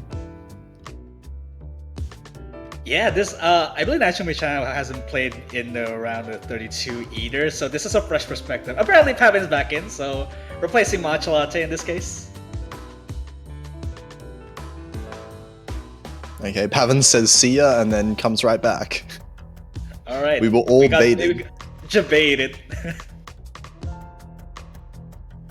This is I'm just concerned about the prospect of, you know, when Vietnam's performance in round of 32, it has been mostly misses from Trito, and that has been anchoring the score way down, and it should not have happened.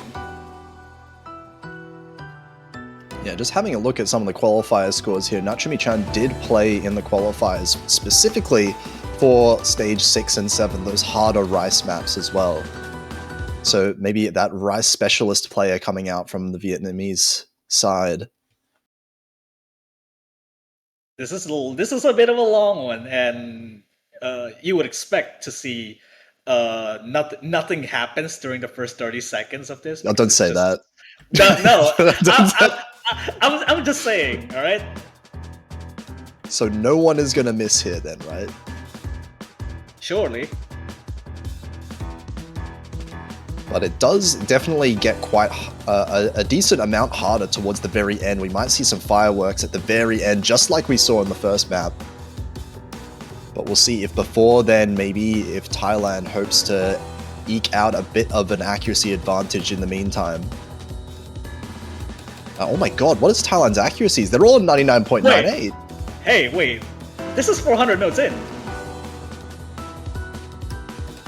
Alright, it's going back down a little bit. These snaps are not ratioable snaps. I guess you can cheese it somewhat just to hit it as a plan, but it's just, I don't know. These players are just easily handling it. I mean, even on the side of Vietnam, the lowest accuracy in the whole lobby right now is 99.84.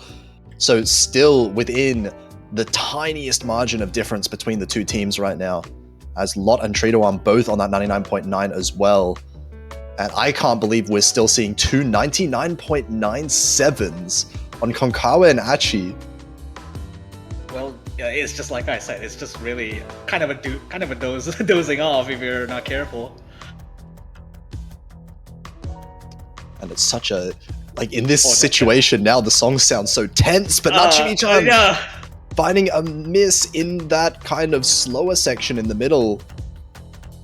Not exactly slowest, but it's just the burst. The bursts are really hard to nail through. Bursts sometimes are just the hardest when there's no patterns around it, you know? You're hitting those to nothing, basically. Yeah. But that is going to be a nice lead here for Team Thailand, going into the 10,000 mark, it looks like, before Nachumi-chan reaches that 400 combo. Just reaching there, and Vietnam now need to hope for some big mistakes on Team Thailand, but they're looking so solid. Actually does drop the accuracy down to 99.92, but can you really consider that an act drop? No, I don't think so. Konkawa, at the very least, is stable around that obscene accuracy. I don't know why he does that. I'm not looking at Konkawa's screen for the rest of the map. I'm avoiding my gaze. 12,000 points and counting as this accuracy lead just grows over time. Yeah, this part right here is just climax theory. It's just really hard. 2 full combos down from Vietnam, still 3 on Thailand left up. Trito the only full combo, and that's looking like Thailand going to secure their point convincingly. Achi does find a miss, a pretty messy one at that. Another really messy one. Wait a second. Whoa, that's really cut down to 20,000 to like 11 now. I'm not sure what happened at the end. That was a huge set of misses from Achi, dropping from 99.9 down to 99.5. But a bit too late in the map for Team Vietnam to really capitalize on it. And my god, Konkawa. Disgusting. 83 and 122. 2v1 double S's.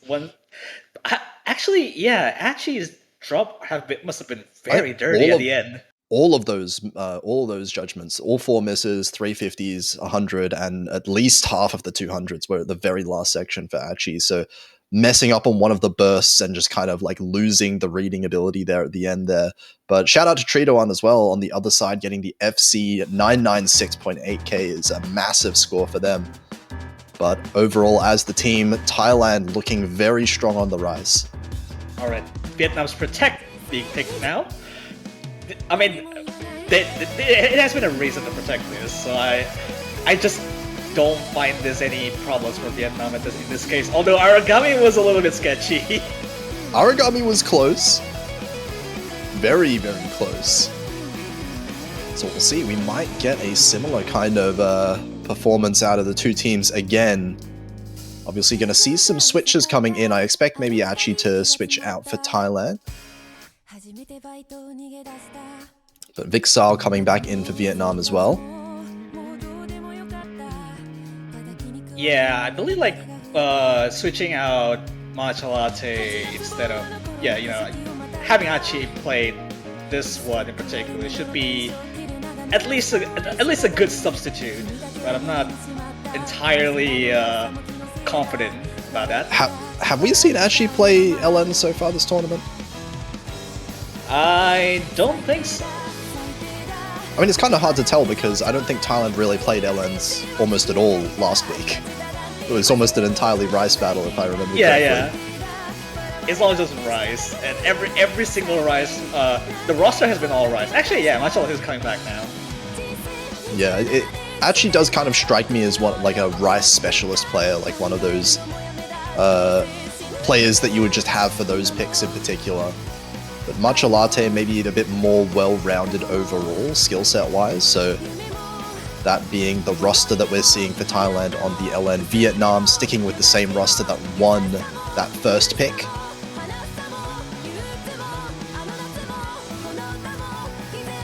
I mean, I think Vietnam is going to have to stay in with these 3 main players at the very least, because it has been shown that their Rise roster is also at this similar style.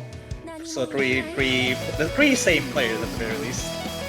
Yeah, I mean, last time on the LNs, we saw Lot and Vixal get some extremely high scores. Tritoan just messing up at the start. So if Tritoan can kind of clean up on that mistake and maybe get matched Lot and Vixal's scores, which I know he can, then I do think Vietnam's team score might be consistently a little bit better than Thailand's here. Even though, of course, Konkawa exists. Well, wait, hang on. Yeah, so under 2 minutes, which you would assume that any mistake could prove very costly. But this is also like one of those long note picks that you really can't just autopilot all the way through. Yeah, absolutely. And you say mistakes are costly, with the level of difference we're seeing with the accuracies, which is not much at all. A single mistake pretty much loses you the map, you would have to imagine, unless the other team trades it. And so far, out the gates, Matcha Latte struggling a little bit with the accuracy, but Vixal dropped a little bit of back as well, so it's pretty much tied. Yeah, not having the strongest starts but at the very least, the other 2 main carries of in this entire lobby at the very least, holding around a similar one.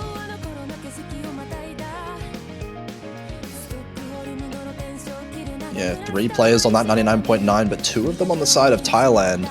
So it is flickering back and forth a little bit. Tritoan and Vixal still have very strong accuracies themselves, and Matcha Latte continues to struggle a little bit. 99.68 is a bit behind the rest of the team.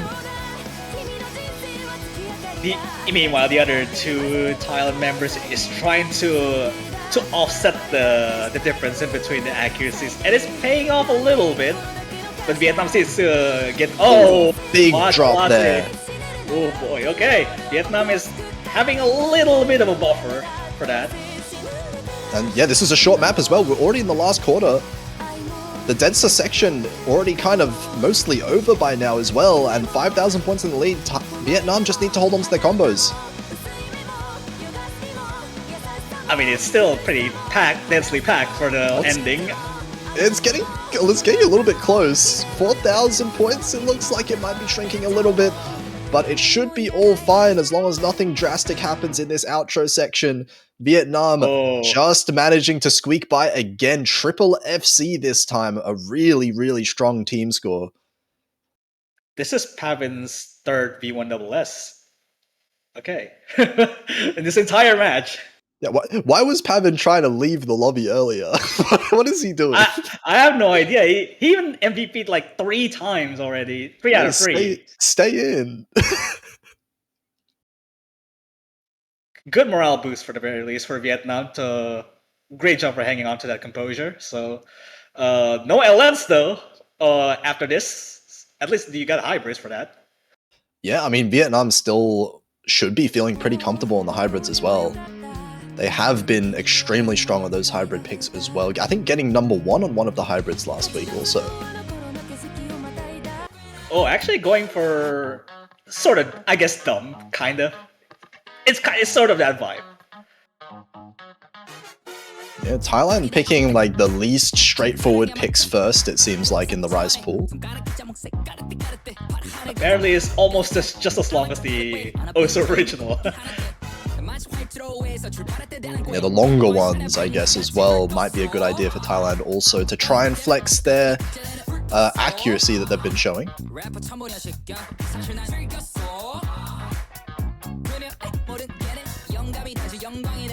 I wonder if Vietnam decides to switch out any players, because they do have quite a few players that can be playing some of these Rise picks.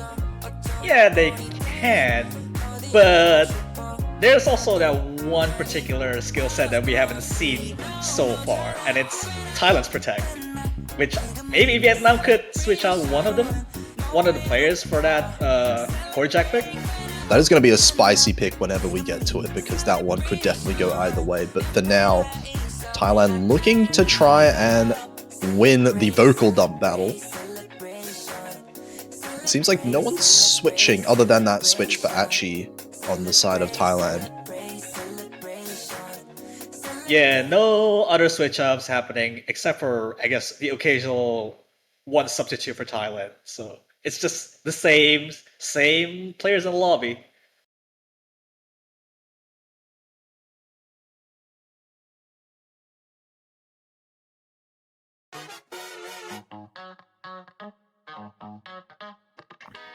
We'll see how this one goes here for Thailand, looking to keep things tied up.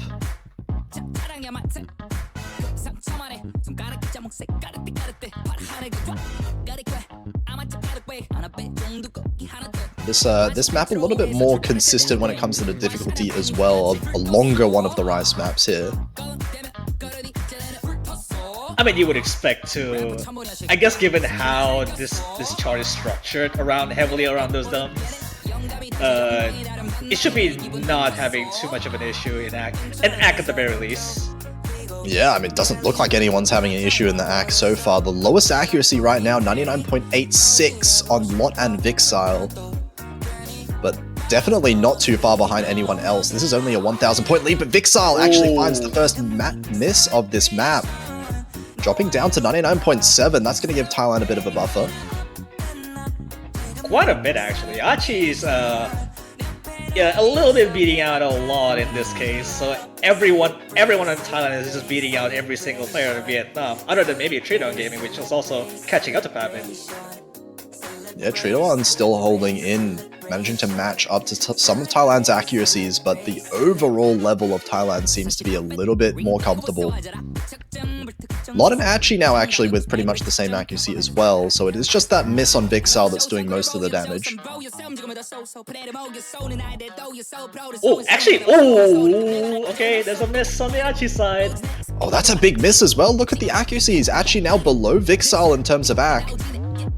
And it's only Konkawa and Pavin's accuracies now are the things that are keeping Thailand in the lead. 99.94, 99.93, just a little bit higher than their counterparts on Vietnam.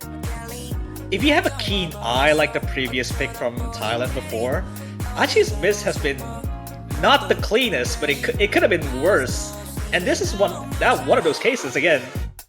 Oh, but Tridoan finds a miss as well now for Vietnam. Archie does find a bit of an act drop at the same time, but the miss is definitely going to matter a fair bit more. It's a 2v1 in terms of FC, so it's still, theoretically, still in Thailand's favor. Yeah, it's not really widening the point lead very much, though. The accuracy is looking for quite strong overall for Vietnam. 200 from Achi there. It's kind of getting dangerous because Achi's hitting late. Yeah, actually kind of running out of steam, it feels like, as the map's been going on, but still managing to keep it together. They just need to hold on to the combo now. 4,000 points seeming like it might be enough at the very end of this map. We're reaching out to the end of the chart. Hopefully nothing Once goes again, bad. I do not look in my top left. Wait, 3,600 points, really strong. That's 2998, almost. That's illegal. 3v1 double S's. That should not have happened. And this is why Thailand has been fielding Konkawa and Pavin for every map in the past few years of MWC. Absolute, like, impossible duo on this team to overcome at times here. And actually, despite the misses, still holding up strong enough to maintain this advantage for Thailand. They managed to win it by a couple thousand points this time. Pavin remains to miss anywhere. And this is just the 4th map already. Vietnam has to pick carefully now. The 3 hybrids could be poisonous to one of them. I don't know.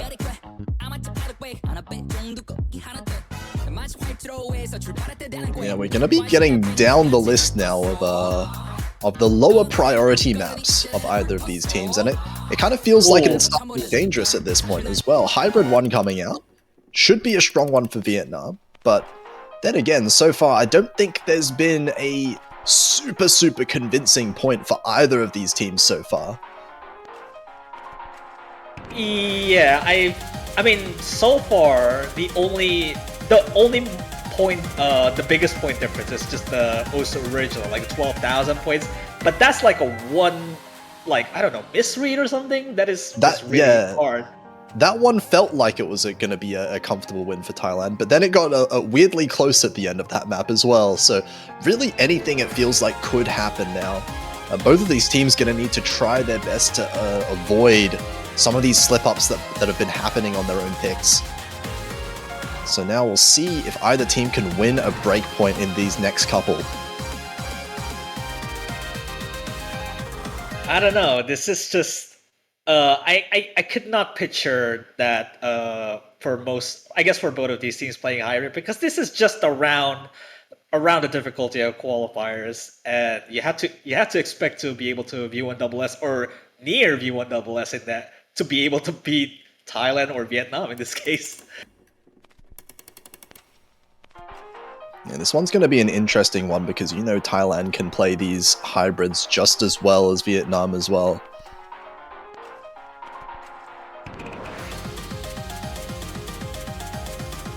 This is fairly fast as well. Kind of don't want to misread somewhere in there. Yeah, 230 is really punishing if you do find a bit of a missed pattern. Going in and out of some of these Rice and LN sections interchangeably as well can be quite tricky sometimes. But so far, all the players doing fairly well. Slight advantage to Thailand, it looks like so far. Vixal does drop a bit of accuracy down to 99.6. I'm nervous seeing these LN releases because it could be 200s without you knowing.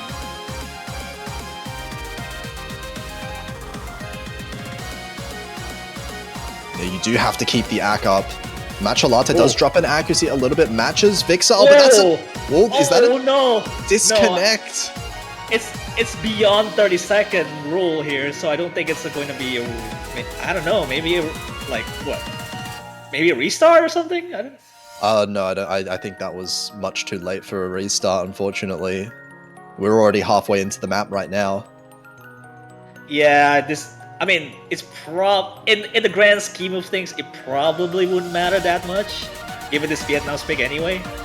I mean, this was very close. This was basically tied at the point of the disconnect. We'll see what ends up happening at the end of the map, but Trito does find a miss, and just such an unfortunate looking situation for Thailand. This could have been their point potentially.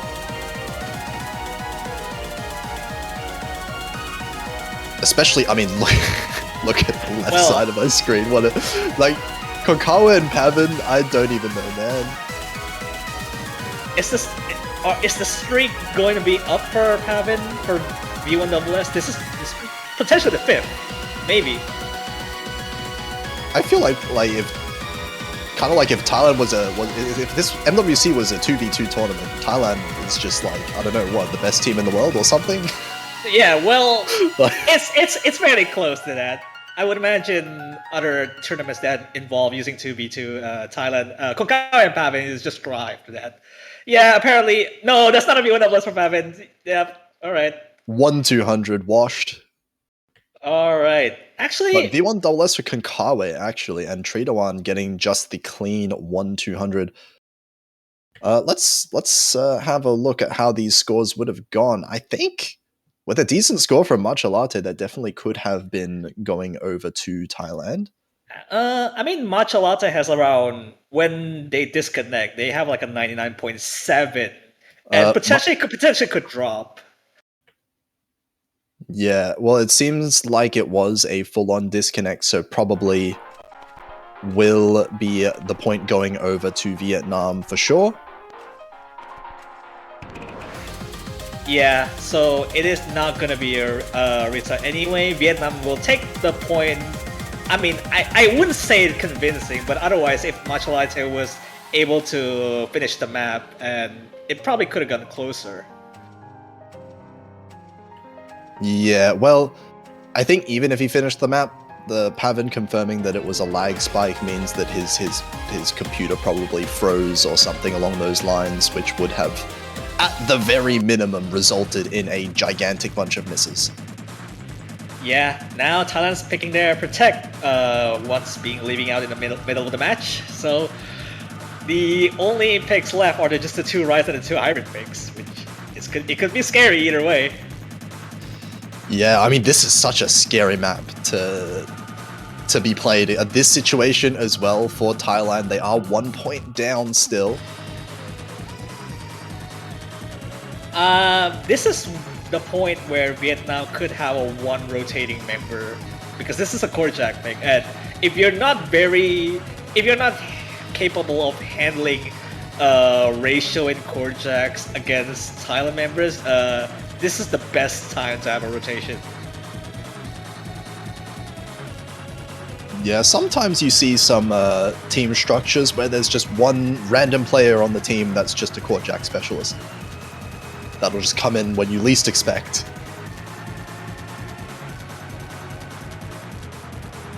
But it does seem like these two teams don't have anyone like that. They're just comfortable playing their main rosters either way.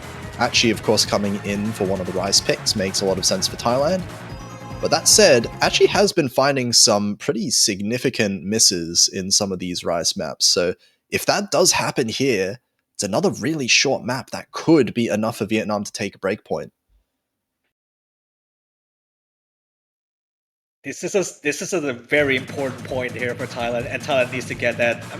Apparently, Trito missed at the very start. I'm not sure. Yeah, it does look like the combo is lower than the other players, so maybe just a bit slow putting the hands on the keyboard at the very start.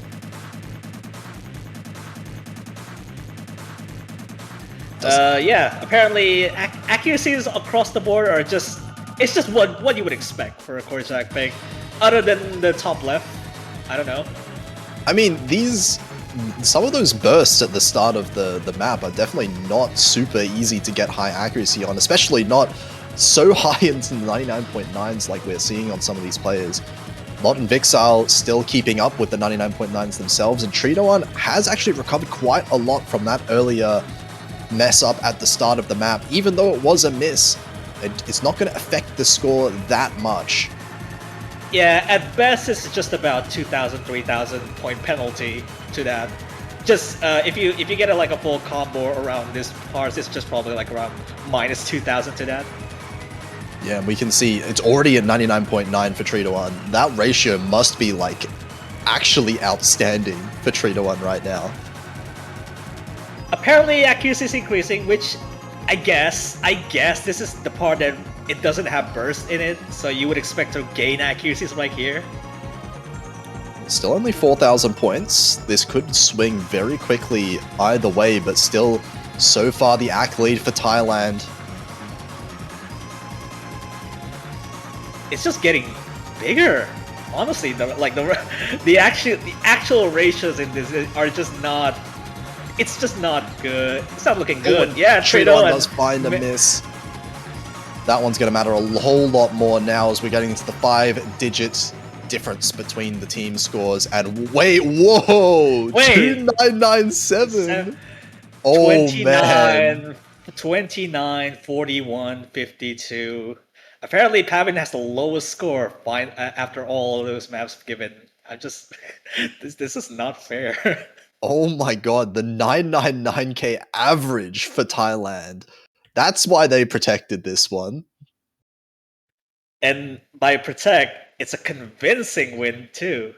The ratio is, I mean, you could argue that the score difference might not be that as big as you want it to be, but keep in mind hitting these with sharpshooting skills like Thailand had, it's just almost unbeatable. Maybe a couple teams could do that, but not for Vietnam here.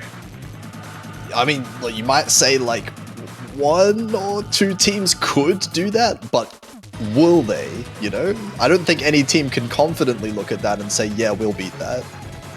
This is an absolutely insane performance. I mean, that's why they protected it, as I said. Vietnam will pick Igaku. This is scary. Igaku is the weirdest hybrid to ever like grace in round of 16. Oh, interesting to pick Igaku now. So they're going to be ignoring Hybrid 2 in that case. That would absolutely mean Hybrid 2 or Virtual Resort being potentially ignored if Thailand doesn't pick that, for sure. Yeah, I mean, Hybrid 2 will be ignored. I can't imagine Thailand ever picking Hybrid 2 in this match. And this is going to be Vietnam's last pick. They could prove us wrong. We have been kind of complacent about the picks for Thailand. Apparently, they didn't win all that convincing throughout all the picks, except for maybe one of them, like Korjak, like we saw. But I can definitely imagine, given how weird this pick is, or how weird the map is, I should say, maybe a bit of a targeted pick, trying to see if Matcha Latte might find some struggles getting good accuracy on it as well. That could be Vietnam's avenue to win one of these. I'm just hoping that potentially the issues are resolved on Matcha Latte's side, because it really sucked to really having a disconnect at the middle of the match where you couldn't have anything to recover from that. Yeah, Thailand just kind of have to shake that one off, pretend that nothing happened in that Hybrid 1, and try to win it from here because it's still tied 3-3. Either team could take the win here. And still no breakpoints despite how close it's gotten several times. This is also fairly short. Again, mistakes are costly, and you kind of don't want to have a complacent view anywhere in this chart. We're going to be seeing some low accuracies on this map compared to the other ones, of course, because of how, like, looking at some of these snappings of the notes, just I don't know how you're supposed to time any of them, honestly. Yeah, you just kind of have to pray that you don't get a 200 anywhere on this, which is kind of a tall task. It looks like Tridoan's actually dropping the accuracy a little bit, down to 99.5, and in fact, everyone in Vietnam dropping down to 99.7 early on. Still Thailand, their top 2 batters are performing like this is just another map. 99.9 just about for both of Pavin and Konkawe. This is just another map. That's what a bold statement to make. 5,000 points, the accuracy definitely in their favor on the side of Thailand, looking to try and win a breakpoint. but not a very long map. We're halfway through already. Trinidad regained their footing, at least trying to beat up against Machalate's accuracy right now. But Vixile does drop, so does Machalate in the accuracy department, that is. So slowly some of these accuracies are starting to fall lower and lower. But guess who isn't? Pavin. I mean, hopefully we don't get to see anything weird happening at this ending here. Yeah, Vietnam hoping for a miss at this point, because this accuracy lead is just growing by the second. I'm not sure what happened there. What's going on here? I was wondering whether that was my internet or not. Checking let's MP Link. see. Client. Oh, wait. Huh. Vietnam won their pick. Wait, how? What's happening? I'm what so happened? confused. Vietnam won by 3,000 almost. So at the very end, looking at the MP link, Machalate missed 3 times in the last 150 notes. And that was enough for Vietnam to win. Oh, so Pavin did save their score, but Machalate did have a miss at the end too. So Pavin still has their score intact, but Machalate has ruined the score a little bit, and Vietnam's taking that potential match point here. Yeah, Pavin and Konkawa both FCing 995, 994k each. But Machalate did miss a few times, and Vietnam triple FC'd. This is the one that I'm scared that I really don't want time to pick that. Because this is Jump Stream, and as far as Jump Stream goes, both of these teams are nailing it in the previous match.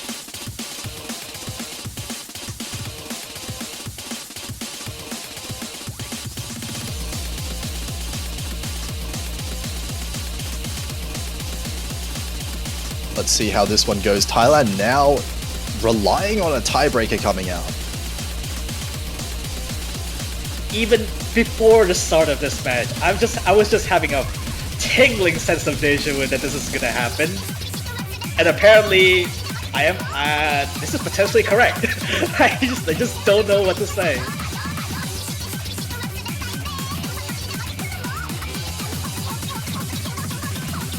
Looks like we might be seeing Nachumi-chan coming back in for Team Vietnam. And Achi, of course, coming in for Thailand, swapping out the players for the Rice picks.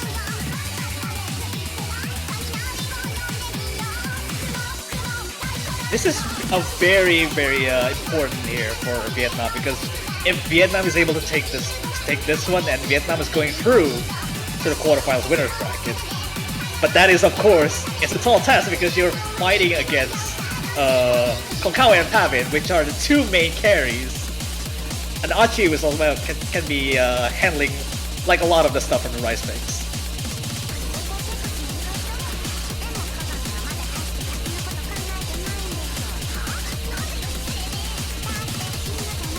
This one, we have to expect is going to be in Thailand's favor, but that relies on no one missing as well. Yeah, a miss is just you're just crying in your bed, pretty much.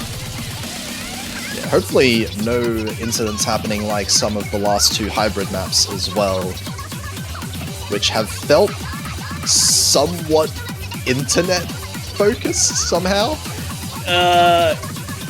I guess. Yeah, I mean, not so much of an internet for the previous one. It's just leaving way too early because from the client there's a bit of a delay in that. So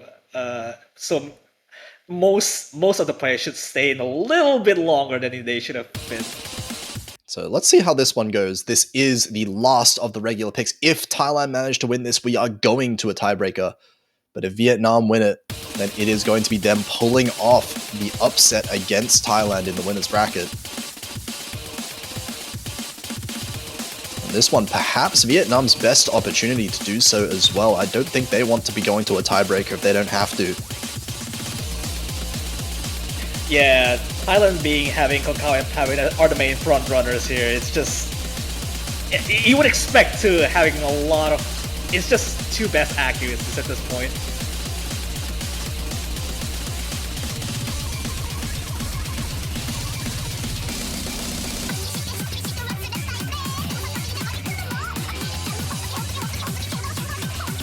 Lead is not that big as I would expect it to be, although Nachumi-chan has a bit of below 99.8. Yeah, Achi and Lot both kind of tying each other's accuracy right now. Tridawan matching kind of Pavan or Konkawa's accuracy also. But Nachumi-chan a little bit behind, down 99.8 right now. That's giving a slight 1,000 point lead.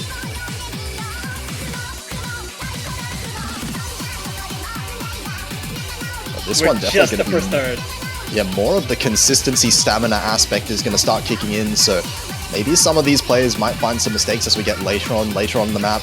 The stamina starts wearing out as we go on. Leads kinda grow a little bit larger towards Thailand's side, just around 2,000 when it was before like a 1,000. Oh, and Achi finds a miss! Oh no! That's wait! Down to 99.8 as well. That's going to give Vietnam the lead at the halfway point. Still 3 full combos on Team Vietnam, but that's enough to give about a 1,000 point lead to them. The accuracy is actually whose favor right now? I can't even tell. But it might still be in Thailand's favor. Yeah, if Achi manages to get this accuracy back up, I think Thailand might be able to take it back in time. But they really need to make sure Konkawa and Pavan having the much larger distance in terms of accuracy, because right now it is on Vietnam's edge right here. 1,000 points at staying consistent in the side of Vietnam in this ending section. If Vietnam just manage to hold on to the accuracy, they will be able to close out the map. About 1,000 point rise in this final jump stream.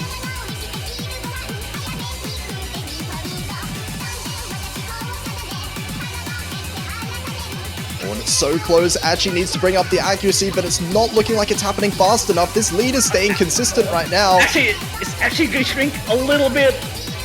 Oh, down to under 1,000 points. We're looking in the hundreds right now in the last few seconds of the map. If there's any 200s, it could flick towards Thailand. Oh, yes. Actually, it's going no, it's getting smaller. It's getting smaller, but it's 116 points. Vietnam avoids the tiebreaker. Oh my god, Vietnam won it at the death! Vietnam getting rid of 250s out of nowhere, and it was not enough to tip the lead over to Thailand, and Vietnam won it at the death, 5-3. Actually, incredible team performance here from Vietnam. Triple FC on the last map to prevent. And that is the first break point that we see in the match as well at the very end. It was sketchy because the moment Vietnam losing their footing on accuracy, I thought it was just gonna tip over to Thailand, but it was a couple seconds longer. It could have gone to Thailand at that case. Even like 1 second longer it looked like at the end there. But it will be Vietnam managing to scrape on by so many points in their favor. They will proceed in the winner's bracket and send Thailand down to be a raid boss down in the loser bracket. Yeah, very, very well-deserved victory there for Vietnam. Taking to win finally against Thailand, like just before that we've seen like in the 2023 where Thailand triumphs over the tiebreaker. This time, Vietnam's moving through. And of course, Thailand is a scary opponent in the lower bracket, so you would expect Thailand to, I don't know, just manhandling a lot of the opponents in the lower bracket. Absolutely. I would be terrified for anyone in that position right now because Thailand are going to also get stronger throughout the tournament, you have to imagine. But for now, that is Vietnam looking terrifying themselves and going through this winner's bracket so far. Yeah, absolutely. And again, just to show a little bit of an appreciation that both of these teams and a lot of the teams that have been participating in the tournament, don't forget that we have banners in store live right now, so you can go to O-Store and purchase the support banners for all the teams that are participating in this Mania World Cup. And of course, it's a pretty it's not pretty much not that expensive for sure to be buying like some of your favorite team banners, which you're going to be supporting. And of course, if you can stack banners as well, so your profile page would look really cool when you do that. So especially all the proceeds on that purchasing those banners will also provide some fun in the pool as well. So you do need to check that out for the OSA store right now. Yeah, go check those out. And in the meantime, we will have about 3 hours of a break before the next set of matches coming up here. Going to be Finland versus France coming up at 13 UTC. So until then, we'll be on a bit of a break, and we'll see you next time. Yeah, we'll see you next time. This is me, and Potassium. We're signing off.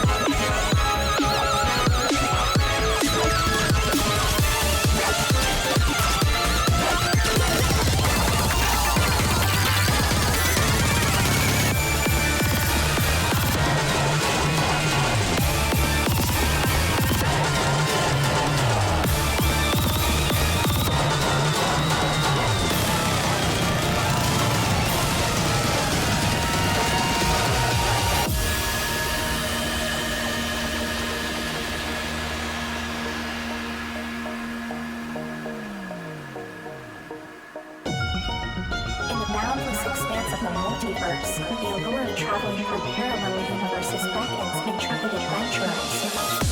Each universe presents distinct laws of physics, alternate histories, and uncharted wonders. As we journey, we encounter reflections of ourselves and ponder the myriad possibilities that cope us within. Headed by curiosity and a thirst for knowledge, we embrace the thrill of discovery amidst the enigmatic landscapes. This cosmic odyssey, the dance of destiny, reaffirms the indomitable spirit of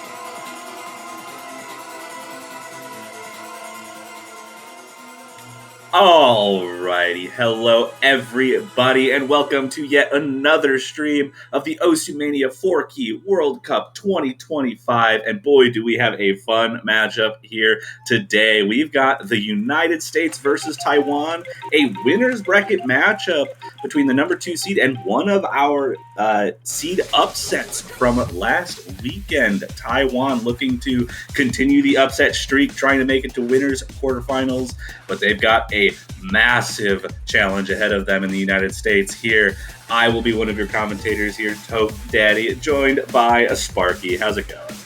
It's going absolutely fantastic. A nice little bout of late night Mania action for us. I imagine very early or afternoon hours for folks coming in from Taiwan or anywhere in the adjacent time zones. But like you were saying, this is hopefully going to shape up to be a very exciting match. Taiwan, one of the surprise findings from last weekend, able to knock out their higher seeded opponent. Can they potentially punch even higher? The number 2 seed is a very prestigious prize to notch on the belt if they do find it within themselves. But I don't think the United States will make it easy by any stretch of the imagination. As we get on into the rolls, Taiwan with the 68, United States with the 97 in response. Yeah, absolutely. Good rolls. We'll get into the protects, bans, and first pick of this match. You mentioned Taiwan. I mean, I guess both of us at this point have mentioned Taiwan, one of the victors of one of the many upsets we had in our round of 32. Taiwan, of course, beating the I am having a stroke. 14th seed from last week. I haven't looked to see exactly who that was, but a little bit tougher of a matchup this time around. Only had to have a 4-seed upset last time around. This time, a little bit tougher. The 16 seed difference here, but still, they've shown that they're up to the challenge. Yeah, seed is but a number. When it really comes down to it, it's the players in the lobby that will really live up to the billing here. And it looks like the United States going to protect LN1, Taiwan responding with a protect of LN3. So kind of flipping the script here, as opposed to what we have seen in matches prior, where we've gotten rid of SV as a category. So it's no longer the target of bans all over the place. Now it's usually become the LN picks that become the subject of ire, at least from what I've seen. I know there have been plenty of matches where Rice and hybrids have been targeted, but seeing the double LN protect, definitely a bit of a rarity so far in this tournament. Yeah, it certainly is. You usually see with matchups, especially as we go further on in the tournament, I think it's going to become pretty much a done deal that it's going to be one Rice pick and one hybrid or long no pick that usually are the bans that come out, with some exceptions, especially if we have some like difficulty, awkwardness in some of the pools. But this one, a little unorthodox, LN1 and LN3. I think more unorthodox of a selection there from the United States. Especially from last round, they were so strong on the Rice pool, just in general, that you'd almost expect them to kind of feel very comfortable going through any of the Rice picks here. But deciding that long note 1 is going to be the area of expertise for them, and Taiwan going to open us up with a ban on the Rice as expected from that long note 3. And I was going to mention on top of that, with United States is an impressive strength on Rice picks and accuracy in general. A Rice ban makes sense, especially on a Rice 3. Don't leave that open if they let you. If the United States lets you ban Rice 3, you should ban it. Yeah, absolutely. That is one of the sharpshootiest picks in the pool, and I imagine a just absolute pick of the litter in terms of which 3 United States players would have contested on that. That's team score. I shudder to think how high it was in their practice during the week. So yeah, understandable to get rid of it. We wait for the United States to respond with their ban, given the fact that they protected LN1.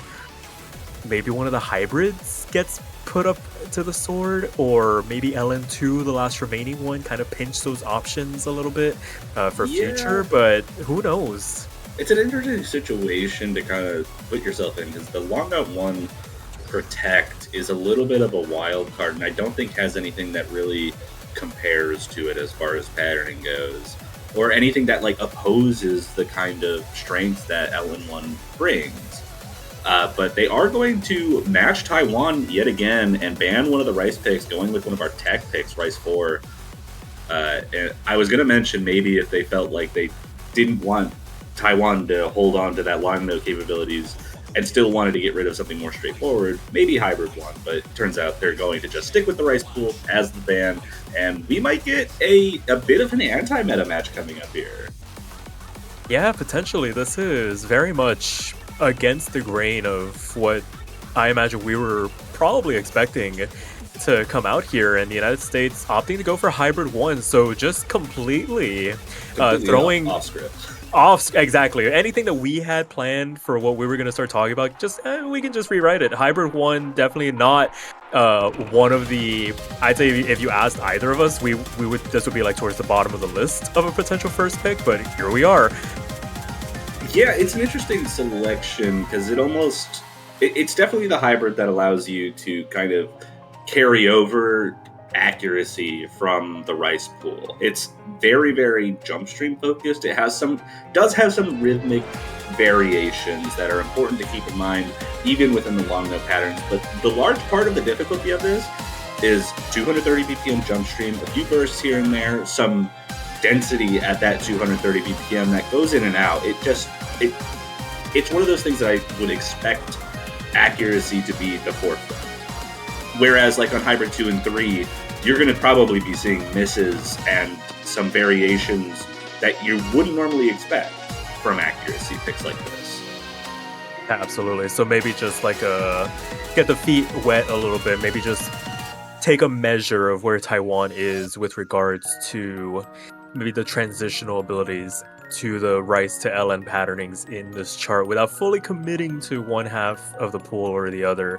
So, I mean, again, very much in their wheelhouse. I imagine we'll see Peach Marrow, Nep, and Hello Sun stay in for this. I don't really see any reason for any of them to switch out for something like this. And Taiwan, we'll have to see which three step up to the plate here.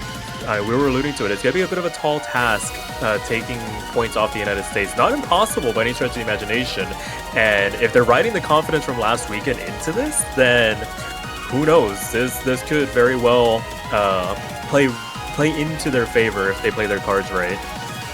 Yeah, absolutely. You mentioned the teams coming in. Peach Marrow, Nepogen, Hello Sun, the classic hybrid squad, I think. Not much. I don't think you're going to see much different in the hybrid team between those three as the tournament continues. Taiwan getting the team together, Shisei, Velose, and Elik looking like they're going to be the three as we get underway. And pick number one in the United States versus Taiwan out of a possible 9 with the good lucks coming through and the map loading in.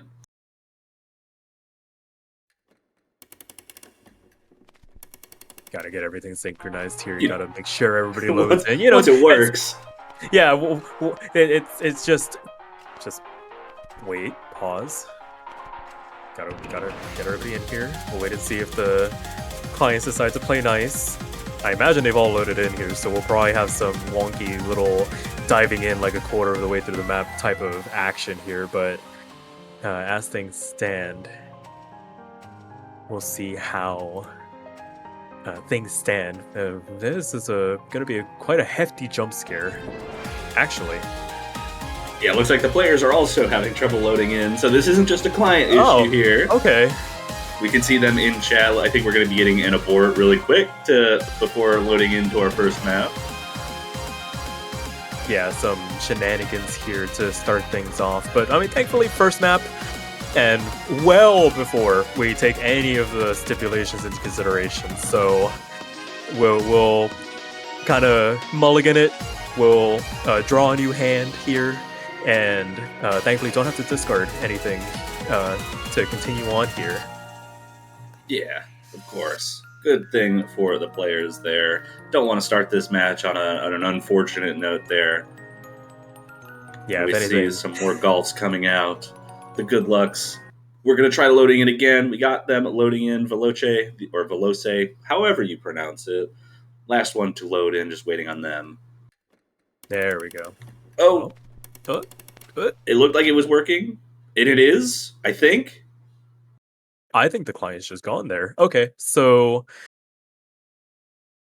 they probably loaded, but the client itself for the stream perspective might have crashed, so might have some technical difficulties. Yeah. But so pay no attention to the people behind the curtain. We can maybe continue speculating as to how this pick will go as we get things resituated. We take multiple mulligans, right? This is Of like course, magic. always. Yeah. But this is certainly going to be an interesting map. I would imagine this is going to be largely a consistency tester for both of these teams.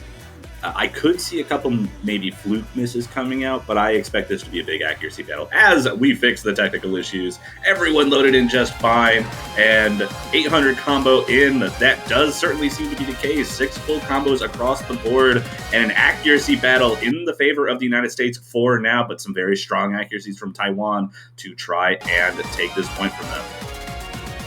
Yeah, 4,000 points separating the two teams just based off the accuracy alone. And right now it really is just Holosun and Nepigen showing up and out in comparison to their Taiwanese counterparts, Shice and Alec on the other side. Lagging a little bit behind in comparison to Shice finding the drop for the Taiwanese going into the break. Arguably one of the worst times to find a drop. The break section halfway through the map going to give the United States some free time to begin really building up the score lead. Already about 10,000 points.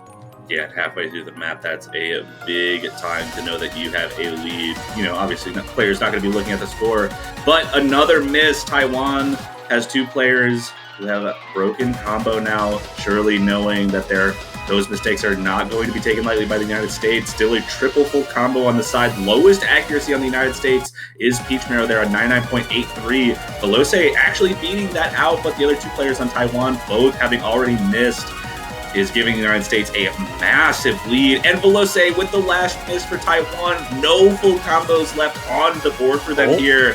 Client miss. Oh, my bad. Not a third full combo drop, but still. There is another combo drop from Alec at the end of that pattern there, despite no misses. No trade misses from the United States. And even with that first miss from Velose being a client drop, it is not going to be enough to give them any kind of lead for the United States as they take their own pick in dominant fashion.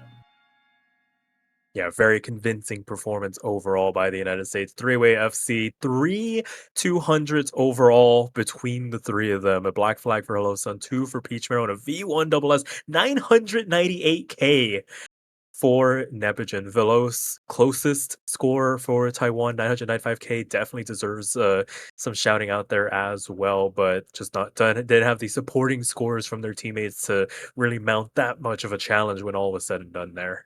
Yeah, right in the mix of the scores of the United States, but both of his backup players, Shice and Alec, not able to really bring up to the task, but that was the United States' pick.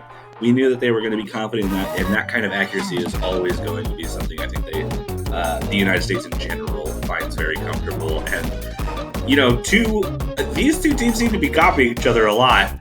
We've gotten a double LM Protect, a double Rice ban, and then a double Hybrid first pick overall for both teams here. Hybrid 3 coming out. Yeah, some mutual handshaking agreements going on here, but to be fair, now we get into the actual picks, and I mean, I've seen this pick get targeted with bans already this weekend. There's something about it that really makes teams want to shy away from it, so Taiwan deliberately picking into it? I'm not too sure about it. I stand to be proven wrong, as always, but I imagine the same 3 folks for the United States, Holosun, Nep, and Peach Marrow, going to be staying in for this. And if they perform on this as consistently as it did Hybrid 1, this could spell trouble for Taiwan very quickly as Jackie checks in for them here. Yeah, it's an interesting pick, certainly. It starts to put into perspective kind of where the mindset of this Taiwanese team has to be. And, you know, you mentioned a lot of teams specifically banning this map. I've not seen a whole lot of teams picking this, like on top of the fact that it's getting banned a few times. It's been a relatively unpopular pick, and I think Taiwan wants to use that fact where it's a little awkward to play, it's a little difficult to be consistent on, and try to use that as a weapon towards the United States, because that inconsistency can be the door in for them to start taking some advantage if the United States does find a few misses. Absolutely, and with the short time frame of this chart in general, misses really do get amplified. Like singular misses can spell like what 7 to 10,000 points if you're not too careful. So gonna be interesting to see how the United States reacts to it. But I mean, the onus falls on Taiwan to perform on it. You don't want to give that first break point away this early on in a match. So good luck to all 6 players. We're into the second map of this best of 9, much more smoothly than the first. Can't say it yet. Hold on. One way or another, we can't talk about something. First mirror appearance with a clean load in, like you mentioned. First appearance of Mirror in this match. Pierce Miro on the United States taking that Mirror mod for this pick in particular, potentially highlighting the awkwardness and need to kind of mirror the notes there but either get rid of a mind block or make it a little more comfortable, but shows some level of discomfort from at least one player in the United States for this. Yeah, if there is any discomfort, they're very much not showing it at the moment. Already pulling ahead by about 4,000 points through this introduction into the second quarter of the map. Same order of business for them. 99.8 being the floor for the United States for the moment in terms of overall team accuracy. Meanwhile, Taiwan, all 3 FCs still left on the board here going into the second third. Jackie falling a little bit behind in terms of overall performance levels, but I mean, sometimes you just gotta combo your way through it. Hope you find some misses on the other side. Maybe that was what they were banking on, but the United States not giving them an inch as they only grow this lead. 8,000 points now with half the map left to go here. Yeah, but 8,000 points, not a huge lead, certainly within range, especially with all 3 Taiwanese players holding on to the full combo for the time being.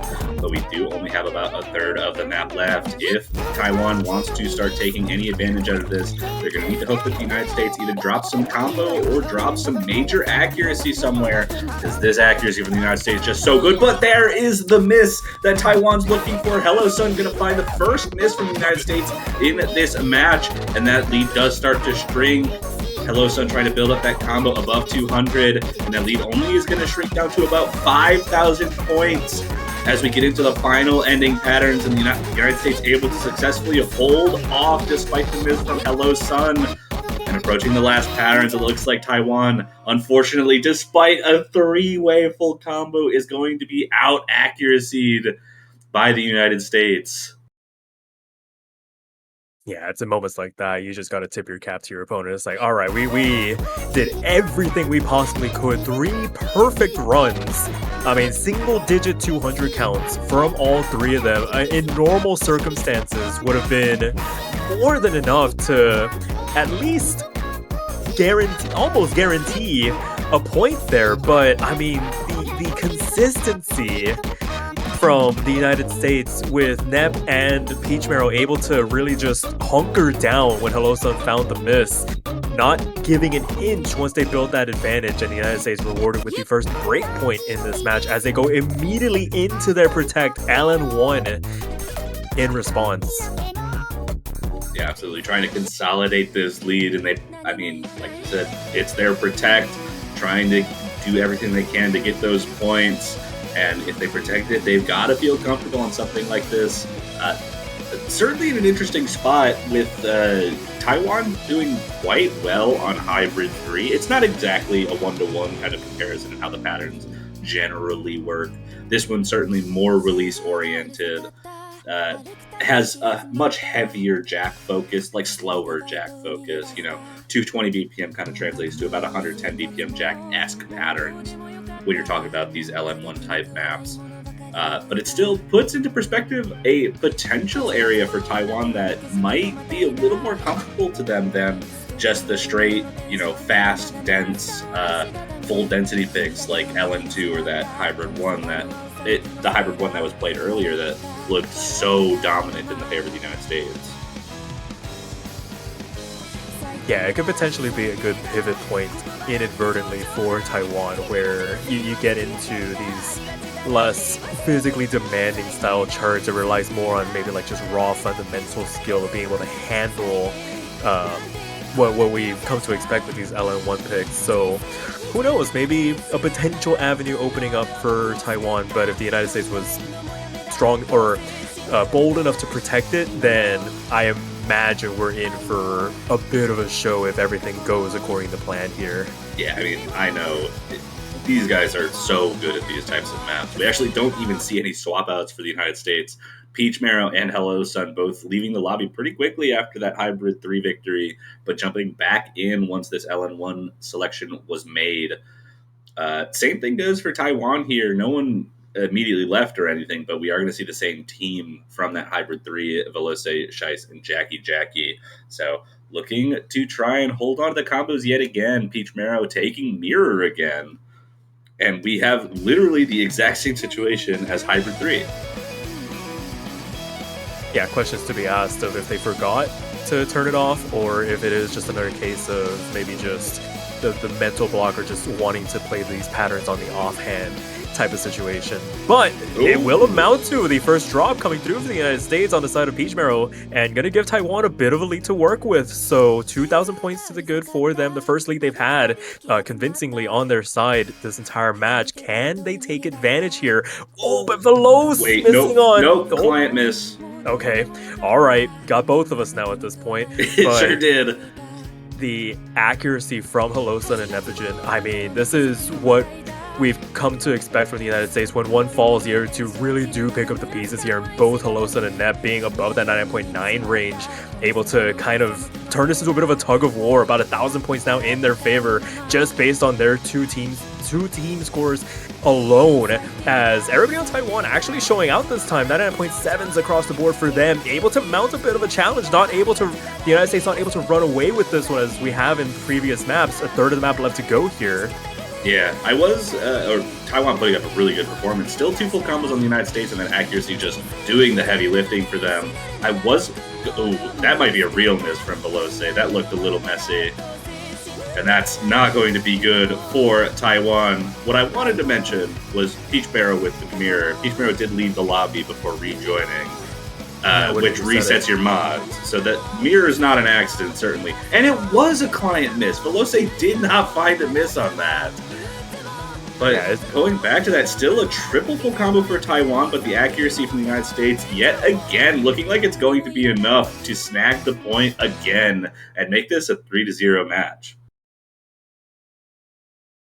Yeah, there's just levels to these performances, man. It's a near 2-digit 300 count for Nep, the Black Flag performance from them, stealing the V1SS. Same thing for Hello Sun. I mean, there's not much you can do in those instances. Shice and Veloce pulling out the 990Ks. Jackie not too far behind in their own right, 986K. But these scores from gross. These scores from Taiwan are disgusting. I need to mention that. Like, they are really, really good. 18th seed, by the way. 18th seed, by the way. But what are you doing against... What can you do against a team that's getting 997s? And the trend continues. They're just picking the same mods. So, wait, hold on. Yeah, well, this is their Protect. I should have remembered that. This is Taiwan's Protect. So they're going to go with that, going to stick around there. I imagine they're going to have the same team. So we might not see a whole lot of names in this match if things continue to go this way for the United States. This match brought to you by the number 2. If you're keeping track, everything has led to that number. I mean, the United States number 2 seed. We have had 2 bans in the same category, 2 protects in the same category, 2 picks in the same category each time. And the trend has continued twice. The only thing that's different is the fact the United States is leading 3-0 in this match.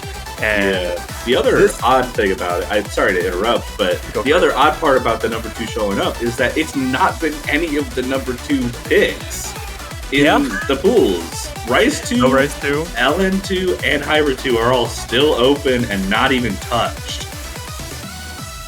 They're doing this on purpose. They're leaving all the number. They're respecting the number 2 enough not to pick it. Something. I'm grasping at straws here, but this very much feels like a potential last stand from Taiwan. This being their Protect. You imagine this is the map they're the most comfortable with. If they can't win this, then going back on the United States pick with a potential match point on the horizon, not a position I'd want to be in to start a match off, but alas, here's where we stand. Can Taiwan find their first point in this match, or will the United States make it a 4-0 here? Yeah, absolutely. a very important pick for Taiwan here. It puts them in a position where they just have to win something. They can give themselves another pick in this match by winning this or the next pick, to be fair. But this is the only one that they have full control over. And if they're able to take this, that would be big. A client miss from Velose is going to maintain the full combo for Taiwan. That lead was only about 2,000 points. And I do not know if that lead is real right now. Looks like it's shrinking just a little bit, but about 4,000 points is an expectation, with the United States just having some crazy accuracies, just a little lower than the other maps so far. Nepogen usually would be holding around 99.95 up to this point, but dropped down a little bit to Earth at the 99.9 right now. Difference maker, I think, right now is just the accuracy being a little bit behind for Jackie, around the 99.6 range, but still a 6-way full combo across the board. Yeah, very impressive runs overall. I mean, there's very little Taiwan has done wrong in this match overall. They have managed to put together those performances that we talk about of like, hey, you just put 3 FCs together. Yes, they have.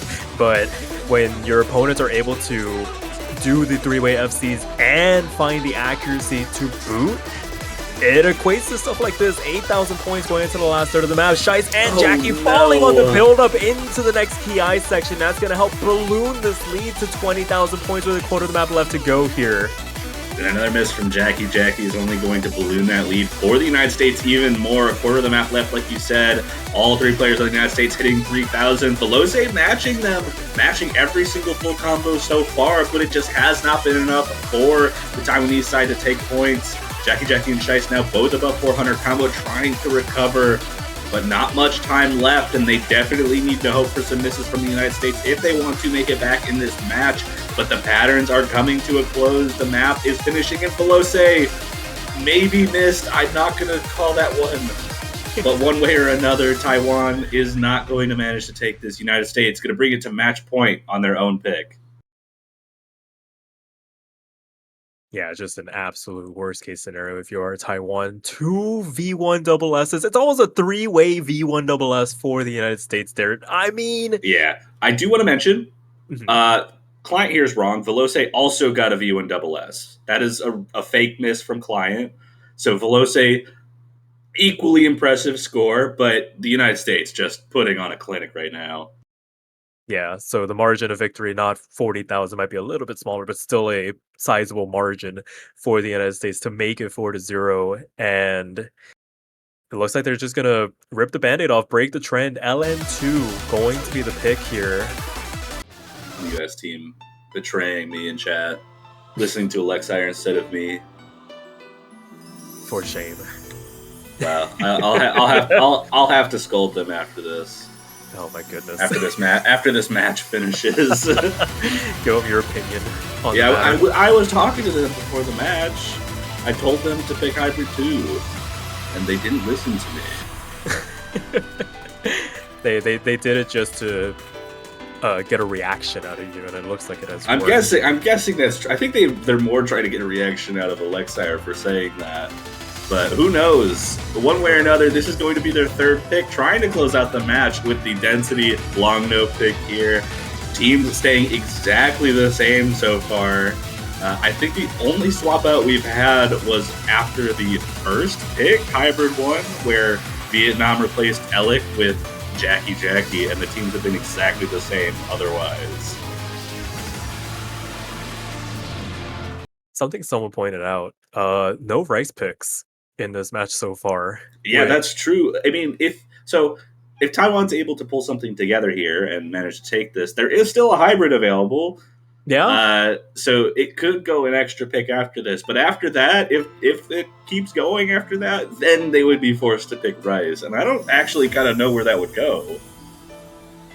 Yeah, they're legally obligated to pick Rice at that point. But, I mean, that's a conversation for way later. Taiwan still needs to notch their first point on the board, and it needs to be a break point of all things to stop the United States from overall just winning this match, going into these first structures, and everybody makes it through relatively unscathed, well on course to make it to that 400 combo cap. All 6 FCs still intact here. United States only about 2,000 points if we take stock of the situation. Everybody within... That's a client. That's 100% a client miss. I don't believe it. We'll wait to see what happens. Yeah. But for right now, there it is. It's back. Well called. So basically, anything Veloz happens, we'll say with a grain of salt. If Veloz misses, it's a client miss. That dude's too good to miss. Yeah, they've been the standout performer for Taiwan so far, being able to kind of match the intensity the United States has brought to the table here to basically put their name in and amongst the scores from the United States as things stand. But with half the map still left to go here, I mean, this is about as close as Taiwan has gotten in a while to try and take one of these picks. 6,000 points, still the deficit for them to try and overcome, but that's just a singular miss, but... That's a client miss. No misses so far.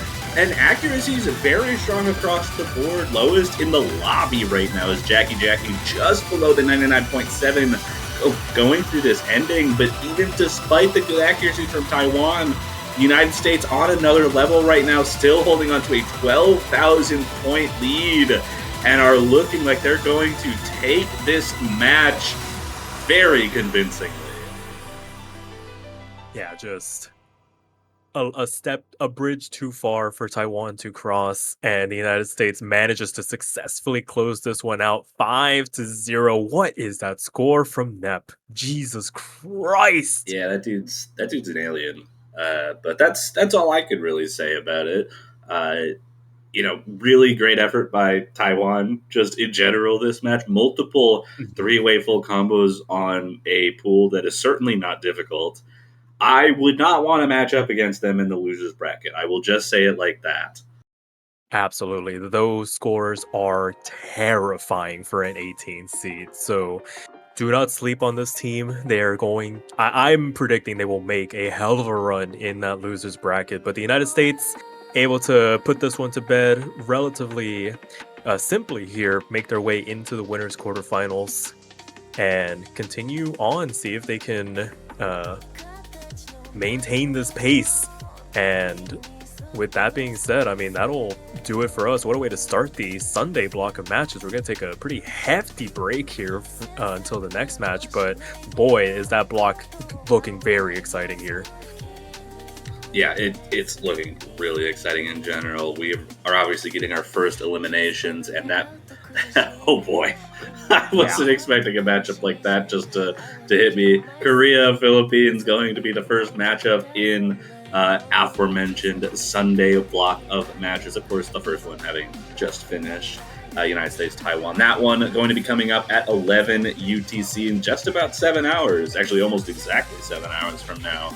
So you will not want to miss that. But before we go, I just have a question for you, Sparky. And that question is like, how can I support these teams? I really want to support Taiwan going on through the rest of the tournament.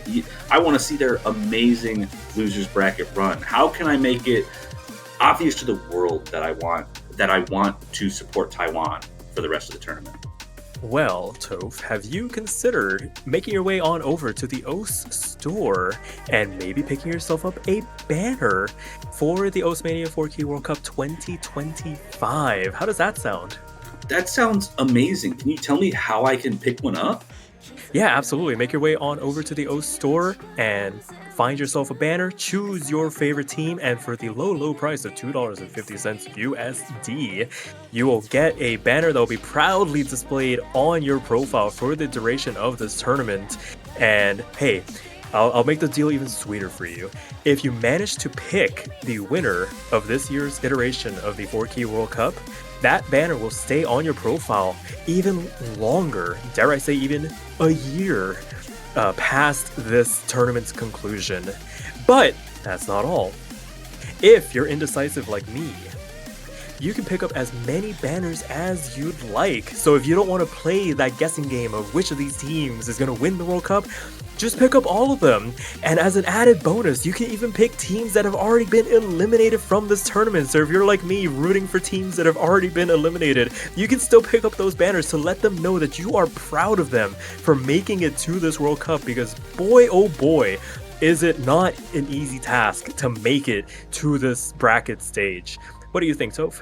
That sounds wonderful. I am going to be rushing over to the Osu store and picking up my banner for probably Taiwan and the United States because I just love both of those teams so much. But what an exciting matchup. We just got to see Taiwan showing that they are not messing around when it comes to this tournament, and I'm hoping to see them do some great things in the losers bracket. United States showing their just historical strength, moving on to the winners to winners quarterfinals. And we'll have, like you said, a hefty break while we wait for the start of our next block of matches, starting with Korea, Philippines in just about 7 hours. We'll see you guys then. Take care, y'all.